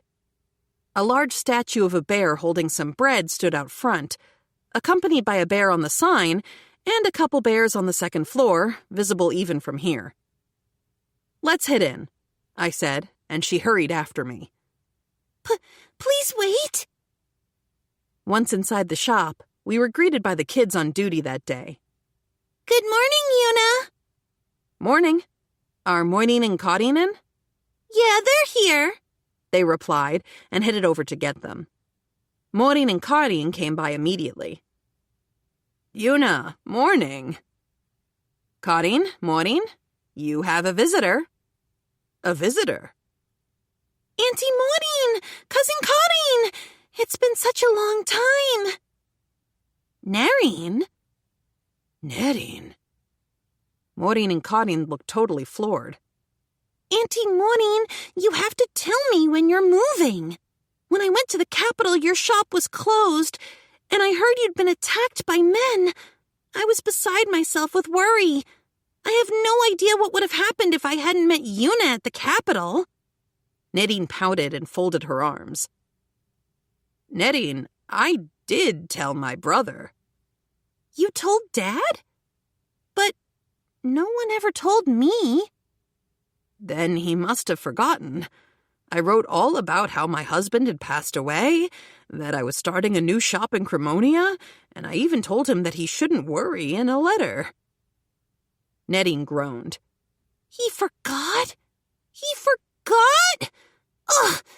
Unbelievable! From there, we explained how we'd met in the first place. Morin nodded thoughtfully. "You met at the capital then, Yuna. Thank you so much. I can pay you back for the carriage fee." Auntie Morin, I'll work off my debts. Let me work here at this shop.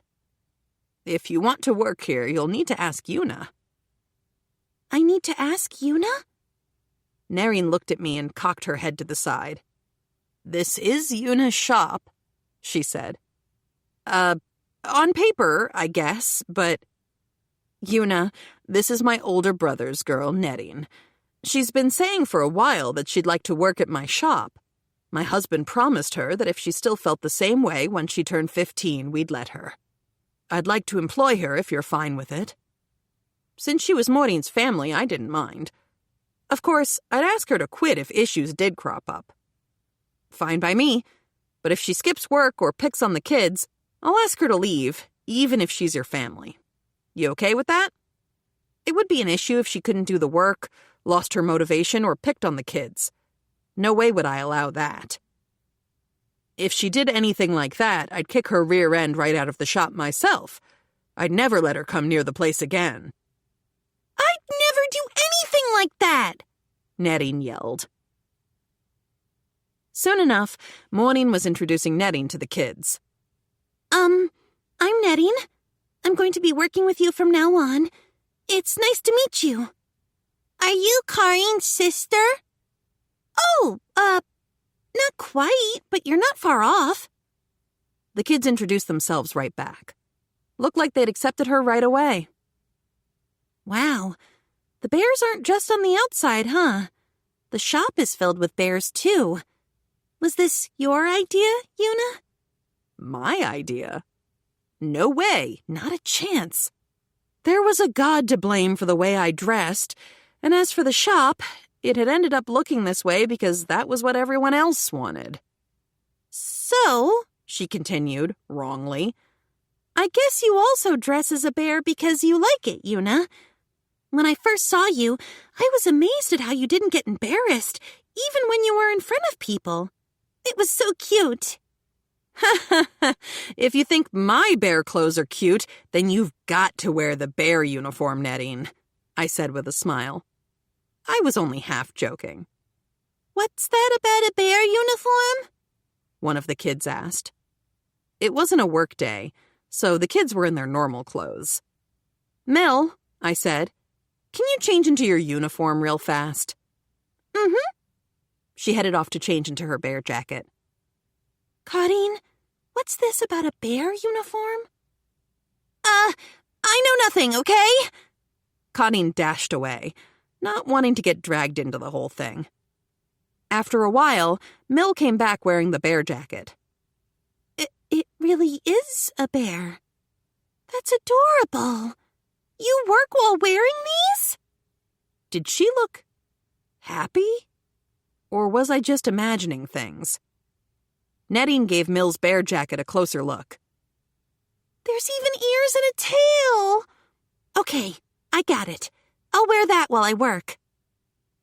I had been joking, but she'd agreed to it like it was totally normal. Even Connie was flabbergasted. Oh, I remember you saying something about today not being a work day. Is something happening? Netting asked. Come to think of it, I'd never told her about it. We're having a tasting today for this, confectionery I made. If you'd like, you can join in. Give me your thoughts. A confectionery? And one that you made? I love sweet stuff. I can't wait! Just the word confectionery had Netting practically jumping up and down. We're planning on having others come to the tasting, so we need to wait for a bit. Tirmina, Fina, and Shuri would be joining us too. We didn't have to wait long for them to show up, but there was a party crasher with them. Why's Milane here? Why am I here? Because Tirmina told me I'd be able to try out one of your new confectionaries. Obviously. How was I supposed to respond to that? Milane, what about your work? Wasn't she and the rest of the Merchant Guild supposed to be super busy from that tunnel to Milila opening? I am quite busy, as a matter of fact, thanks to a certain someone. She just outright said it. If you're so busy, maybe I should close up the opening. You're always so disagreeable, Yuna. You well know that would only cause more trouble. So she'd come all the way here despite being busy. Milane was a hard worker and a good person. My impression of her had always been positive, but she was also the type who brought trouble with her everywhere she went. She enjoyed sticking her nose into entertaining things, or entertaining to her anyway. I'm sure anybody watching would have fun, but I wish she wouldn't pull me into it. We introduced Nadine again and started the tasting. Maureen and Claudine brought over plates, forks, and drinks. The kids waited cheerfully, happily. Milane sat with Tirmina, Fina, and Shuri at their table. I started cutting up the cake I pulled out of my bear storage. Maureen and Claudine put the slices on the plates, and the slices of cake lined the tables. The kids immediately started asking questions. Wow, Yuna, what's this? That's a strawberry shortcake. It's kind of like a pancake with fruit in it, I guess. Yuna, what's this white stuff? That's the main part of the cake, the whipped cream. Put that together with strawberries or some other fruit, plus a sponge cake, and it's delicious. Anyway, try some. When I said that, they all started to dig in. It's so soft. It's delicious. The strawberries are so tasty, but this cream sure is sweet and yummy, too. No one looked like they hated it. Yuna, what is this food? Milane's fork trembled in her hand, but she didn't stop eating. Like I said, it's a strawberry shortcake. We can switch up the fruit inside of it to make different cakes based on the season. I like strawberries best, though. I wanted to buy a stockpile of strawberries so I could eat it at any time. Thank you, O revered bear storage. This thought crossed my mind when you made the pudding and the pizza, but I do think that you might be better off as a chef than an adventurer, Yuna. No, I wasn't cut out for being a chef. I was lazy, got bored easily, and was all about taking the easy way out. Absolutely not the kind of person who could spend every day hard at work in the kitchen. It's easier being an adventurer. You're just about the only person I know who would ever say dealing with monsters and dungeons and other adventurer things are easier, Yuna. Certainly there's no adventurer who's this cute and odd and able to make things as delicious as pudding. Come on. That was just my cheater bear skills and cheater knowledge. That's right, Maureen piped up. Thanks to Yuna, we have a lot more types of bread. Yuna is amazing at coming up with ideas, isn't she? Even Maureen had started praising me, but those weren't my ideas at all. I just taught her about the types of bread we'd had in my former world. I hadn't invented anything new. So, Yuna, said Mylene. I heard from Tirmina that we would be selling this at the shop. I guess it depends on what Maureen says. I'd like to sell it at the shop, but I don't want to take time away from them baking the bread. Maureen and Cotting were the ones who did the baking for the most part. The kids just helped out. I felt like it would be asking a lot to have them bake bread and cake before the shop opened. Maureen nodded. I can't say how long it'd take to bake a cake like this without trying it out myself. I might be able to manage with Cotting and the kids' help, but it would definitely add to our workload. Right. Thought so. If it was going to be a burden to them, I didn't need them to bake the cakes. It wasn't like I was in a hurry to get them made. If Maureen or the kids collapsed from overwork, that'd be way too awful. I was the one who told Maureen all kinds of things about this bread I wanted to eat, about that thing I wanted to try. We turned those into menu items, and the number of bread options they offered had increased, making them even busier. As I stood there hemming and hawing, Netting raised her hand. 168. The Bear Has a Cake Tasting Party, Part 2. Please let me bake the cake, Netting blurted out, raising her hand. Netting? I've never had anything as delicious as this before. If Auntie Maureen and Connie don't have enough time to bake it, then please let me do it. Netting looked seriously at Maureen and me. But didn't you come to Maureen's place in order to learn how to bake bread? I'd like to learn to bake bread too, but this cake is delicious. If Auntie Maureen is too busy and Cotting doesn't have the time, I can make it. I want to be useful at the shop. I know I just arrived today, so it's not like I'm one to say anything, but I was baking bread at home. If you teach me how to make it, I think that I'd be able to do it. Maureen? I gave Maureen a look. She looked conflicted, but happy nonetheless. Cotting and I are busy, she said, so we won't be able to help you, you know. Yes, ma'am, said Netting. And you can't serve anything unappetizing. Yes, ma'am. I'll dedicate myself to learning. Maureen seemed happier as she turned to look at me. Yuna, I'm asking you, too. Please let Netting bake your cake. If she can focus on that, Cotting and I will be able to focus on the bread. And most importantly, it would be a waste not to sell something as delicious as this in the shop. I'll help out too. Me too. The kids were raising their hands. Netting looked at them in delight. It was fine with me. In that case, I'm leaving the cake to you, Netting. Really? You mean it, Yuna? Thank you. I'm going to give it my all. Netting happily hugged me. Mylene nodded. Just let me know if there's anything I can help out with when it comes to the Merchant Guild. I'll look into the cost of the ingredients so we can start selling them at any time, said Tirmina. Let me know what ingredients we'll need later, okay? There was plenty of work to go around, so I took them up on those offers right away.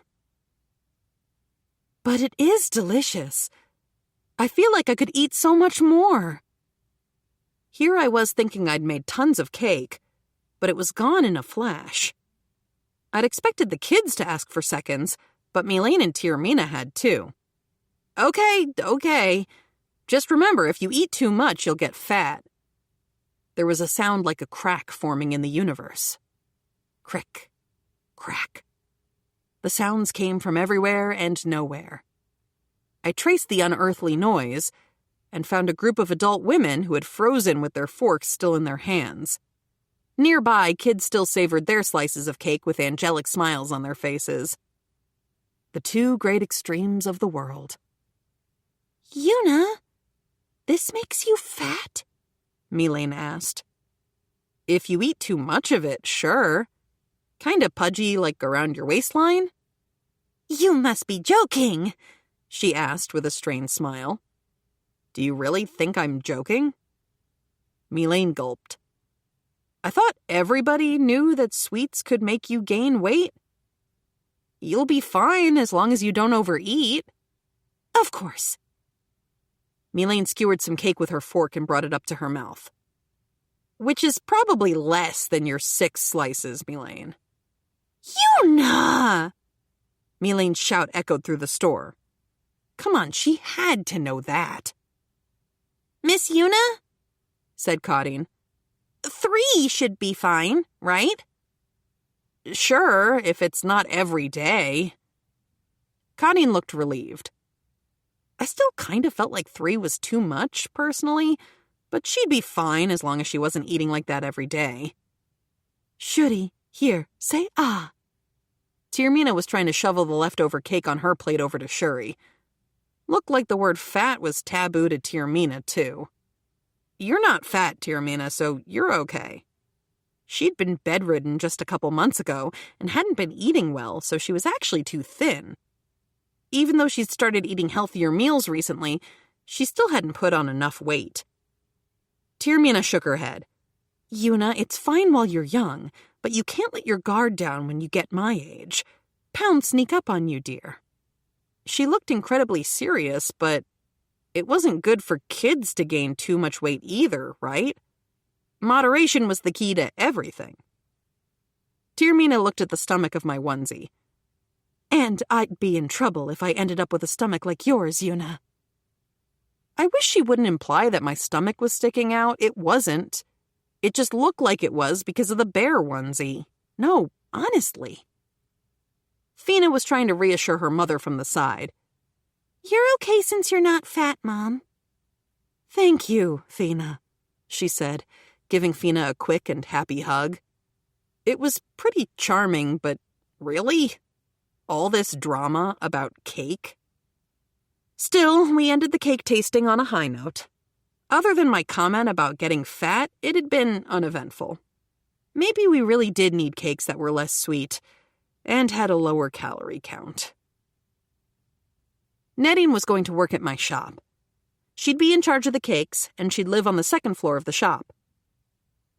Can I really have such a large room? I wouldn't even mind sleeping in the attic. The rooms were pretty large, even for a former mansion. Maureen and Kadeen were the only ones living on the 2nd floor. We'd also moved the 1st floor changing room to the upstairs. Well, I call it a changing room, but the kids were really just changing into their bear jackets. Although we had an attic, but we still had rooms available, so we weren't even using it for storage. Are you sure? She asked again. I haven't even started working here yet. Well, if you don't work hard, you won't get paid any wages. I'd left the wages and stuff up to Tiermina and Maureen. Apparently, they'd decide after seeing her work ethic. Nadine had said that was fine with her, as long as she had food and a place to sleep. My job was to teach Nadine how to bake those cakes ASAP. We started up cake-making practice right away that afternoon. We took the cakes we'd made to the orphanage. There were 30 people living there, so we wouldn't waste any of the cakes. Considering she'd come to Maureen in order to become a bread artisan, Nettie was pretty good at baking cakes. Oh, I've always liked making treats. That was a pretty girly hobby. Unlike your ex-gamer narrator, I guess she was one of the popular girls. And here I was teaching her to bake a cake. Still, Maureen and Karin outdid the both of us. Maureen wasn't just a master at baking bread. She was great with cakes, too. She made it seem easy, like the artisan she was. Every motion was quick and efficient. I thought getting the whipped cream on cleanly was difficult, but she picked up on the tricks after making just a couple cakes.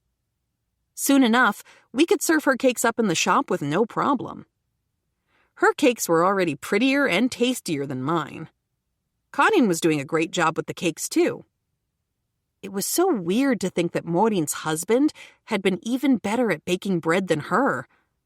I wish I'd had a chance to meet him. Nettie had more than enough talent herself for sure, but she was a few steps behind the other two. Why are you making the cakes with me, Auntie Maureen and Karin? Please don't steal my work. They're a bit like pancakes, so we could apply some of this to our breads. It's a good way to think up new varieties.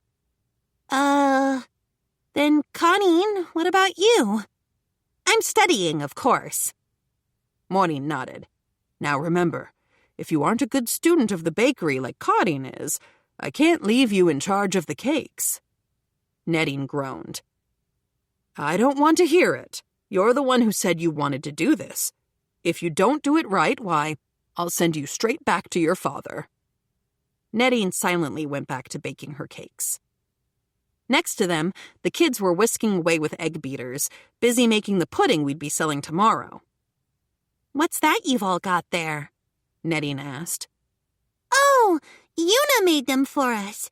It's a tool to stir up the eggs. Since whipping the eggs every single day was a pain, I'd asked Gold to make them for the kids. There was a monogem embedded into the handle that made the whisk on the end turn when they held onto it. It made whisking eggs, among other things, much easier. Yuna made that for you? Could you let me see that for a bit? Nettie borrowed a whisk from a kid and started stirring at the eggs. Whoa, this is so much easier. She was really getting into it, like a kid who found her new favorite toy. Wow. Yuna, I'd like to use one of these too. You can, but just make sure you get the cakes made. And so began Nettie's crash course in cake making. During the mornings, she'd help out with baking and serving customers. Once she had time in the afternoon, she'd practice baking cakes. Fortunately, she was improving steadily. It wouldn't be long before we could sell her cakes at the shop. She could be a pretty serious worker. She wore the bear jacket the kids did. When Melaine found out, she had a jacket made specially for Nettie, too. Apparently, wearing the same outfit as them had also made her a hit with the kids. Aren't you going to wear one, Karin? I'd be too embarrassed to, she replied. Wait, it was embarrassing? Looked like I needed to have an in-depth talk with Karin sometime. 169. The bear brings a cake to Noah. Nettie and I had practiced too much and ended up with leftovers. Since we couldn't feed the kids cake every day, I'd kept it preserved in the bear storage, and I figured that Noah could help me with that, so I went over to her place. She could help me get rid of my inventory by tasting it, and besides, if she only found out about the cake after we started selling it in the shop, she'd definitely throw a fit. Back when we'd started selling bear bread at the shop, she'd scolded me about it. Why didn't you tell me? Well, I would have if I had known about it. Actually, I wish they would have told me, too.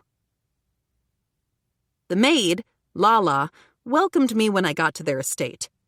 Miss Yuna, what has brought you here today? I brought over a delicious snack. Is Noah in?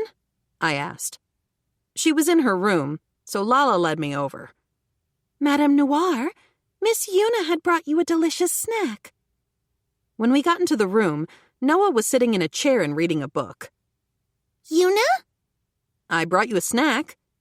Were you studying? Did you really? I was just about to take a break, so... No. Noah closed the book she'd been reading and cheerfully ran over. Lala looked resigned. If you have some time, Lala, would you like to eat with us? I had way too much in my inventory. The more I could get rid of, the better.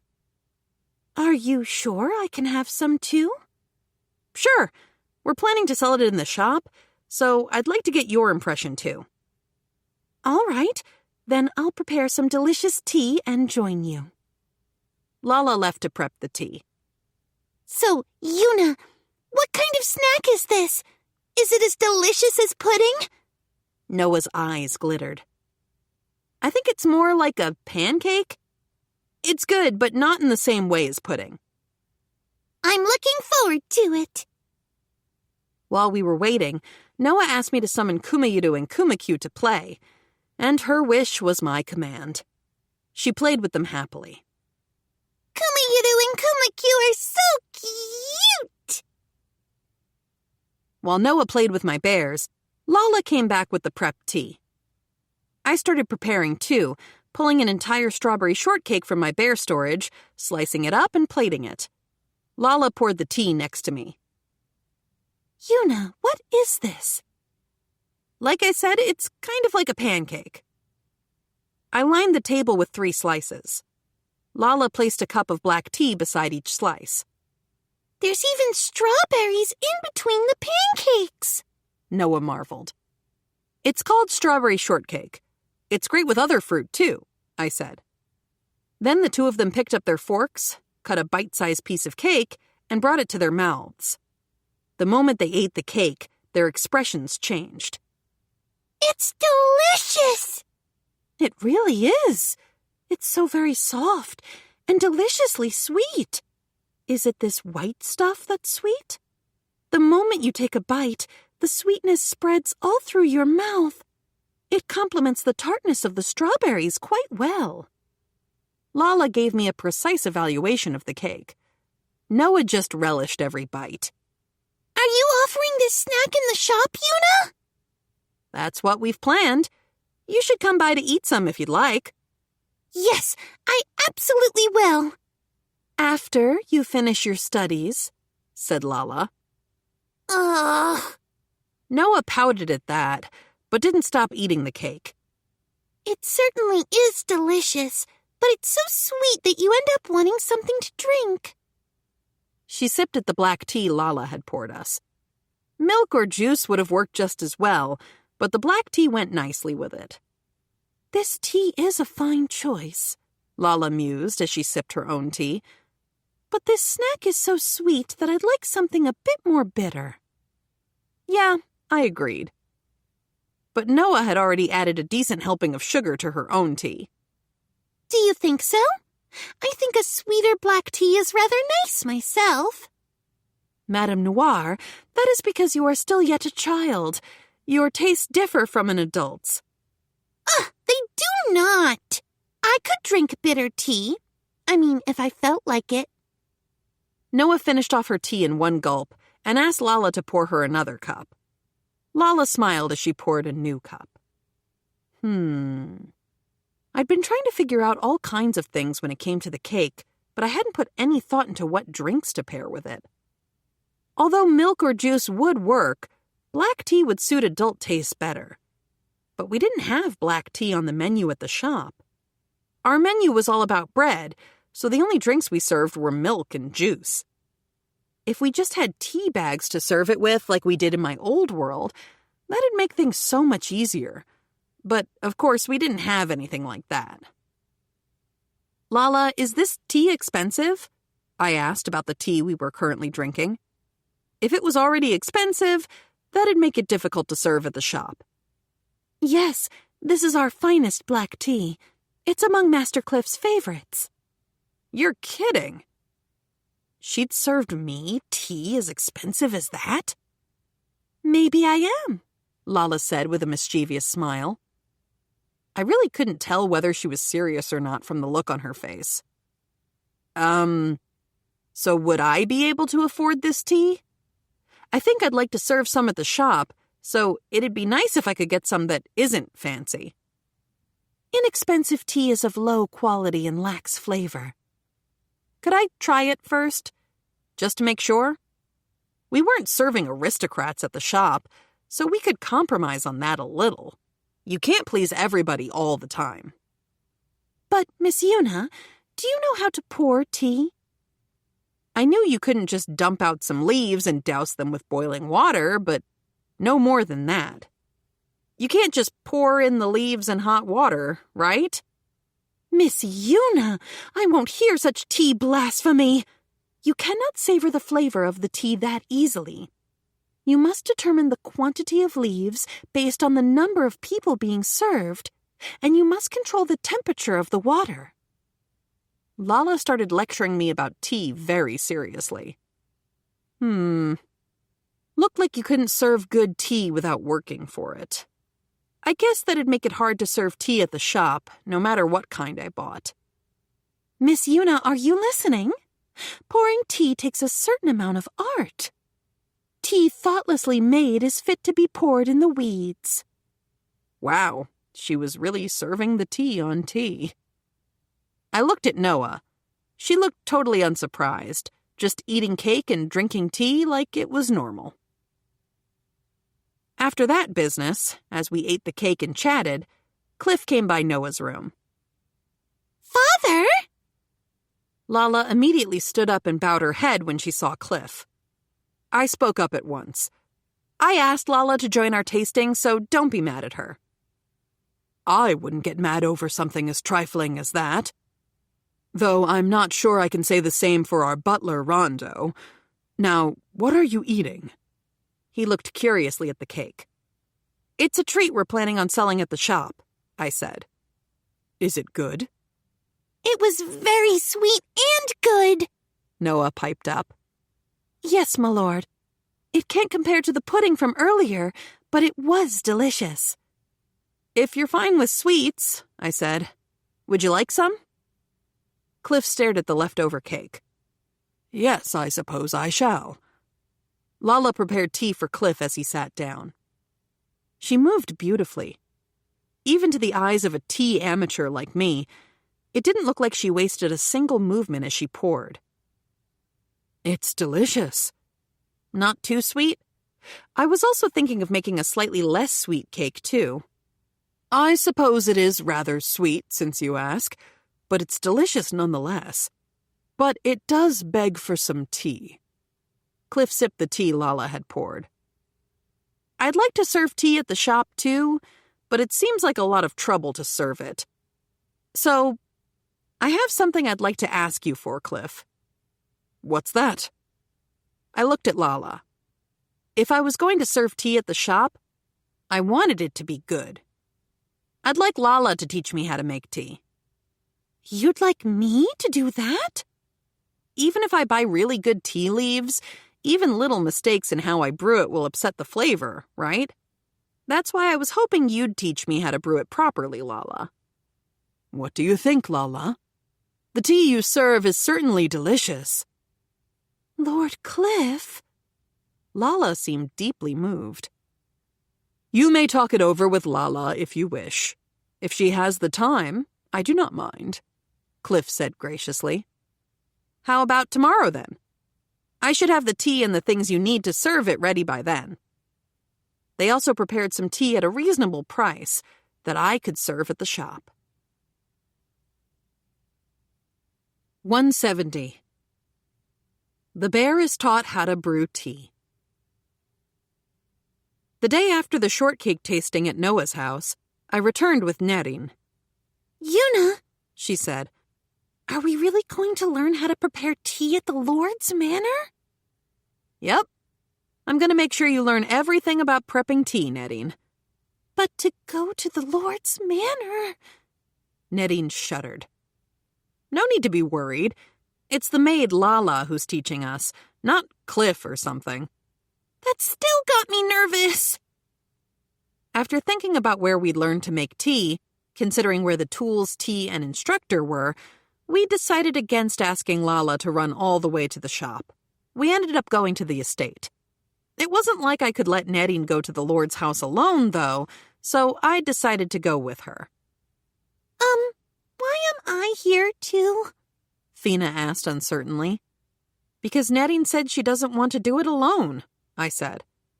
Fina was basically the only person for the job, considering her history of visiting the estate. Plus, aren't you and Noah friends? We're friendly, but... friends? Can I really say that? I think you can. If you said you weren't, you'd definitely make Noah sad. Okay, said Fina with a happy nod. Good. Once we got to Cliff's estate, Lala was there to greet us. I've been waiting for you. I see you brought Fina, too. Fina bobbed her head. Yes, thank you for having me today. This is one of Maureen's relatives, I said. She's going to make the cake at the shop. I'm Nadine. Thank you for having me today. Nadine bowed her own head like Fina. I am the maid, Lala, and it is my pleasure to work at this estate. It is I who is thankful to have you here. Lala bowed her head, and Nadine followed suit again. I have finished the preparations. If you could come this way. She led us to the kitchen. I have prepared 3 varieties of tea, she continued. I believe that any of them would suit the cake Miss Yuna has made, but each of them has subtle differences in how they must be prepared. Take care to remember them. Yes, ma'am. Lala gave Nadine a gentle smile. You do not need to be so nervous. And like that, Lala started her tea-making workshop. She explained the varieties of tea, how much to use, the temperature at which to boil the water, and how long to steep each type of tea. Meanwhile, Nadine and Fina took frantic notes. To serve as a model example, Lala had them immediately try the tea she had prepared. It's delicious, said Nadine. It tasted great to me, too, considering I was more a tea lover than a coffee person. It really is good. I'd like some sugar, please, said Fina. Lala chuckled. Help yourself. She brewed her another cup with extra sugar. It makes me want something sweet to eat, Fina said after trying it. Then would you like some of this? I pulled the shortcake out onto the table from my bear storage, and the 3 of us had the tea alongside the cake. Even less expensive teas pair well enough with cake, said Nadine. It's real good. It didn't seem like the quality of the tea would be an issue. Now, please prepare the teas for one person at a time in the same way I did. I thought Nadine would volunteer, but she shook her head. I ended up going first. Well, if I did learn, I'd be able to enjoy some great tea from the comfort of my own home, which couldn't hurt. So I did my best to brew the tea just like Lala had. Is this okay? Once I was done, I picked up the teapot and poured tea carefully into a cup. Yes, excellent, Miss Yuna. Could you try it, as my teacher? I placed the cup of tea in front of Lala. I warn you, I'm quite the harsh critic. You can take it a little easy on me. Lala chuckled at that and took a slow, thoughtful sip. Miss Yuna, is this your first time brewing tea? Simply put, it is delicious. I dare say I can give you a passing grade on your first pour. Wow, that quickly? Well, she taught me how much tea to use and what temperature to brew it at, so it wasn't like there was much room for mistakes. After that, Nadine and Fina took turns at brewing tea. Nadine's nerves got to her at first, and she messed up, but she nailed it on the second try. It seems you are all fast learners. We have a good teacher. It helps. She'd covered everything for us in such detail that I felt confident we could brew great tea as long as we followed her instructions to the letter. I wonder how long it had taken Lala to figure out how to do this perfectly. I'd like to thank you in some way, Lala. Is there anything I can do for you? Give you all the cake you can eat or something? That's quite the charming proposition, but all I ask is that you occasionally come to play with Madame Noire. Are you sure that's enough? Yes, not every day, of course, but it seems Madame Noir enjoys herself very much when you and Fina visit Miss Yuna. Please do come by. I will. Me too, added Fina. As long as Lady Noah doesn't mind me coming. Lala smiled. Thank you very much. Noah wandered into the kitchen while we were snacking down on the cakes and tea we'd made. Oh, I knew it! Yuna and Fina are here, and you're all eating cake on top of that? Why didn't you call me? That's so unfair. You had your studies, Madame Noir. You didn't have to leave me out just because of that. It wasn't like we were trying to leave you out, I said. And you know it. We came by to learn how to make tea today. Ugh, I do know, but it's unfair seeing everyone enjoying themselves and eating cake. In that case, how about Fina and I brew you some tea? As long as it isn't bitter. She wound up drinking our tea and liking it just fine. When Nettie had found out Noah was the daughter of the Lord, though, she just shook her head. I could never brew tea for the Lord's very own daughter.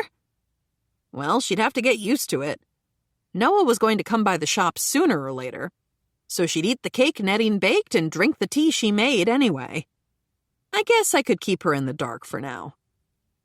Other than Noah's intrusion, Lala's tea workshop ended without any major issues. Now all we had to do was practice at home and at the shop. Since Lala had prepped the tea-making tools, we could practice at home, and I could also make great tea for myself whenever I wanted. The only issue was that it was a bit of a bother. Tea bags would be way more convenient, but that wasn't happening. Thanks to Cliff's introduction and Milane's work, we got the tea for our shop on the cheap. Really helps to know political big shots like the Lord and the Merchant Guild Master when you're in a pinch, it seems. After consulting Milane, Tirmina, and Maureen on the details, we decided to sell the cakes by expanding the counter space where we stocked the bread. Debut day for the cake finally came, and the customers filed in, aiming to buy Maureen's bread like usual. But with them came other customers who were there for the cake. Several days before, we'd asked the customers who were coming in for the bread to try bite-sized free samples. Okay, it was partly a way of getting rid of the practice cakes, but it paid off.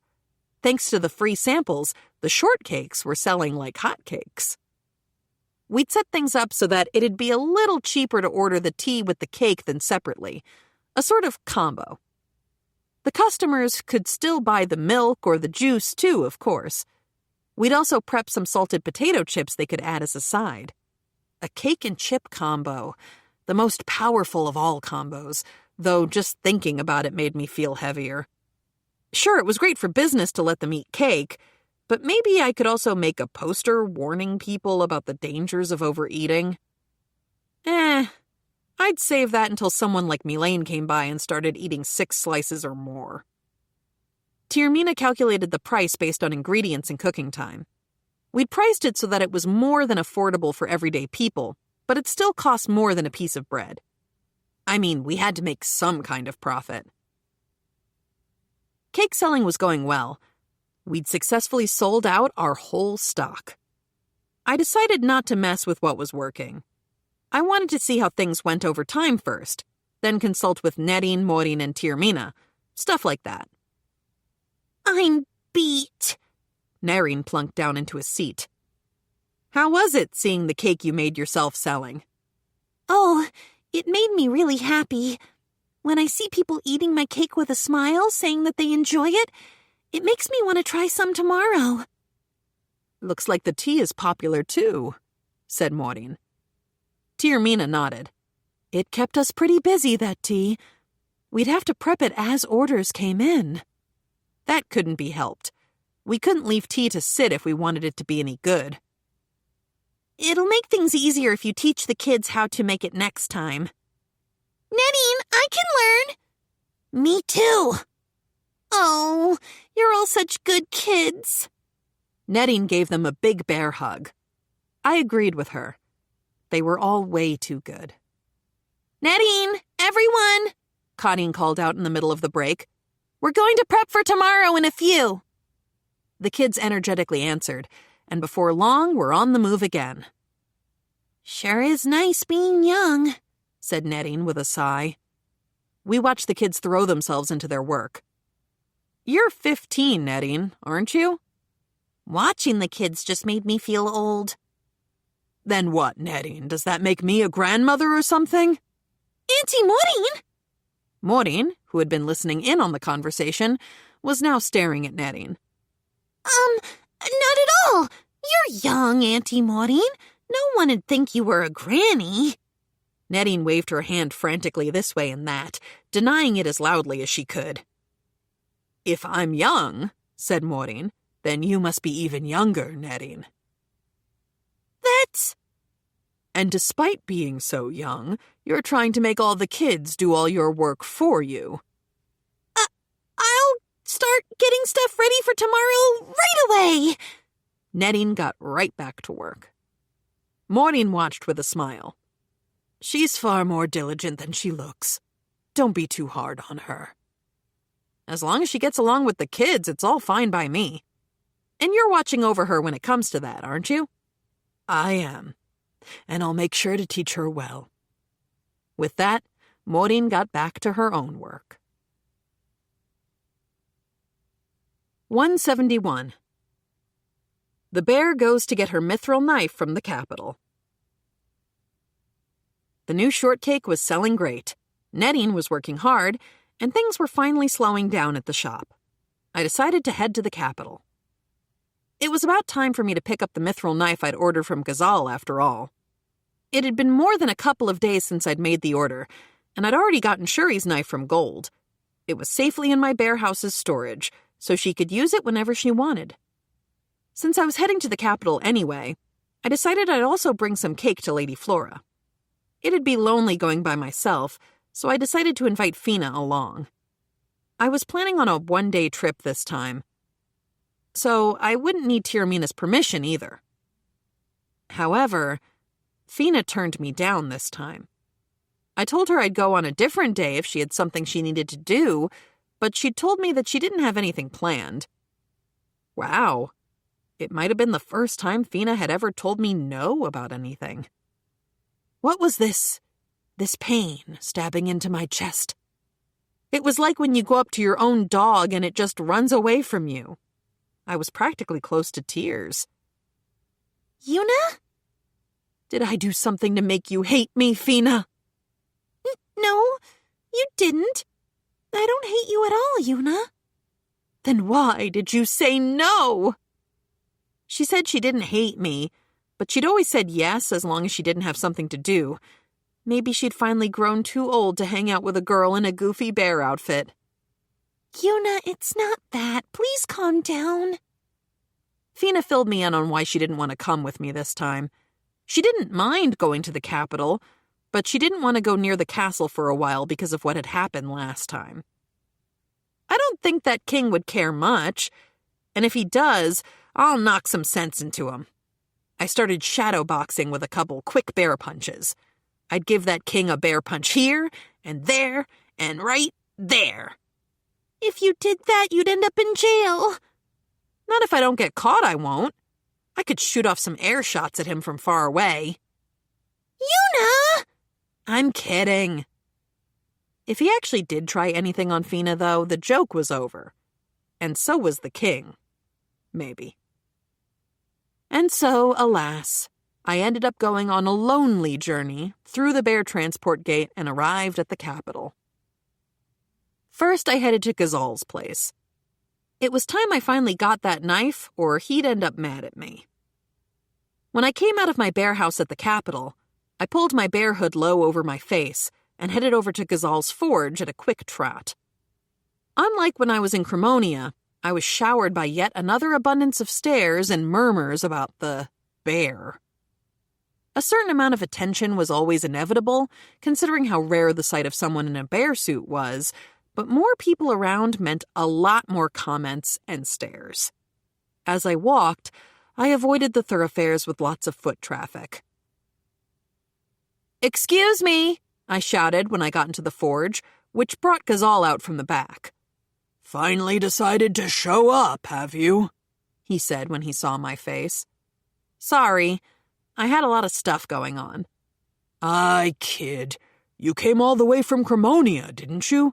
You've already paid your bill, so you were free to come when you pleased. Based on the look on his face, Ghazal seemed convinced that I really had spent the last few days traveling the whole distance the normal way. Instead of, say, baking cakes and taking siestas and goofing off with Kumayiru and Kumikyu.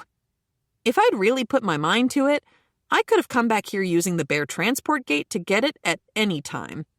Here he was, acting like I'd rushed right back when I'd really been putting it off the whole time. Not that I could actually tell Ghazal any of that. Though I do recommend that adventurers come as soon as possible, even a day sooner to pick up their items, he added. When push comes to shove, it can mean the difference between life and death. He wasn't wrong. If I ever ran into an enemy with magic immunity, the only thing I'd be able to rely on was my weapons. A mithril knife might have made the difference between a win and a dead bear. Did you get both of them done? I asked. Of course I have. How many days do you think it's been? Ghazal handed me 2 bundles wrapped in cloth. I pulled one of the cloths away to reveal a knife in a beautiful scabbard. The grip was black and ornate. I looked closely at it. Is that a bear? A bear face had been carved into the handle like it was some coat of arms. Looks good, don't it? Ghazal looked pleased with himself. Did you carve this in yourself? I wasn't gonna, but you were taking your sweet time coming to get it. I got bored, started engraving, and wound up with this. Sorry. Sorry I couldn't be bothered to even come here to pick it up, I apologized internally. Try unsheathing it. I pulled the knife out like he told me. It was a beautiful blade. When I held it up, the polished blade reflected the light streaming in through the window. How's the grip? That black one you got there right now is the right-handed one. Hold it using the black bear. The black one? Yes, the other one has a white grip. That's for the white bear on your left hand. Color-coded knives for you. Convenient, eh? I pulled out the other knife that was still bundled in the cloth, revealing a gorgeous knife with a white grip. There was a bear engraved into this one, too. You didn't go out of your way to make separate right and left knives, did you? I'd never heard of games having different weapons made for a person's dominant hand. But then again, there were definitely left-handed kitchen knives and stuff. I'd heard blades could also have slightly different angles to their edges that you could hardly notice. That was probably the difference here. You did tell me you'd carry both of them in either hand when you fought. I made them easier to hold for the hand they're made for, but you could use them with either hand. Gotcha. Could I test drive how the mithril knives cut, then? Aye. Tell me if something seems off about them. I'll fix them up right away if I can. With that, I headed outside of the shop and pulled out an iron golem from my bear storage, Ghazal following close behind. Time to see how sharp these babies were. So I just need to route some of my mana through them? Aye, that will make the edge of the knives change. The sharpness of your blade will echo the strength of your own mana. So if the blade can't cut, it's my mana's fault? You trying to imply the quality of the knives I've forged is lacking if they can't cut? What could I even say to that? I guess all I needed to focus on was whether the knives could cut through stuff. I'd save worrying about a problem till there was a problem. I grabbed the knives in the mouths of my bear puppets. Let's see. What had it been like back in the game? I hadn't worked with daggers much, but I'd used them occasionally. Knives are light, so it's easy to move fast while handling them, but they didn't pack much punch. Still, you could also throw them, and you didn't have to pack tons of power into every swing. Like any weapon, it depended on who you were up against. After I gripped the mithril knives, I used the fundamentals of magic to gather mana into my bear puppets. Then, at once, I came at the iron golem's right arm with a swing of my right knife, followed right up by my left. The golem's arm split in two without resistance and fell to the ground. Whoa! Ghazal, did you see that? I sliced right through the arm. It was all swoosh, clang. This knife's amazing!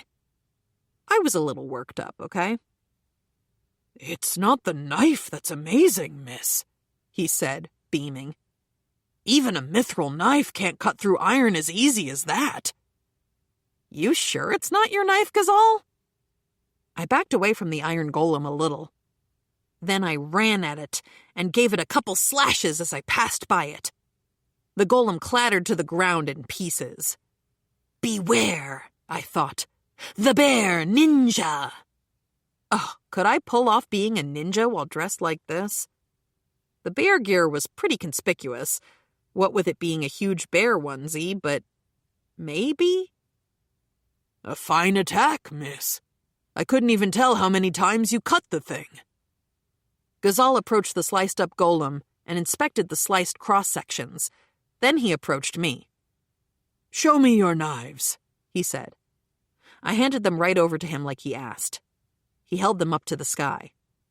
Not a single nick even after cutting through iron. That's power. Your power. You got the muscles for sword fighting, and the mana flows through you well. This is exactly why Gold calls you an excellent adventurer. Can't judge a book by its cover. You're living proof of that.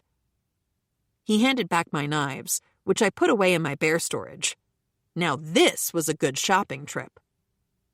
If only I could have fought the iron golem with these knives. I wanted to see if I could slice things up with them in a real battle. An iron golem you used for slicing practice was entirely different from one hardened by mana using its mana gem, like all monsters were. Too bad I didn't have anything to practice on with my new weapons. Still seems like a waste, Ghazal said as he looked at the collapsed iron golem. If you're going to cut up iron, you could have used an iron rod instead. I just felt the itch to try out my knives on the iron golem, though. Speaking of which, I see that you've got that iron golem on display now. The customers like it more than I'd expected. They've never seen an iron golem in such good condition. It's a bit of a local novelty right now. Doesn't boost sales, but it's good advertisement. I told him he could turn the thing into scrap if it was in the way, but I can't pretend it wasn't nice seeing it still there. After that, I took the leftover mithril from him. Well, thanks. Wait, are you leaving those scraps outside the shop like that? Ghazal pointed at the scrapped golem. I hadn't wanted to bother putting it away in my bear storage. But when I started to clean up the golem bits, I came up with a great idea. It'd be a lot of work cleaning this up, so you can have it. Child, that is the stupidest thing I have ever heard in my entire life. Even chopped up like that, it's still good iron you're leaving me with.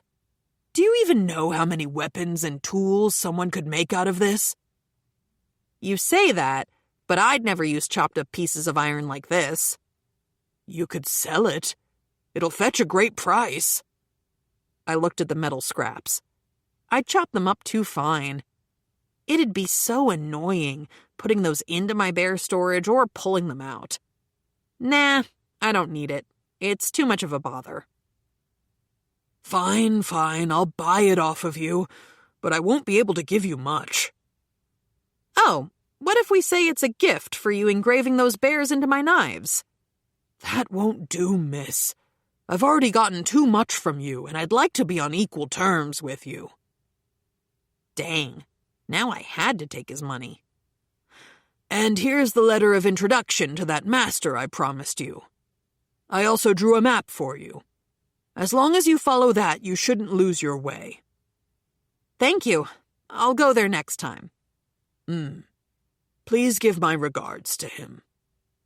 Finally, I thanked Ghazal and left the shop. 172. The bear heads to Princess Flora. After I'd gotten my mithril knives from Ghazal, I headed to the castle. They didn't look at my guild card or recognize my face either, They just waved me right in based on my bearishness. Right as I was going in, another gate guard took off running. As usual. Looked like there wasn't much point to them stamping my guild card with this castle entry permit seal. You couldn't even see the entry permit without routing mana into the card. I guess the only times I'd ever use it was if I came across a guard who didn't know me, or if I ever came without the onesie on. And taking off the onesie would come with way too many problems of its own. I was strutting around the castle in my bear onesie. In any normal circumstances, a person in a bear onesie walking around the castle should have set the alarms off. Can you imagine somebody in Japan strutting around the imperial palace in that getup? But the people I passed by didn't so much as shout, until a woman popped out right in front of me. I bobbed my head down lightly and attempted to pass by her, but when she noticed me, she started heading toward me. What the? I wasn't trespassing. I had permission to be here. Bear Girl, thank you very much for the picture book. My kids enjoy reading it with me. With that, she bowed her head and left. So this was about the picture book? I'd forgotten all about it, but I guess they had been distributing it to people in the castle. But had word gotten out that I was the author? I knew I'd told Ellalora to keep that to herself. Guess I'd have to bring my complaints to her. It happened again before I got to Lady Flora's room. This time, the person even asked me for a handshake. My kid and I are looking forward to your next book. Was that my new job? Was I a picture book author now? No way, me? An author? I wasn't planning on drawing more. There wasn't going to be a next book. I had to tell Ellalora not to let this stuff spread any further. But how'd they figure out I was the author when there wasn't even an author's name on the book? Lost in thought, I finally made it to Lady Flora's room. After I knocked, I heard Angie's voice from beyond and opened the door. Oh, Madam Yuna, welcome. Angie was Princess Flora's caretaker. She'd even been Lady Flora's wet nurse and basically treated the princess like her own daughter. Hello, Angie. Is Lady Flora in? Why, yes, she... I was just about to walk further into the room and say hi to Lady Flora when the princess herself popped her face out from behind Angie. Bear! Lady Flora was all smiles when she saw me. She latched onto my belly. Hello, Lady Flora. Hello, Bear. She was so polite. Hard to believe that someone so cute could be a blood relative of the king. Yeah, she must have taken after her mom. She was definitely going to be as pretty as the queen in the future. Madam Yuna, please do come inside. I accepted Angie's invitation, but right as I was about to go into the room, I stopped. Madam Yuna? Bear? Lady Flora asked. Well, Lady Flora, it's actually a nice day out. Do you want to go to the garden instead? See, if I stuck around here, the king would definitely come by. So I'd come up with a plan to avoid him. I'd come by Lady Flora's room more than once before, and I'd eaten with her every time, so the king would probably assume we'd do the same this time, too. The plan was simple. I just had to switch up locations when we ate. Plus, the king and Ellalora had given Fina a hard time. I had to get back at them a little, you know? Why, yes. Lady Flora, the weather is indeed lovely today. Shall we go to the garden? If the bear wants to, yeah! Angie agreed without a trace of suspicion about my ulterior motives. Even Lady Flora agreed to my sneaky plan with a smile. Seeing their smiles kind of made me feel a little guilty, but hey, they were on board. My "the king goes to Lady Flora's room but nobody is there" plan was a go. I imagined the king and Ellalora's dismay at finding nobody in Lady Flora's room. Madam Yuna, is something the matter? Angie asked. I guessed she'd noticed I was acting different. Apparently, I'd let my glee make it to my face. It's nothing. Is it? Well, Madam Yuna, I shall prepare the tea. May I ask you to watch over Lady Flora? I agreed. Angie nodded her head slightly and went to brew tea. Lady Flora, shall we go to the garden? I offered my bear puppet to Lady Flora, which she grabbed hold of with her itty-bitty hand. Hand in hand now, we headed to the gardens. As much as I would have liked to get there without anyone noticing, we passed at least 3 people on the way. I prayed they wouldn't tell the king where we'd been headed. When we got there, we were greeted by the sight of beautiful multicolored flowers in bloom. This place sure did scream royal garden. I'd seen it before, but its beauty really made an impression this time, too. It was a great place to share a meal, though the denizens of the castle were the only people with access to it. Ah, well. I guess I could just be grateful that I got to share it with someone else today. And hey, if this place had been overflowing with tourists, we wouldn't have been able to relax and take in the flowers. Lady Flora was having the time of her life checking out the flowers. Princesses and flowers were a great match, but a bear onesie and flowers, not so much. Even imagining it made me laugh. I took Lady Flora's hand and headed to the center of the garden, where a table and some chairs waited for us. The place had been set up for having conversations and dining. There was even a roof over the table in case it rained, and everything was arranged to let us enjoy the flowers. It was even protected from the sunlight with the roof, so it made for a great spot to eat cake. Or so I'd hoped, but somebody had beaten us to the spot. Oh, Yuna and Flora, what are you doing here? The queen sat alone, looking out at the garden. Was she really supposed to be on her own? Then again, this was the castle grounds, so it was probably safe. I was thinking of eating here rather than in Lady Flora's room today, I said. Would we be in the way? Of course not. May I join you? It wasn't like I could say no. But was I really allowed to give food directly to the queen? I guess it was way too late to ask that, considering I'd fed Lady Flora tons of stuff, but still. What are we eating today, Bear? Lady Flora asked, taking a seat to the queen's right. She completely associated my visits with food now. Made sense, I guess. I did bring food every time I visited. It was kind of like feeding a fuzzy little chick. It's sweet and very good, but please wait a moment, okay?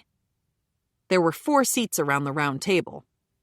Before I brought out the cake, I took steps to make sure no one could take the last seat, summoning Kuma and having it sit down next to Lady Flora in cub form. Then I had a cubified Kuma sit in the next chair over. Now the king would have nowhere to sit, even if he did come by. All I had to do was sit down and pull Kuma into my lap. It was the perfect plan, or so I thought, but my schemes were ruined in an instant. It's a little bear! Lady Flora leaped off of her chair and hugged Kumayuru in the seat over, before pulling Kumayuru off the seat seconds later. This hadn't factored into my plans. Oh, how adorable! Now the queen was standing up and hugging Kuma. Obviously, I couldn't tell Lady Flora or the queen to stop doing that, so we wound up with empty seats again.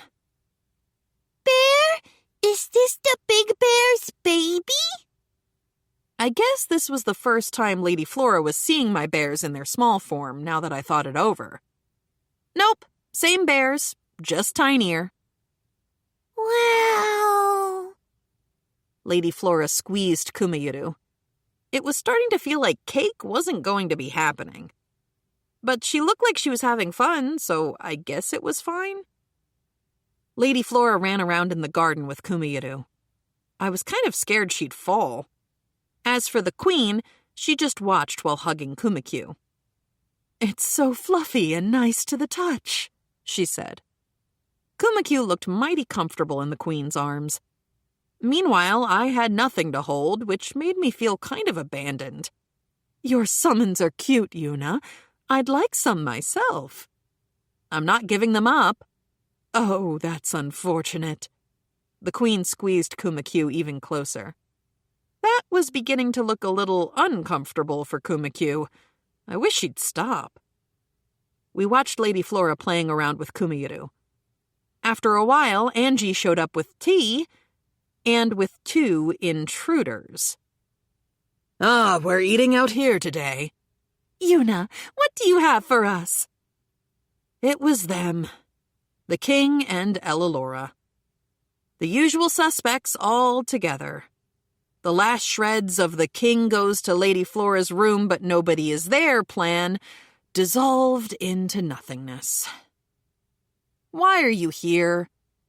I basically knew, but I had to ask. Why, I'd received word you were here, so I left my work behind and went to Flora's room. Wouldn't you know it, though, I bumped into Angie. She told me that you were eating here today. Where to even start with that?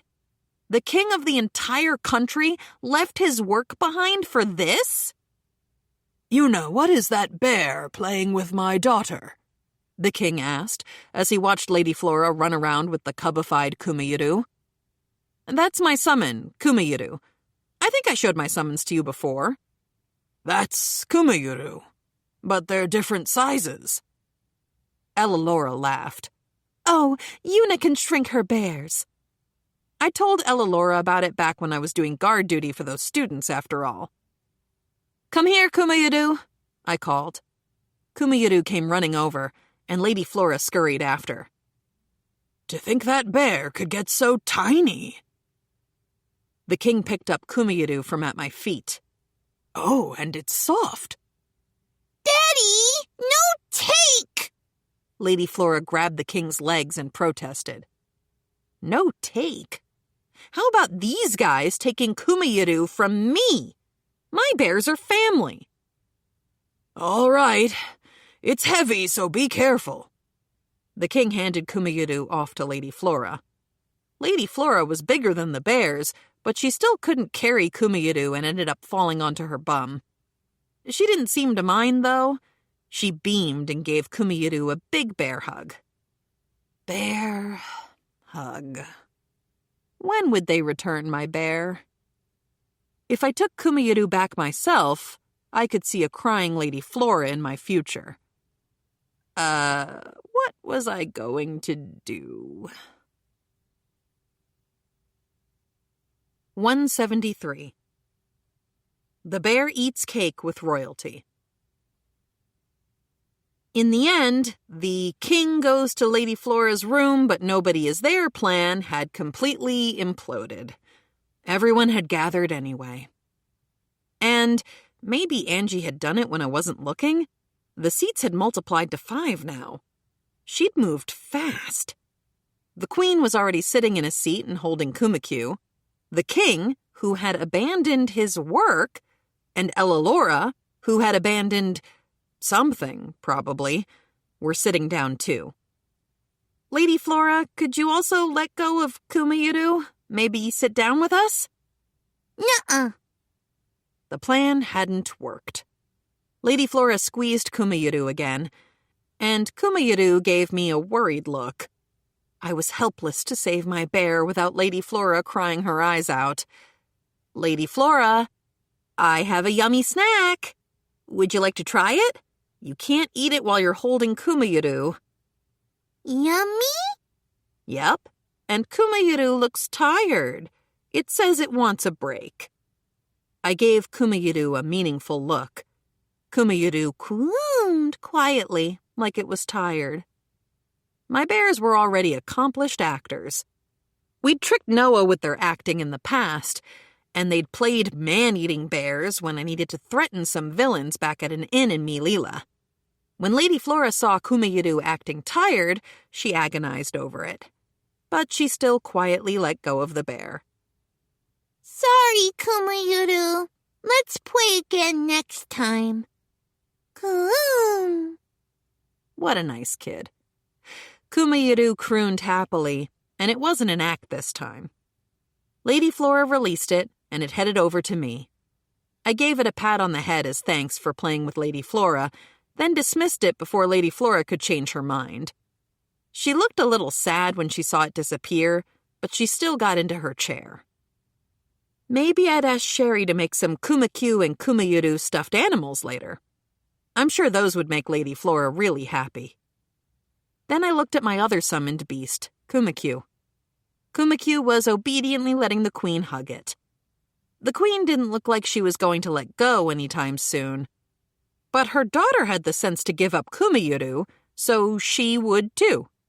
Or she better, anyway. She didn't respond to my silent appeals to her as she stroked Kuma-Q on her lap. Lady Flora watched jealously. At this rate, we'd end up playing Kuma-Q hot potato. For now, I put my plan to rescue Kuma-Q on the back burner and got the cake ready. I pulled a whole strawberry shortcake from my bear storage. It's strawberry! Lady Flora's eyes moved from Kuma-Q to the cake. Kuma-Q wasn't in my hands yet, but at least they weren't going to be fighting over it the whole time. What is this thing? It's kind of similar to the pancake you had earlier. Ah, yes, the pancake. That was delicious. I pulled several people's worth of plates and forks out of my bear storage and cut up the cake. When I started getting the cake ready, Angie started prepping the tea across from me. There are strawberries inside of it, too, I said. What? I love strawberries! It does look quite good. The cakes were passed around to everyone, and Angie finished pouring us tea, and milk for Lady Flora. It's okay if I eat it, Bear? Lady Flora held her fork at the ready, waiting patiently. Was it the king who taught her manners like this? Or maybe the queen? I thought it over for a sec and realized that, of course, it had to be Angie. Yeah, I said, it's fine by me.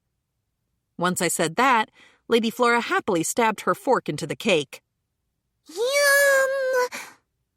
Already her face was a bit of a strawberry shortcake mess. Everyone else dug right in then. It really is delicious, isn't it? Yes, but it's a little too heavy on the sugar. You think so? I think it's just perfect. I abstained from the cake and just drank Angie's tea. It was just as good as the tea I'd had at Cliff's. This was the tea of royals, so it had to be top class. I'd only just realized it then, but all the drinks they'd prepped for me at the castle had probably been first-rate too. It'd be a waste not to savor them. Did you make this pastry, Yuna? Asked Ella Laura. Pretty much. I think this every time, said the king, digging into his cake. But you're a bear of so many mysteries. You make these delicious treats, summon bears as beasts, even dress yourself as a bear. And yet you really don't seem like the sort of adventurer who can defeat such powerful monsters. Probably because I'd come from another world by the actions of a god and had been handed ultra-powerful bear equipment and bear skills. Just maybe it was that. Oh, I know, said Ella Laura. It seems that we're really in your debt for what you did at the mines. I'd like to thank you. How did she always know this stuff? It was a job, and she'd half forced me to go. You still don't look like a powerful adventurer after all this time. What do you think of having a bout against the knights and mages next time you're here? Respectfully, I would have to turn the opportunity down. Why would I want to do that? There weren't any benefits to me fighting in contests. If I didn't make sure I won the right way, there was a chance that knights or mages I'd crushed in the fight would resent me. There's nothing more terrifying than jealousy and resentment. I didn't need that in my life. I see. What a pity. Are you strong, Bear? Asked Lady Flora, face covered ridiculously in whipped cream. Your father is stronger than me, Lady Flora. Political power, wealth, and personal connections. Those were kinds of strength, too. Daddy, you're strong! Cried Lady Flora. Angie wiped the cream from her cheek. Look here, the king stammered, exasperated. I pretended not to see it. which brought out a laugh from everyone. The cake seemed to be a hit, since Lady Flora's frown over losing Kuma had been turned upside down. Which brought me back to my next project, saving Kuma. It was still being held hostage in the Queen's lap. There had to be an opening, there just had to.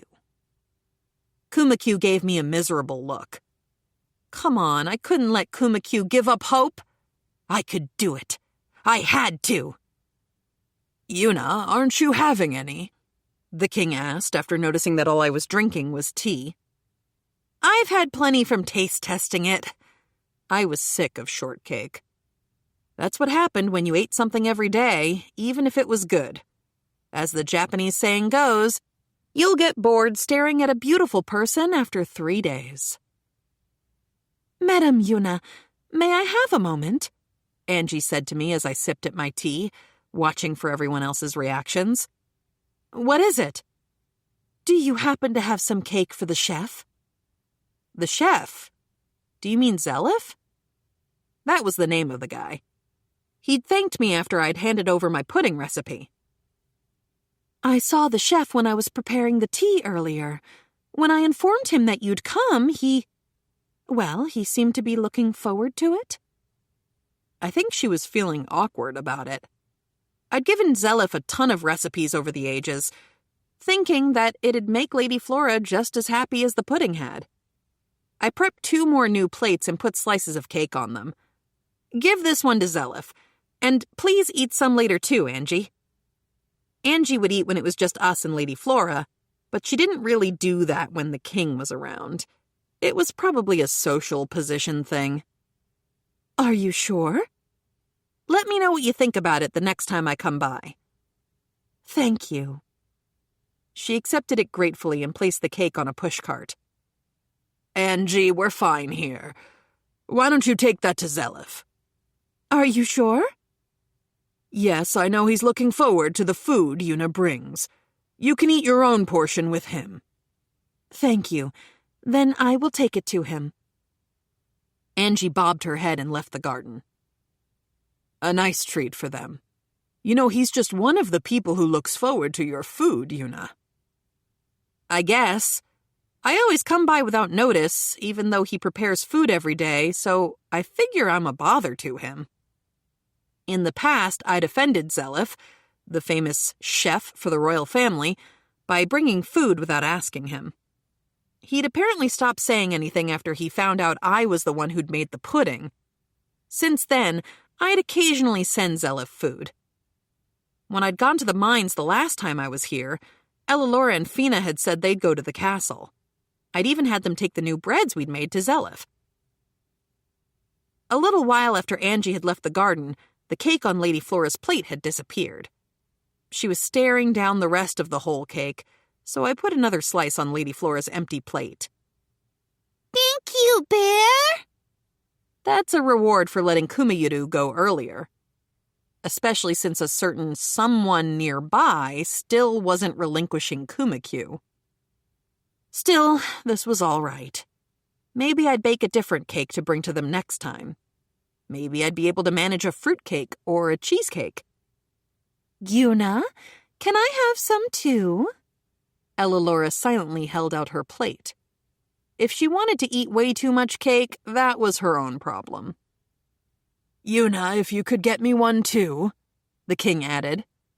I'd like one as well, said the queen.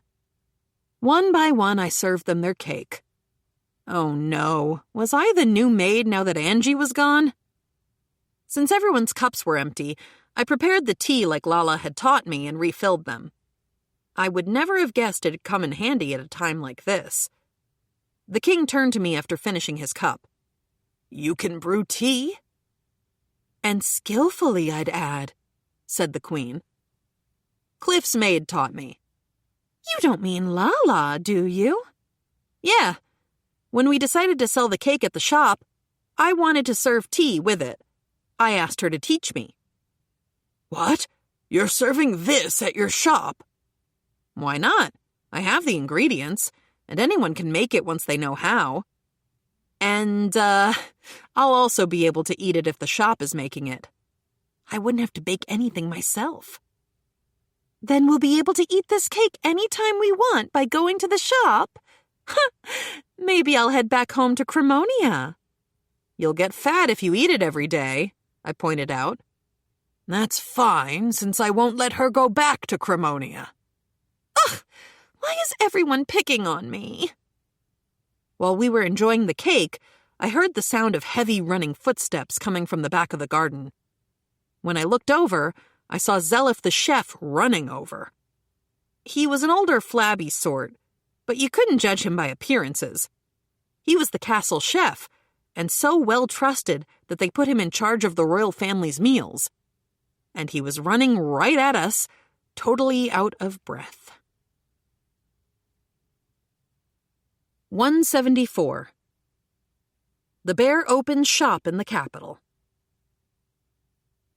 He was a pretty slow runner, but Chef Zelif was panting as he ran into the garden. Angie walked behind him. For whatever reason, they were moving at the same speed. I'd never seen that happen before. Couldn't he just walk then? "What's wrong, Zelif?" the king asked him. "My king, and my queen as well. You two are both here." "Well, yes," said the king. "I'm taking a breather from my work." He sure took a lot of breathers, huh? A lot of breathers. I guess if you're a king, nobody can tell you off. A lot of kings have this prime minister type person who stands to the king's side and scolds him, ending up with stomach aches from the stress, popping antacids, that sort of thing. The king really needed one of these guys here, huh? "What happened, my good cook? I've never seen you run before." Run was generous. He'd been going the same speed as Angie's leisurely stroll. Angie, meanwhile, had gone over to the Queen and Lady Flora to take care of things there. "I'm ashamed of this, embarrassing display," the cook said between gasps. "I was just so intrigued by the cake I received from Master Yuna earlier that I began sprinting in a manner unbecoming for my age." He paused and scratched his head awkwardly. Unbecoming for his age? But he looked like he was in his mid-30s to me. Not that I associated running with any particular age. Actually, it was my personal opinion that some exercise would do him good. Get that stomach of his into shape. Zelif looked at me without an inkling that I'd been making fun of him in my head. "Master Yuna, it has been far too long." "Sorry, Zelif. I know I always come in and throw a wrench into things when you're getting the royal family's lunch ready." "That, indeed, may have been my opinion when we met, but now I, too, am among those who look forward to your meals. As a chef, it thrills me to my bones to experience your meals, Master Yuna. You reveal an infinite number of gastronomical possibilities." Wow, that seemed pretty dramatic. But I guess everything's a little dramatic when you're in another world. "Master Yuna, if I may ask, what is the white substance that was overlaid atop the pancake?" Zelif rushed right up in front of my face and started to grill me.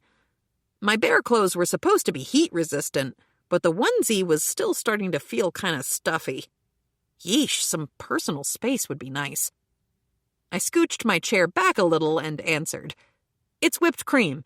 You take this stuff called fresh cream and whip it till it gets bubbles. All I did was layer that under a pancake with some strawberries." How many times had I repeated that now? Well, it was the best explanation I had, so it wasn't like I could give them a different answer. "Fresh cream, you say? I had not a clue such a thing existed." I still have some. Would you like to try it? There wasn't any cake left on the table, but I had tons of whole cakes in bear storage. "If you have more, I would gladly eat it. However, I came here for an entirely different reason," he said awkwardly. "What is it?" Would it be possible for you to teach me how to make one? Of course, I would never reveal the great secret. You must have ground yourself to the bone as a chef in order to uncover such a unique culinary masterpiece. As a chef, it pains me to ask for a recipe, and I realize that such a thing is not something you are wont to reveal to just anyone. However...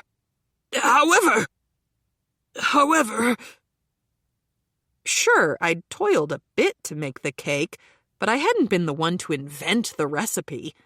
All I'd done was remember how to make it. I'd known what to mix together, but not the ratios. That part gave me a little trouble. The king butted in. Zelif, I was certain you'd promise not to ask Yuna how to make anything. But as a chef, my very soul yearns to know how to create this cuisine. I cannot even fathom the manner in which it was produced. Yuna already taught you how to make pudding and pizza. Zelif's head drooped and his voice dwindled away.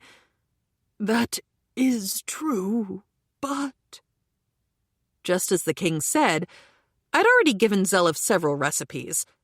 But Zelif ran a tight ship, so I hadn't heard about any of them leaking. I didn't see why I couldn't share a recipe or two on a personal basis. It's not a big deal. Are you sure? Zelif practically jumped for joy. Yuna, are you really sure? Every time this happens, I can't help but worry. Aren't recipes precious to chefs, regardless of whether someone promises to be secretive about them? I suppose recipes really might be precious to chefs no matter what world you were in. Maybe some people valued them even more than their lives, probably even more if they were secret flavors passed over the generations. But this particular recipe was all over cookbooks, on TV, on the internet. It was everywhere in my homeworld, and I couldn't pretend that I'd come up with it. Plus, I was no chef, and it wasn't like I was planning on making a living being one in this world. Recipes weren't really important to me. The only thing I did worry about was whether teaching another person the recipe could hurt my shop in Cremonia.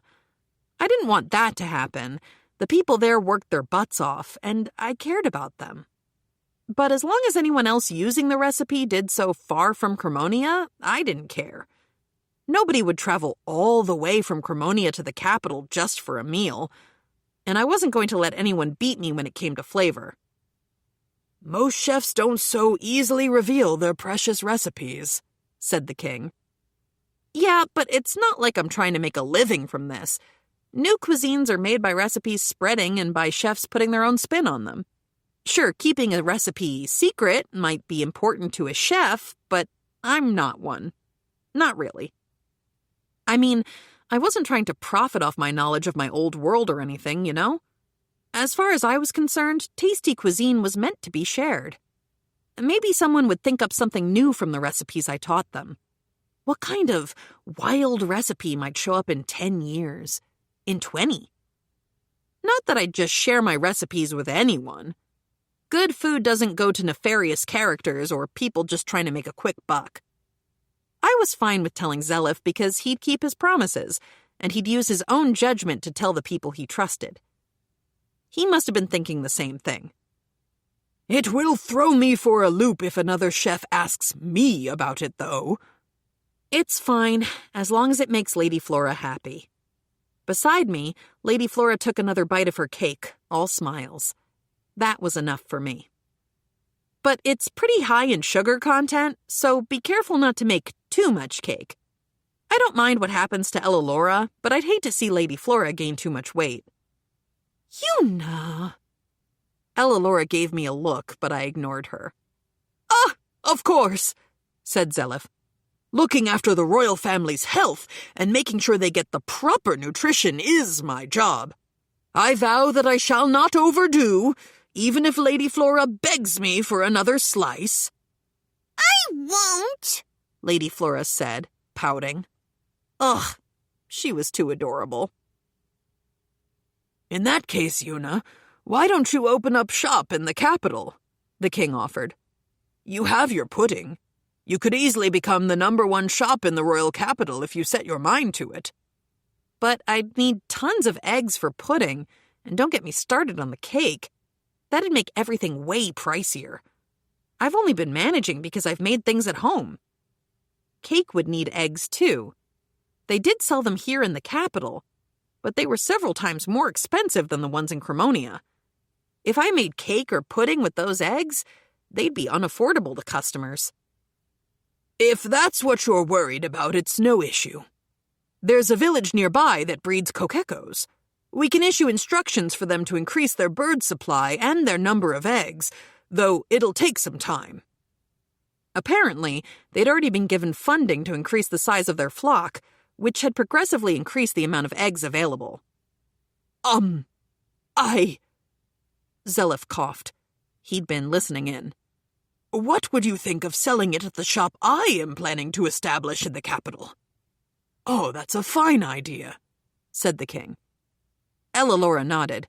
You're right. That might be the best way to do it. They went on to explain that they'd been planning to establish a shop to train the chefs working at the castle. They were hoping to sell pudding at that shop with my permission. I think, said the king, that we could sell this cake at the shop alongside the pudding. What do you say? If you were to set up your own shop, you wouldn't have the same protection as you might if it were under the royal family's management. We would manage the recipes carefully as well. Yes, Master Yuna, I shall hand-select chefs that I can trust, Zelif added. And, with your consent, I'd like to sell the shortcake at a restaurant, too. Now that we'd gotten this far into the topic, it wasn't like I could say no anymore. I wouldn't have to deal with eggs, and they'd even pick out chefs for me. If I didn't have to manage the shop either, there wasn't really a reason for me to say no. Sure, why not? 175. The bear rescues Kuma. We decided to sell pudding and cake at the shop at the capital, so I was going to teach Zelif how to make the cake.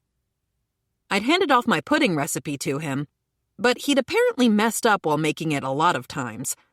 It wasn't like my directions had pictures with them like Japan's cookbooks, so some things hadn't been clear. This time, I was going to demonstrate the process right to his face. Okay, I'm going to start making it now.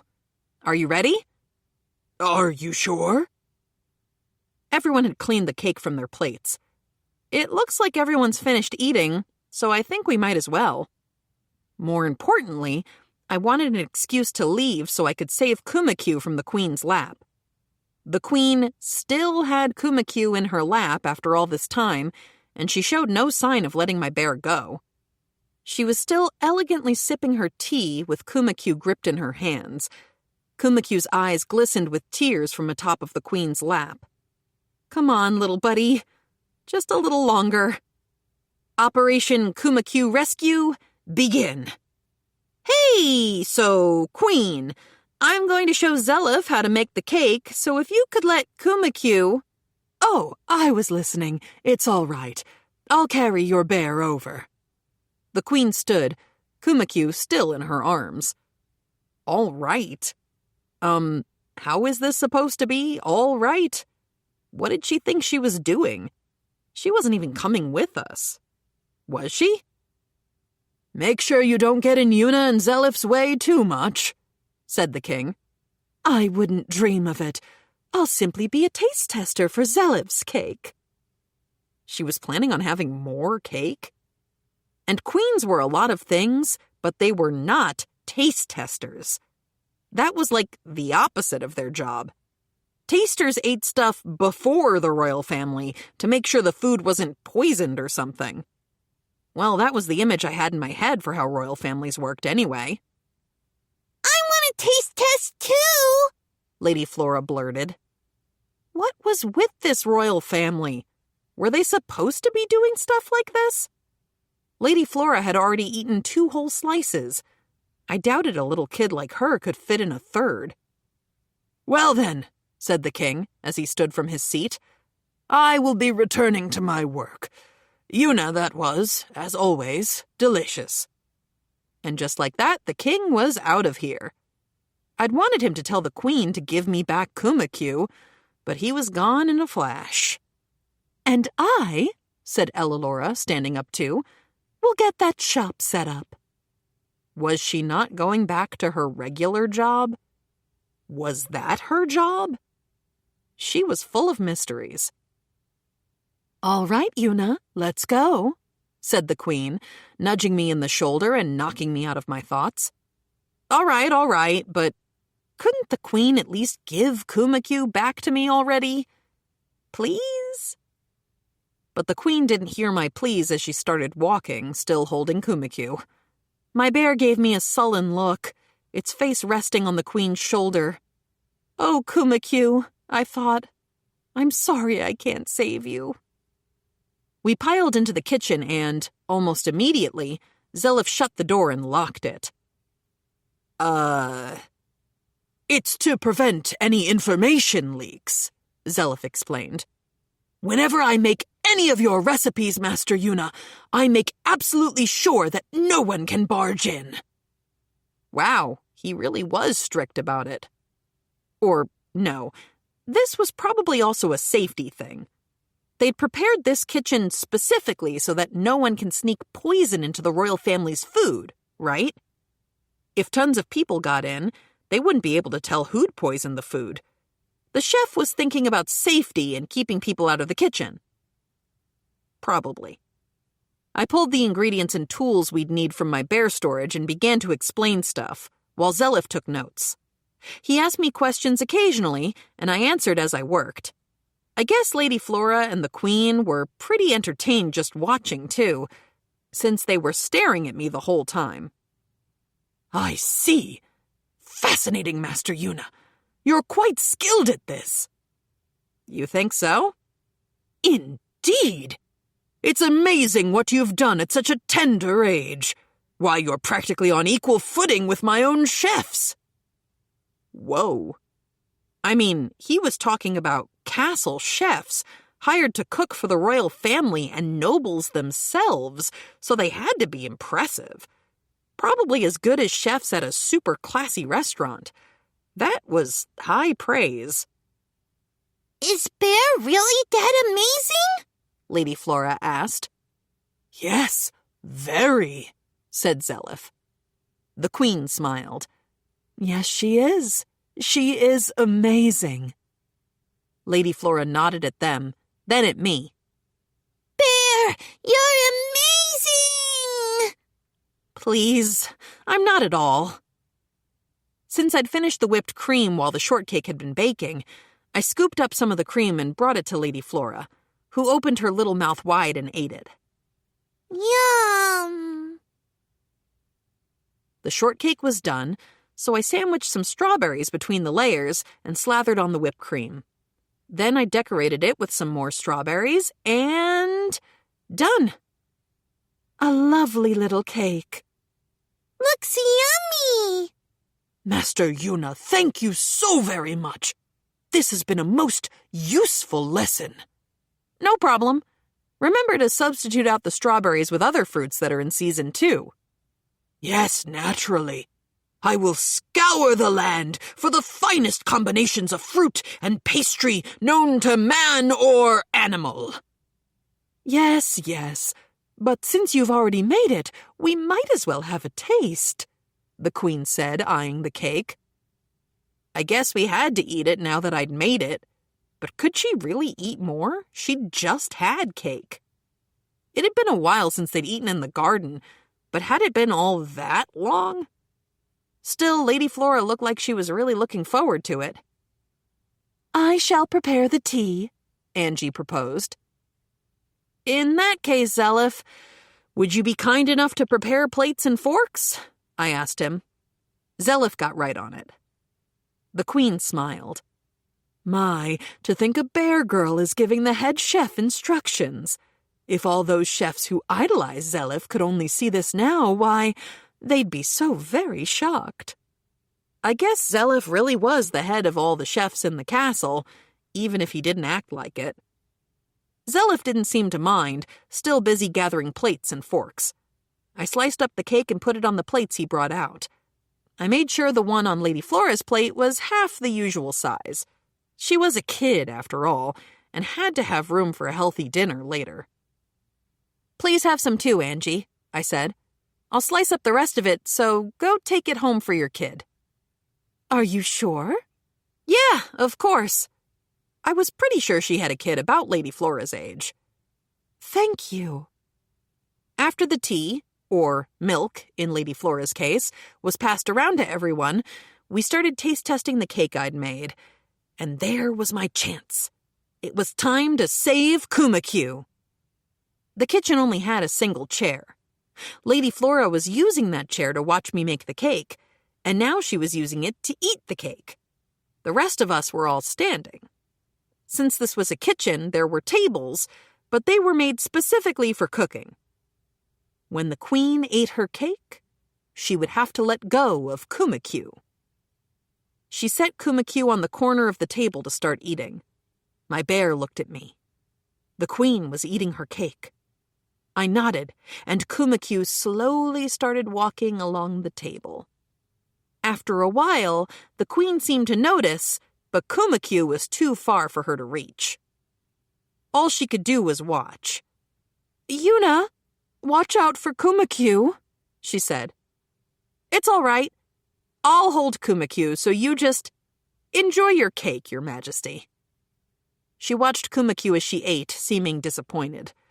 But there was no way I was handing my bear back, no matter how sad she looked. Kuma, meanwhile, was thrilled to be in my arms. Mission accomplished. We finished the taste testing. I answered some questions for Zelif, and that was it for the day. The Queen had been staring at Kuma the whole time. She really seemed to have taken a liking to my bear. Yeah, they were pretty soft and cute. Maybe the Queen needed a stuffed animal. For Kuma-Q's safety. After heading back to Cremonia via Bear Transport Gate, I had dinner and turned in early. Kuma-Yuru had played with Lady Flora. Kuma-Q had humored the Queen. Maybe they'd have a better night's sleep inside my bear gloves, but they always seemed so happy to be summoned when I called them for bedtime cuddles.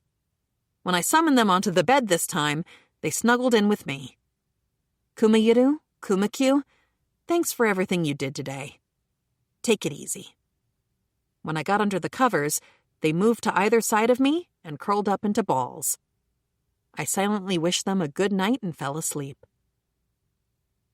I never thought that I'd regret agreeing to that shop. If only I'd visited it, at least once, and seen it. I never would have let them make that monstrosity. Extra Story. The Netting Chronicles. Part 1. My name is Netting. I turned 15 a few days ago. I made a pact with my Auntie Maureen that I'd work at her place in the capital when I turned 15. When I found out that Uncle died, I was so sad, but according to my dad, Auntie Maureen was still running the bakery. A promise was a promise, so I'd come to the capital hoping to help out, even if only a little. Except, the bakery was closed. No matter how much I called inside, I didn't see any sign of anyone coming out. I asked people walking by what happened. I asked the neighbors. I asked everybody I could. They said that some frightening men had barged into the bakery. They'd trashed the place and had been violent with Auntie Maureen and Karin. On top of all that, a giant man as big as a bear had apparently led the men away. Some people had seen Auntie Maureen and Karin after that, but they'd never reopened, and the two of them had disappeared. Were they safe? Were they even alive? What happened to them? I sat down and hugged my knees in front of the bakery. My vision seemed to darken. What could I do? Home was far away from the capital, so I couldn't contact my parents immediately. Not that anyone was home. I'd lost my mom when I was young. There was Dad, but he worked all over the place as an architect in all kinds of different towns. I probably couldn't get a hold of him right away. I had no idea what to do anymore. While I was hugging my knees in front of the shop, someone called out to me. "What are you doing sitting in a place like this?" I lifted my face and saw an adorable girl in a bear outfit. She looked like she was about 10? That gave me a shock. I'd been to the Capitol many times before, but no one had ever dressed like that. The bear girl started talking to me. If you're trying to get in, the bakery closed down. I'd already found that out from the people nearby, and I already knew that Auntie Maureen and Claudine had gone missing. Where did you go, Auntie Maureen? If you're safe, let me know. They had to be alive, right? Do you know Maureen? Wait, did she know Auntie Maureen? When I asked her that, the girl told me that they'd gone to a town called Cremonia. On top of that, they'd opened up a shop there. It was such a relief to hear that. Auntie Maureen and Claudine were alive. I felt a weight lift from my shoulders. But where was this Cremonia place? Even if I headed out there, I had no idea whether I'd have enough to pay the carriage fare. I checked my purse. It didn't have much in it. I'd expected to lean on Auntie Maureen a little, after all. I'll need to find work somewhere to save up. I'd need to find a cheap inn, too. I'd finally been able to figure out where Auntie Maureen had gone, but it didn't seem like I'd be able to join her for a while. Maybe it'd be best if I went home. No matter what I did, it was going to cost money. You can use this. There I was, agonizing over what to do, and the bear girl thrust her bare hand out at me to give me enough money to get to Cremonia. It wasn't a small sum either. With that money, I'd be able to reunite with Auntie Maureen. But I couldn't just accept money from a complete stranger, could I? But, I can't accept money from a girl I never even met.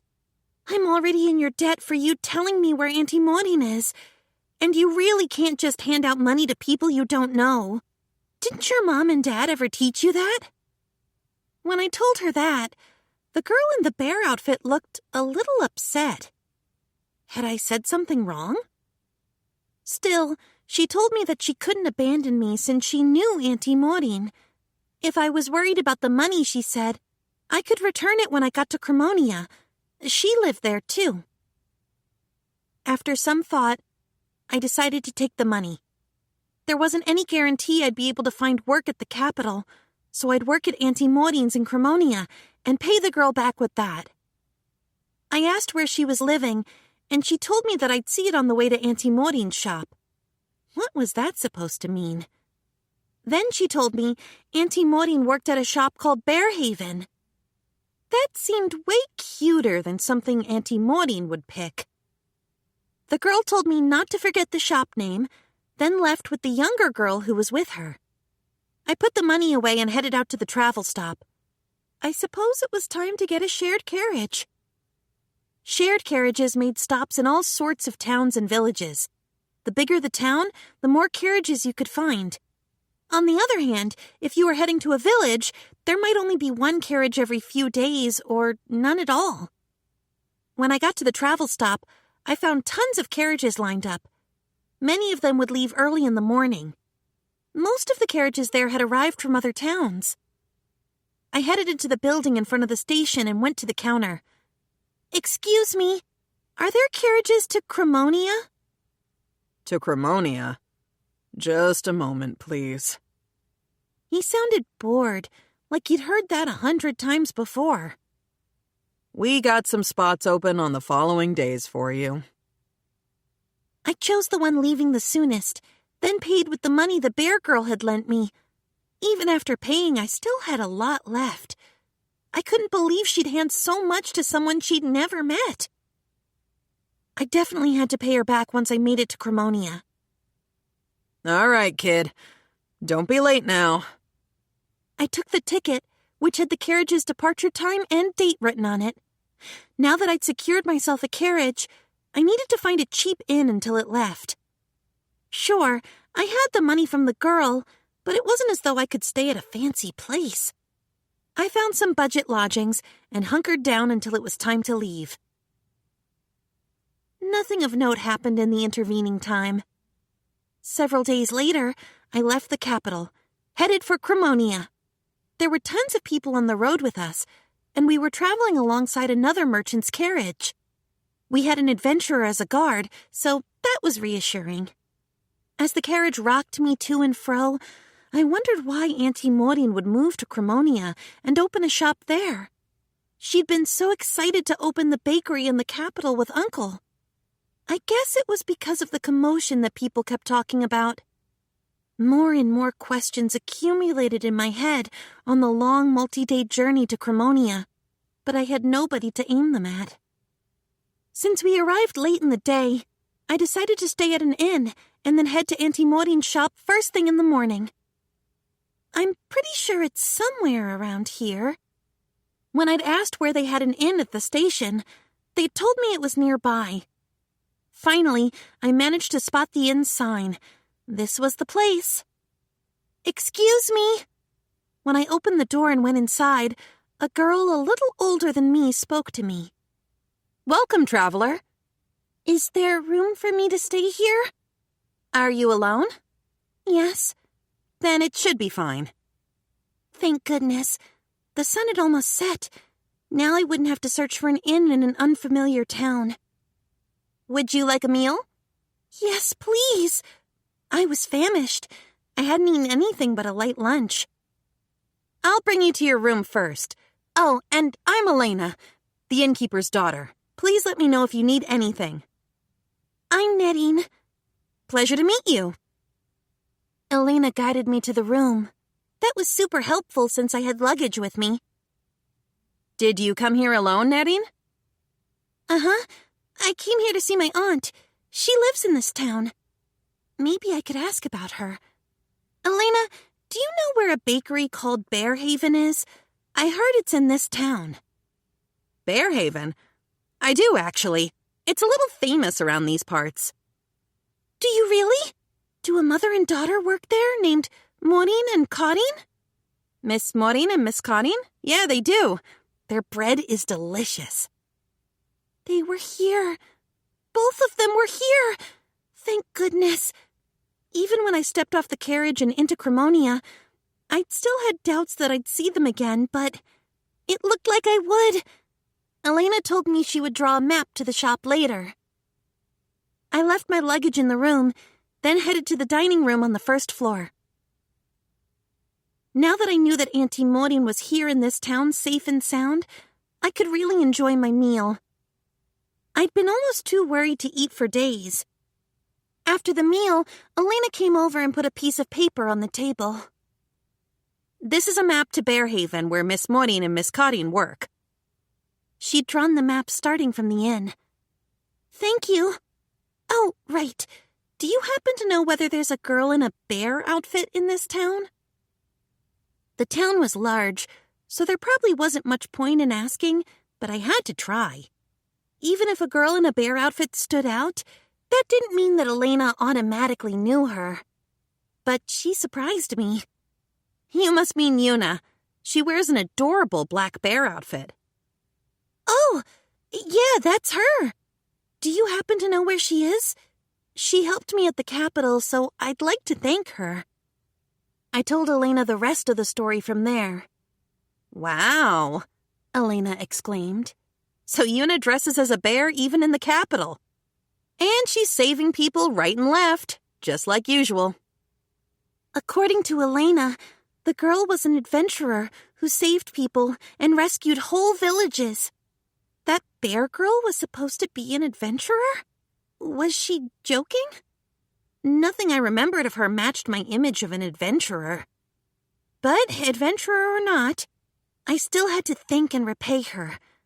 She told me that I'd come across her house on the way to the shop, but I wanted to make sure. I think you'll figure it out when you go. Yuna's house is very obvious, Elena said and smiled. She'd marked the map with a drawing of a bear. You might be in for a shock when you see her house, she added, implying something. Anyway, I thanked her and took the map. I guess finding out that the two of them were in this town had put my mind at ease. When I got back to my room, the trip from the capital caught up to me.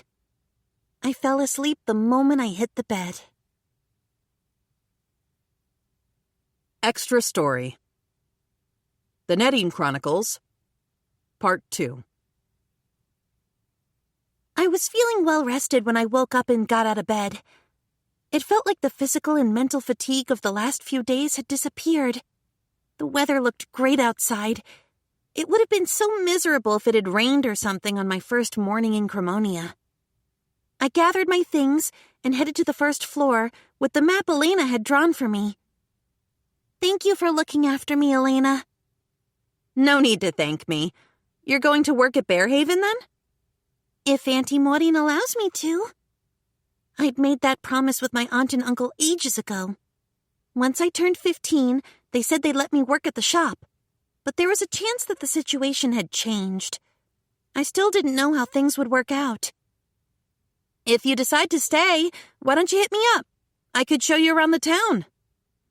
Oh, I'd love that, I said, smiling brightly.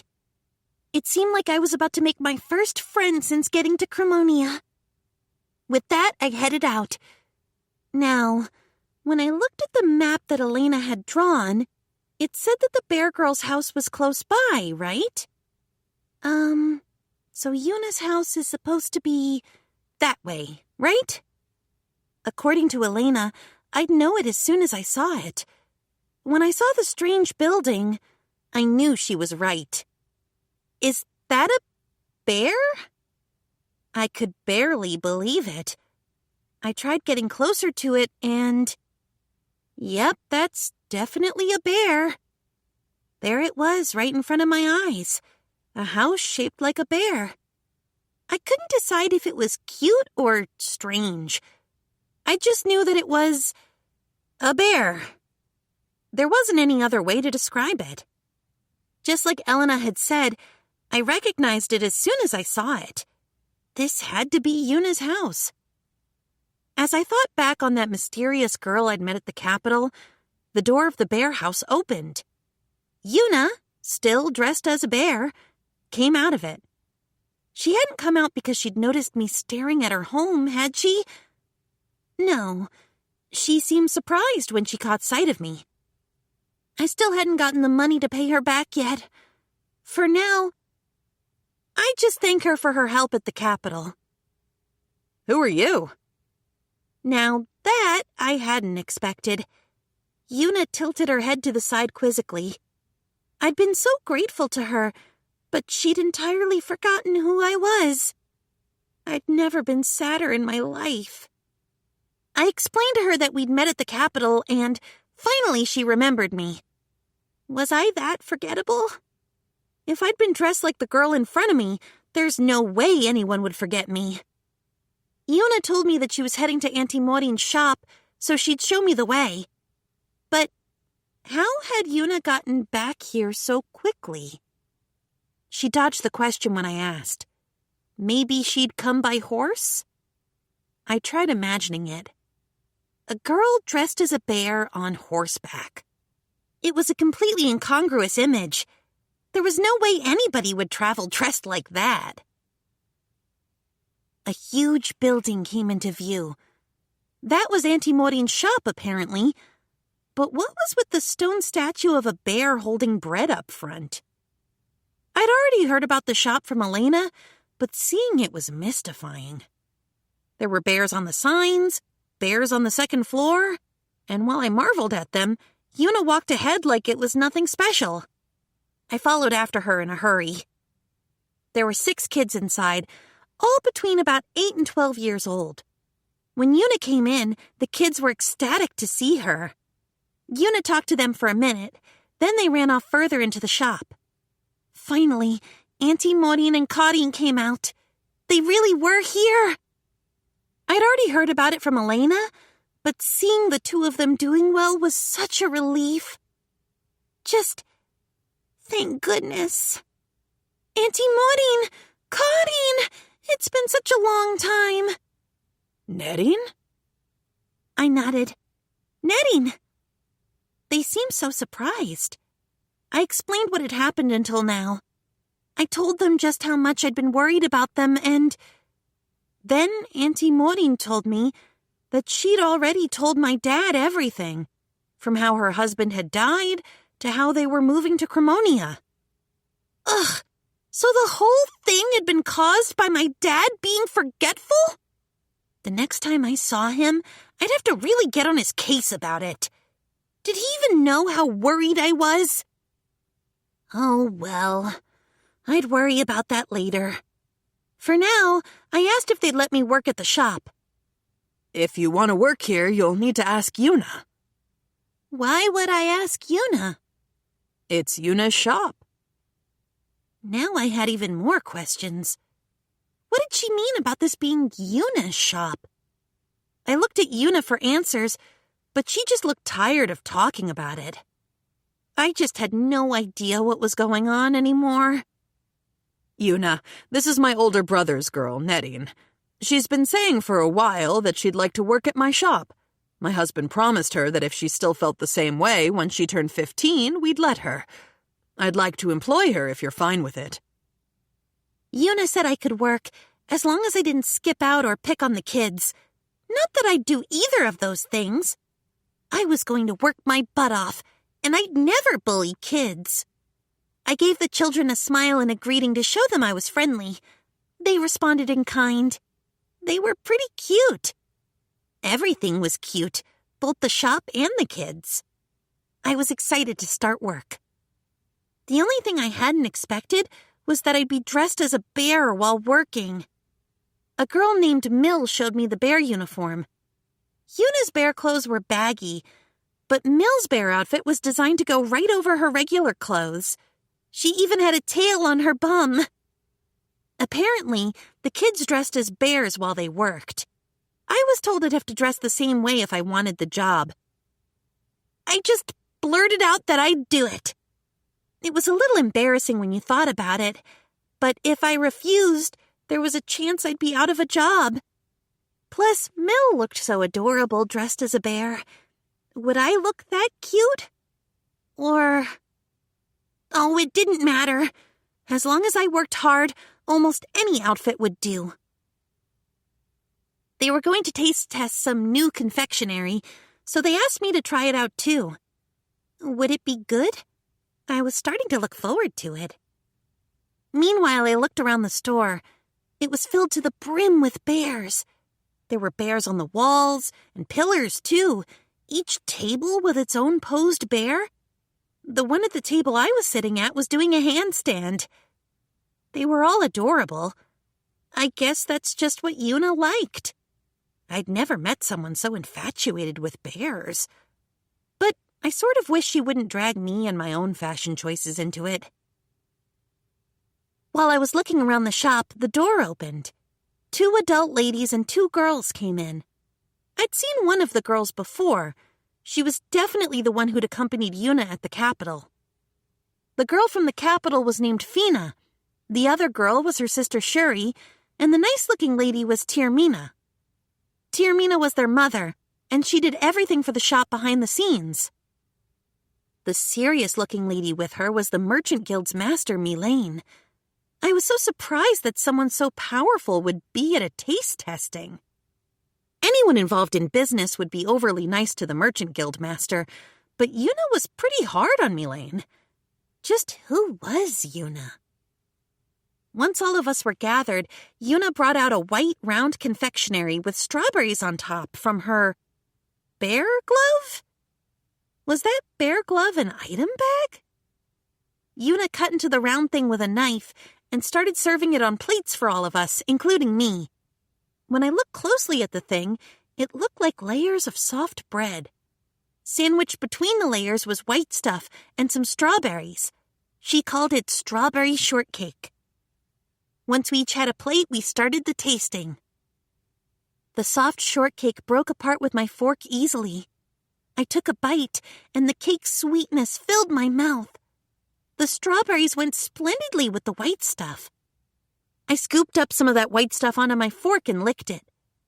the moment it touched my tongue, it melted. The sweetness spread throughout my mouth. I couldn't stop eating. All of us just kept saying just how delicious it was. Had Yuna, this girl in a bear outfit, really made something this delicious? I couldn't stop looking at her now. Really, just who was Yuna? Elena from the inn had said that Yuna was an adventurer, but for a girl this cute, that just couldn't be, right? She had to be joking. Had she really been pulling a prank on me? Elena didn't seem like that type of person. The mystery surrounding Yuna just kept multiplying. We kept going with the tasting, and they started talking about how the strawberry shortcake was going to be sold at the shop. I agreed. They simply had to sell it. I'd never had a confectionery as delicious as this before. Maybe the upper-class families and aristocracy had eaten this before, but a commoner like me? Never. If it started selling here, normal people like me could have it too. Auntie Maureen and Yuna went back and forth about details, considering all kinds of things. Auntie Maureen didn't know whether they had time to make it or enough people. In the end, Auntie Maureen and Cotting concluded that there wasn't enough time to bake the cake every day. But I couldn't allow it. I took a small, deep breath, then spoke up. Please let me bake the cake. After a lot more talk and way more details, it was decided that I'd be making the cakes. I was thrilled by that, but could I really do it? There was no going back after blurting that out, though. If Auntie Maureen and Cotting couldn't do it, then I'd have to take up the mantle of cake. Later that evening on that day, Auntie Maureen and Cotting told me all about what had happened to them until now. When Uncle had passed away, they'd fallen prey to a terrible merchant, been attacked by ruffians, and almost had their bakery taken from them. But Yuna had appeared and saved them. Then she'd invited them to open up a bakery in Cremonia, gotten them a location, the building we all worked in, and all the things they'd needed for a shop. Just imagining how much all of that cost sent shivers down my spine. Is Yuna from a rich family? I asked. She claims herself that she's just an adventurer, but I don't know any other details. I'm not one to ask, and you shouldn't either. People have things they can't talk about, Nadine. But I really, really wanted to ask her about it. The mystery surrounding her just kept mounting, even if Elena and now Cotting had both told me that Yuna was an adventurer. I know she doesn't look like one, but she really is a powerful adventurer, Cotting had said. She beat up these huge men when she saved us, too. I doubted that both Elena and Cotting would lie, but I just couldn't even imagine Yuna fighting. Yuna is incredibly kind, they told me. I already knew that. She talked to me in the capital when I was in trouble and had lent me so much money. The kids seemed to really adore her, too. That's because she rescued them, they told me. She'd saved all the kids at the orphanage. Tons of people would turn a blind eye to something like that. Some might offer a helping hand, but most wealthy people stopped short at offering money and food. Yuna, on the other hand, had given the kids work that let them survive by themselves. She hadn't forced them to work either. She even gives them breaks. She's so kind, and she really does think of what's in the kids' best interests. She said she's having the kids work at the shop so that when they grow up, they'll have a job. I've even taught the kids how to bake bread. The thought of the recipe your uncle and I thought up, along with some of Yuna's creations, spreading around, just makes me so happy. Auntie Maureen really did seem happy, yeah. But seriously, just who was Yuna? The mysteries were almost tripping over each other. We practiced making the cake the next day. The kids would help Auntie Maureen in the morning, and I'd help with the customers when the shop opened. We're fine here, Nadine, so you can go practice baking with Yuna, Cotting said while I was cleaning shop. I accepted Cotting's proposal and went to practice. Hopefully, I could get a little better or faster through repetition. Even if I made a spectacularly tasty cake, it wouldn't matter if I was too slow. Developing my technique and speed was just another reason to practice. I knew that because I'd helped out at Auntie Maureen's bakery in the capital. Trying to make anything would cost money because of ingredient and labor expenses. If I took hours making a single cake, she couldn't pay my wages. Yuna told me to practice and that I could use tons of eggs. At first, I'd been nervous about using them, but then I found out that the kids went through 100 eggs a day just for pudding. When I saw them doing that, I relaxed. Whenever the kids had spare time, they'd make pudding. At first, I was like, what is pudding? But then I found out it was this delicious treat. Amazingly enough, Yuna had made that too. I was shocked when I saw the kids kneading the dough for bread and making pudding like they knew exactly what they were doing. I couldn't let a bunch of kids outdo me. Wow, this shop was a strange place. While I was practicing, Yuna suddenly told us that we'd serve tea at the shop too. I suppose tea would go well with cake, considering how sweet it was, but I couldn't have ever guessed that we'd go to the feudal lord's very own estate in order to learn how to serve it. It was the most nerve-wracking experience in my entire life. I only learned later, but the lord was Yuna's acquaintance. He and his daughter would stop by the shop to buy bread and eat. What was even going on with this place? The feudal lord himself was visiting the shop? I'd never heard of such a thing. And Fina was friends with the lord's daughter? I couldn't wrap my mind around it anymore. The day finally came, and it was time to put out the cakes I'd made in the shop. I was so nervous the night before, I could hardly sleep. What if they didn't sell? What if people said they tasted terrible? So many things swirled in the back of my mind. I'd never thought I'd be so sensitive about this stuff. I pulled the covers over me and closed my eyes. I just wanted to sleep. The sunlight streaming in from the window woke me up. I guess I had fallen asleep at some point. I changed immediately and headed to the kitchen. I had my normal meal for breakfast, which was bread baked by Auntie Maureen and Corinne. From there, I started making cakes with help from the kids. I made the shortcakes and spread whipped cream on them. Then I used this tool that squeezes out the whipped cream to make the decorations. This was the hardest part. If all of it wasn't even, it wouldn't look nice. Nervous as I was, I still decorated the cake with whipped cream. Phew! Cleanly, too, somehow. After that, I decorated the cake evenly with strawberries and cut it into slices. I needed to slice the cake evenly, too, or we'd get customer complaints. With a few more clean cuts, the cake was done. Now I just had to do it again. The cakes I'd made lined the shelves in the shop. I was nervous. What if no one bought any? What if everyone bought them and said they didn't taste good? I was a ball of nerves. I hadn't messed up somewhere, had I? I hadn't mixed up the salt for the sugar. Had I? The door to the shop opened. Our normal customers came to buy bread as usual. And then there was someone who ordered the cake. It was an easygoing woman in her mid-20s. She was my first customer. She ordered the tea along with it, so I prepared that just like Lala had taught me.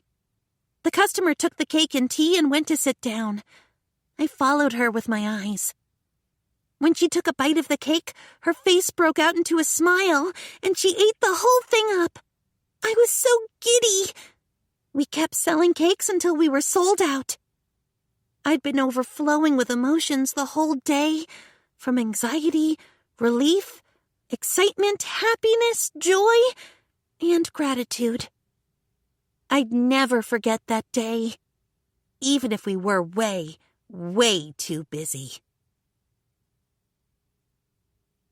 Extra story. The rookie adventurers mature. Horn, stop the wolf coming from the right. Brute and I will take the vanguard. Latte, use your bow if you get the chance. I gave everyone directions while I attacked the wolf in front of me. When I kept all the stuff Miss Yuna had taught me in mind, I started noticing all kinds of things. While I practiced looking at the entire enemy, I started to notice things around me, rather than just the enemy right in front of me.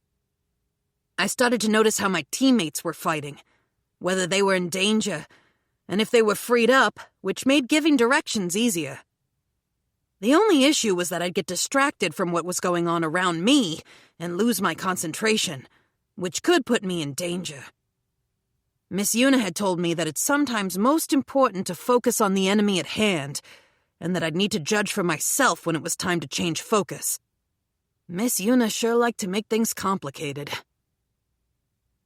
Still, we wouldn't get flustered anymore when multiple wolves or goblins showed up. Brandow had taught Latte about the bow, Brute had learned how to fight from Gil, and Horn's magic had gotten better thanks to Miss Yuna. I'd gotten stronger too from Miss Yuna and Gil teaching me. Not that we hadn't learned from other adventurers too. I was definitely stronger compared to when I'd come to Cremonia. Since my parents were probably worried about me, it was probably time to visit the village. When we came to give our report, Miss Helen seemed pleased with us. Your group really has gotten stronger, Shin. I was worried about you when you first got here, but you've really improved in these last few months. It kind of felt like she was praising us. Brought my spirits up, you know?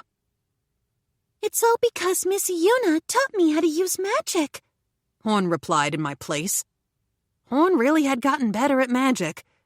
Thanks to Miss Yuna's instruction, her once wimpy spells could take down a wolf single-handedly. A while ago, Horn had even considered getting a bear outfit, but I don't think that would have helped quite so much. Huh! It seems you've taken quite the liking to Miss Yuna, Horn, haven't you? Horn looked mighty pleased at that. She really did love Miss Yuna.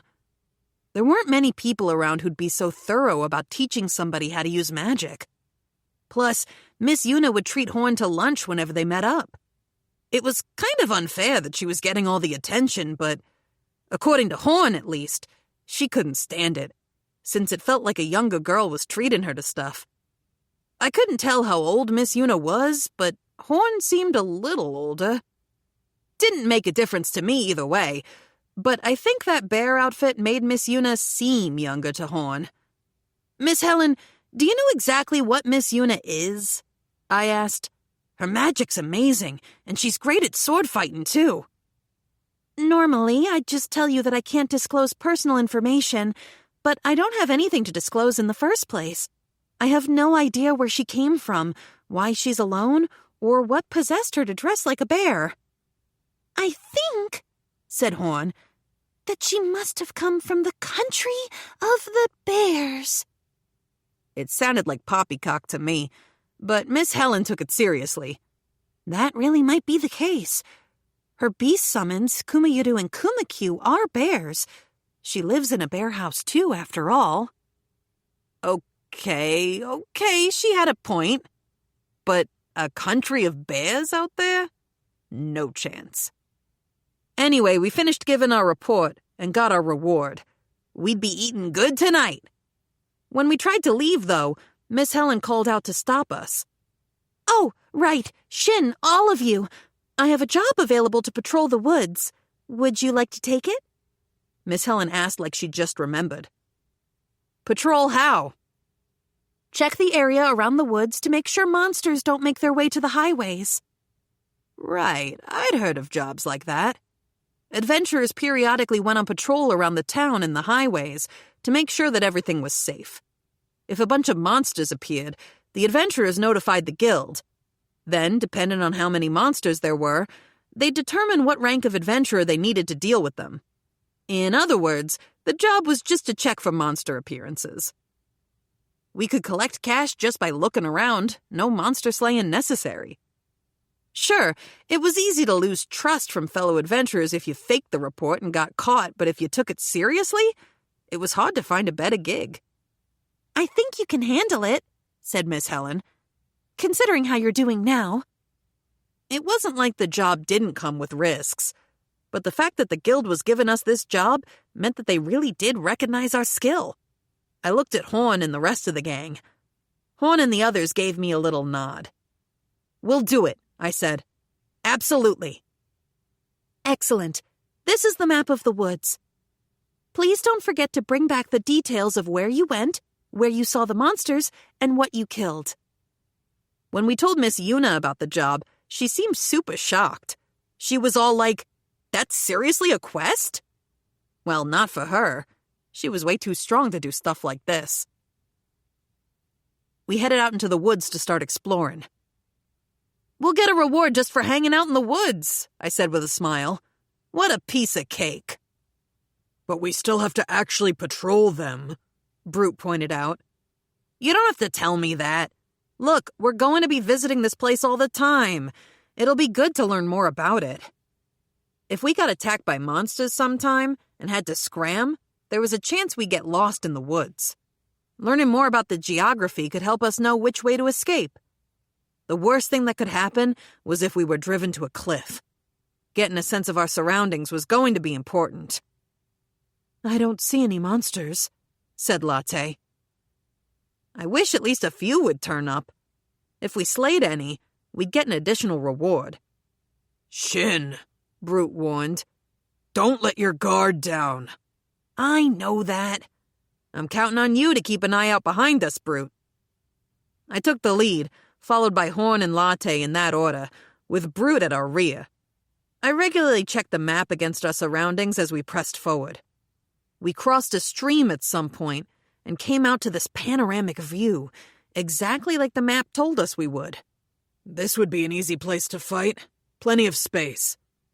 Yeah, we were taking a risk walking around the mountainous terrain earlier since we didn't have a way to escape. We just crossed over a tall, craggy mountain earlier, which wasn't really conducive to hightailing it out of there. "Shin, look over there. It's a goblin." 3 of them, actually, with their backs to us. "Should we slay them?" "Yeah, if they get to the highway, that'll be a hazard. Let's take them out. If we didn't get them now, we'd leave any travelers in danger. No, we had to fight." We got rid of those 3 goblins, and it was no problem. The problem started when we looked around us and found way, way more goblins. There were 10. No, more than 20 of them. Too many goblins. "Let's scram!" We looked for an opening and started running, but the goblins growled and chased us relentlessly for killing some of their own. We ran back the way we came. Brute and I were doing fine. We'd been running as a part of our training, but Latte and Horn were having a hard time keeping up now. At this rate, we wouldn't get away from the monsters. What could we do? At this rate, we'd get too fatigued and they'd catch us. Over 20 goblins plus 4 equals bad. My brain went into high gear. Miss Yuna's voice came into my head. "If you wind up in a disadvantage during a fight, find a place that gives you the high ground. Even a little high ground is good." And another time. What was it?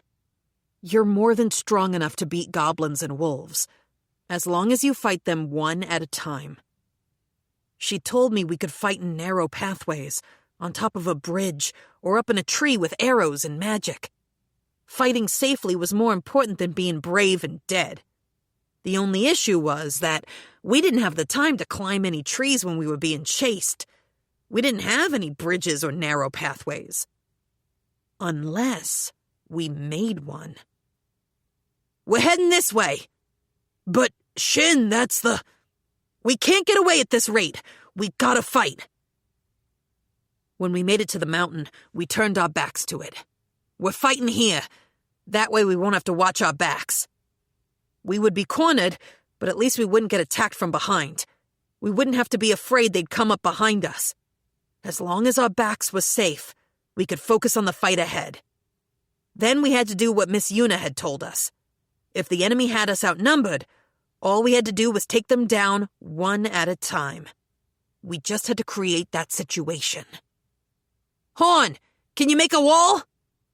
Horn hadn't only learned how to go on the offense from Miss Yuna. She'd learned how to make good use of earth magic, too. I can, but it'll fall apart right away with my magic. That's fine. Make a wall and guide the goblin's path. Horn made the wall and did what I asked. When the goblins saw us, they would head right over, instead of trying to break down the wall. Brute, you attack from the right. I'll take the left. Latte, you get them with arrows when you see an opening. Horn, you check your surroundings and maintain the wall. They all nodded. Somehow, it was over. After we killed about 15 of them, the other goblins ran off. Are we good? Looks like we're good. We collapsed onto the ground. I'm so impressed you even thought of that. I remembered what Miss Yuna told me. She said that if we didn't have any chance of escape and had to fight, we've got to flip the situation to our advantage as much as we can. Which is why you got us in a position with the mountain behind us and Horn's walls to the left and right. I saw Horn practicing those walls, so I knew that Horn had been mimicking Miss Yuna's wall-making technique, but I also knew they weren't good enough for pure defense. We were only safe because goblins aren't all that smart. We would have been in trouble if they broke down the walls. I was glad I'd listened to what Miss Yuna had taught me. After catching our breath, we left and took a break in a safer spot. Then we headed back to the town, gave Miss Helen our report, and were done with the quest. We hadn't been able to check the entire woods out, but we'd at least been able to report back that a goblin horde had probably formed. They were going to start another survey soon, looked like. We'd had a tough time with this quest, but once we got stronger, I wanted to be able to slay the more powerful monsters, just like Miss Yuna and Mr. Gill. Extra story. Noah works at the shop. While I was having lunch, Noah came into Bearhaven. She noticed me right away. Are you eating as well, Yuna? Do you mean you're about to join me? Yes, I came to eat here too. It's been so long. May I? Go for it. In that case, I'll order. Please wait for me. Noah ordered some bread and cake, then came back. The bread this shop sells is so delicious. I appreciate it, Noah. Thank you. Noah ate her bread as she looked around the shop. Wondering what she could have been looking at, I followed her line of sight. She was watching the kids on the job. Yuna? What is it? I would also like to wear the bear clothes, Noah said, sounding quite serious as she watched the kids in their bear jackets. Seriously? I mean, you're not joking? I am serious. Fina and Sherry get to wear them. I'd like to as well. Where did this come from? And what was I supposed to do about it? Even if you want to wear it, it's still the shop uniform. Then do I need to work at the shop? I can do that. Now please let me try on a jacket, won't you? Noah put her hands together and begged me. Seeing that, I couldn't just tell her no anymore. Mill, hey, sorry. I know you're busy, but Noah says she has to wear one of the bear jackets and work. I'd called over Mill to fulfill Noah's wish, and we were at the changing room. Fine by me, as long as it's just for a short time. Thank you. Mill seemed thrilled when I rested my hand on top of her head. Then I had Mill prepare a bear jacket. Lady Noir, I did wash this, but are you sure you want to wear my clothes? I don't mind. That'll do just fine. Really, I need it. Are you sure? Mill seemed kind of put off by Noah's enthusiasm, but Noah undressed and changed into the bear jacket Mill had prepared her. Do you have a mirror? She asked. We have one over there. They'd had a big mirror for a while to make sure they looked ready for work. Noah posed in front of it. I'm a bear. Grrr! Noah, said Mill. you're acting kinda scary. At last, I'm wearing the bear clothes, Noah declared. Since you're wearing those clothes, I said, we're going to put you to work. Yes, ma'am, of course. And you can't fool around in the shop either. If you complain, it's over. Got it? I swear on the bear that I wouldn't dream of it. What was that supposed to mean? Was she swearing on herself now? I decided to have Noah start with washing the dishes. Make sure you're doing it right. I've got it. Noah didn't seem unwilling at all as she started to wash the dishes. When Maureen saw that, she called me over, seeming worried. Una, are you sure you can put the Lord's own daughter to work washing dishes? That's what she wanted. Are you sure her father won't be upset later? If he gets mad, I'll take the blame. Should be fine. Based on Cliff's personality, it wasn't like he'd storm into the shop or anything. If he got mad at anyone, it'd probably be Noah. Noah didn't complain at all as she washed the built-up dishes. Una, I'm done. I want to bake the bread next. I made bear bread with Fina earlier. How about we save the baking for next time? Aw, but I've practiced. At that moment, Maureen called over the kids in the kitchen. If any of you are free, please peel some potatoes. Okay. One of the kids helping Maureen answered back, picked up a knife with her tiny hand, then started to smoothly peel a potato. She was pretty practiced at it. Good job there. Thanks, Miss Una. I practiced really hard. Noah immediately raised her hand. I want to do it too. Maureen blinked. Noah? I don't know, I said. It'd be dangerous. She has to use a knife and all. If I let a noble get hurt, we'd have a problem on our hands. I'll be okay. But man, she was completely gung-ho about it. Are you really sure? Yes. Where did all that self-confidence she had come from? Now it was making me anxious. Noah picked up the knife with her tiny hand and tried to peel a potato.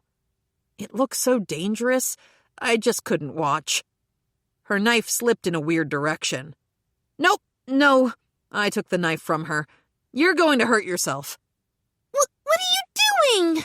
Noah, no knives for you. No sharp objects. I couldn't let her use any. It just looked too dangerous. This isn't your first time using a knife, is it? Pshaw. I've used knives, a couple of times. She mumbled that last part. I sighed. She was a girl from a high-class family. Guess that was just how things were. Fina and the orphans used knives all the time. Fina had learned the skill from butchering, and the orphans from cooking. Noah forlornly set the potato on the table. I scratched my head and thought for a while. Noah, do it this way. Now watch carefully, okay? I'm not sure you'll really need to know how to do this since you're an aristocrat, but... That's not true at all. Please teach me. I picked up the potato and knife, then slowly started showing her the proper way to peel it. It would have been nice to have a peeler, I'll admit, but the kids never needed them. Maybe it could make things go smoother, though. Noah peeled the potato clumsily, but exactly like I'd shown her. This is hard. It was probably my imagination, but even the bear on her hood looked kind of bummed out. After that, the three of us, me included, peeled the potatoes that Maureen had asked for. I couldn't peel that many, she groaned. Everyone starts out as a beginner. Even you, Una? Even me. Everybody.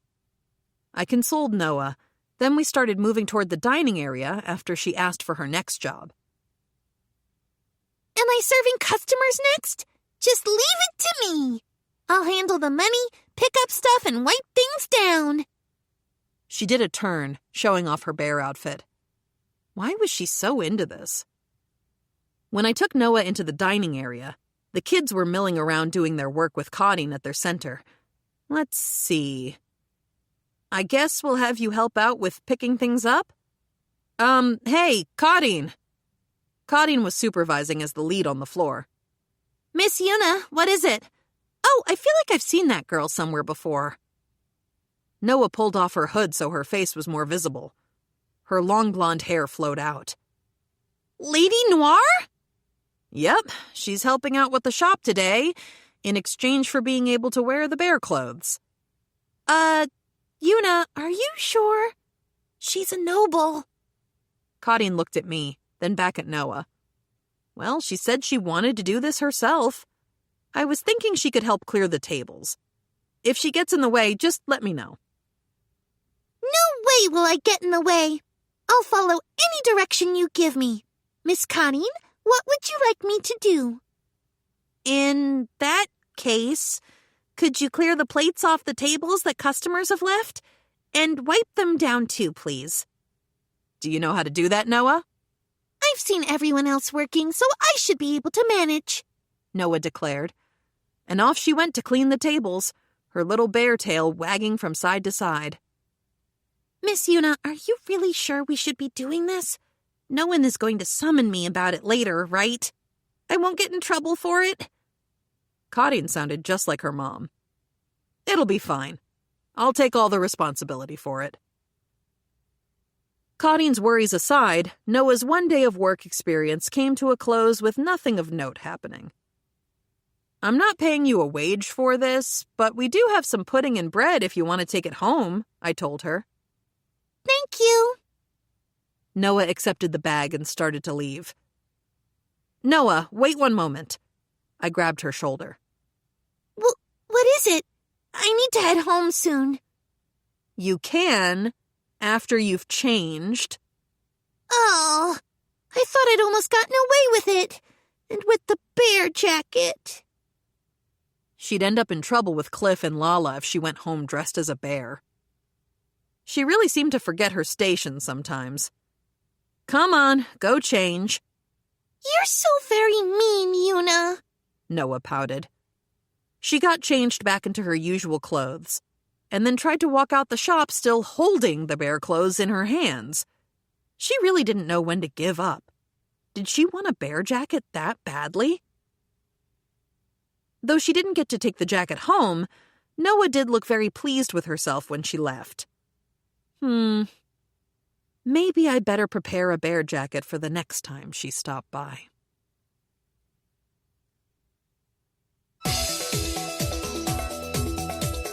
This is Marissa Lenti. This production of Kuma Kuma Kuma Bear, Novel 7, presented by 7 Seas Siren, was recorded at Out Loud Audio in Los Angeles. This program was produced by Custom Shop, a division of John Marshall Media. Executive producers, Jason DeAngelis, Adam Arnold, and Robin Lai. Kuma Kuma Kuma Bear, Volume 7. Copyright Kuma Anano, 2017. Originally published in Japan in 2017 by Shufuto Sekatsusha Co., Limited, Tokyo. English translation rights arranged with Shufuto Sekatsusha Co., Limited, Tokyo through Tohan Corporation, Tokyo. All rights reserved. Thank you for listening.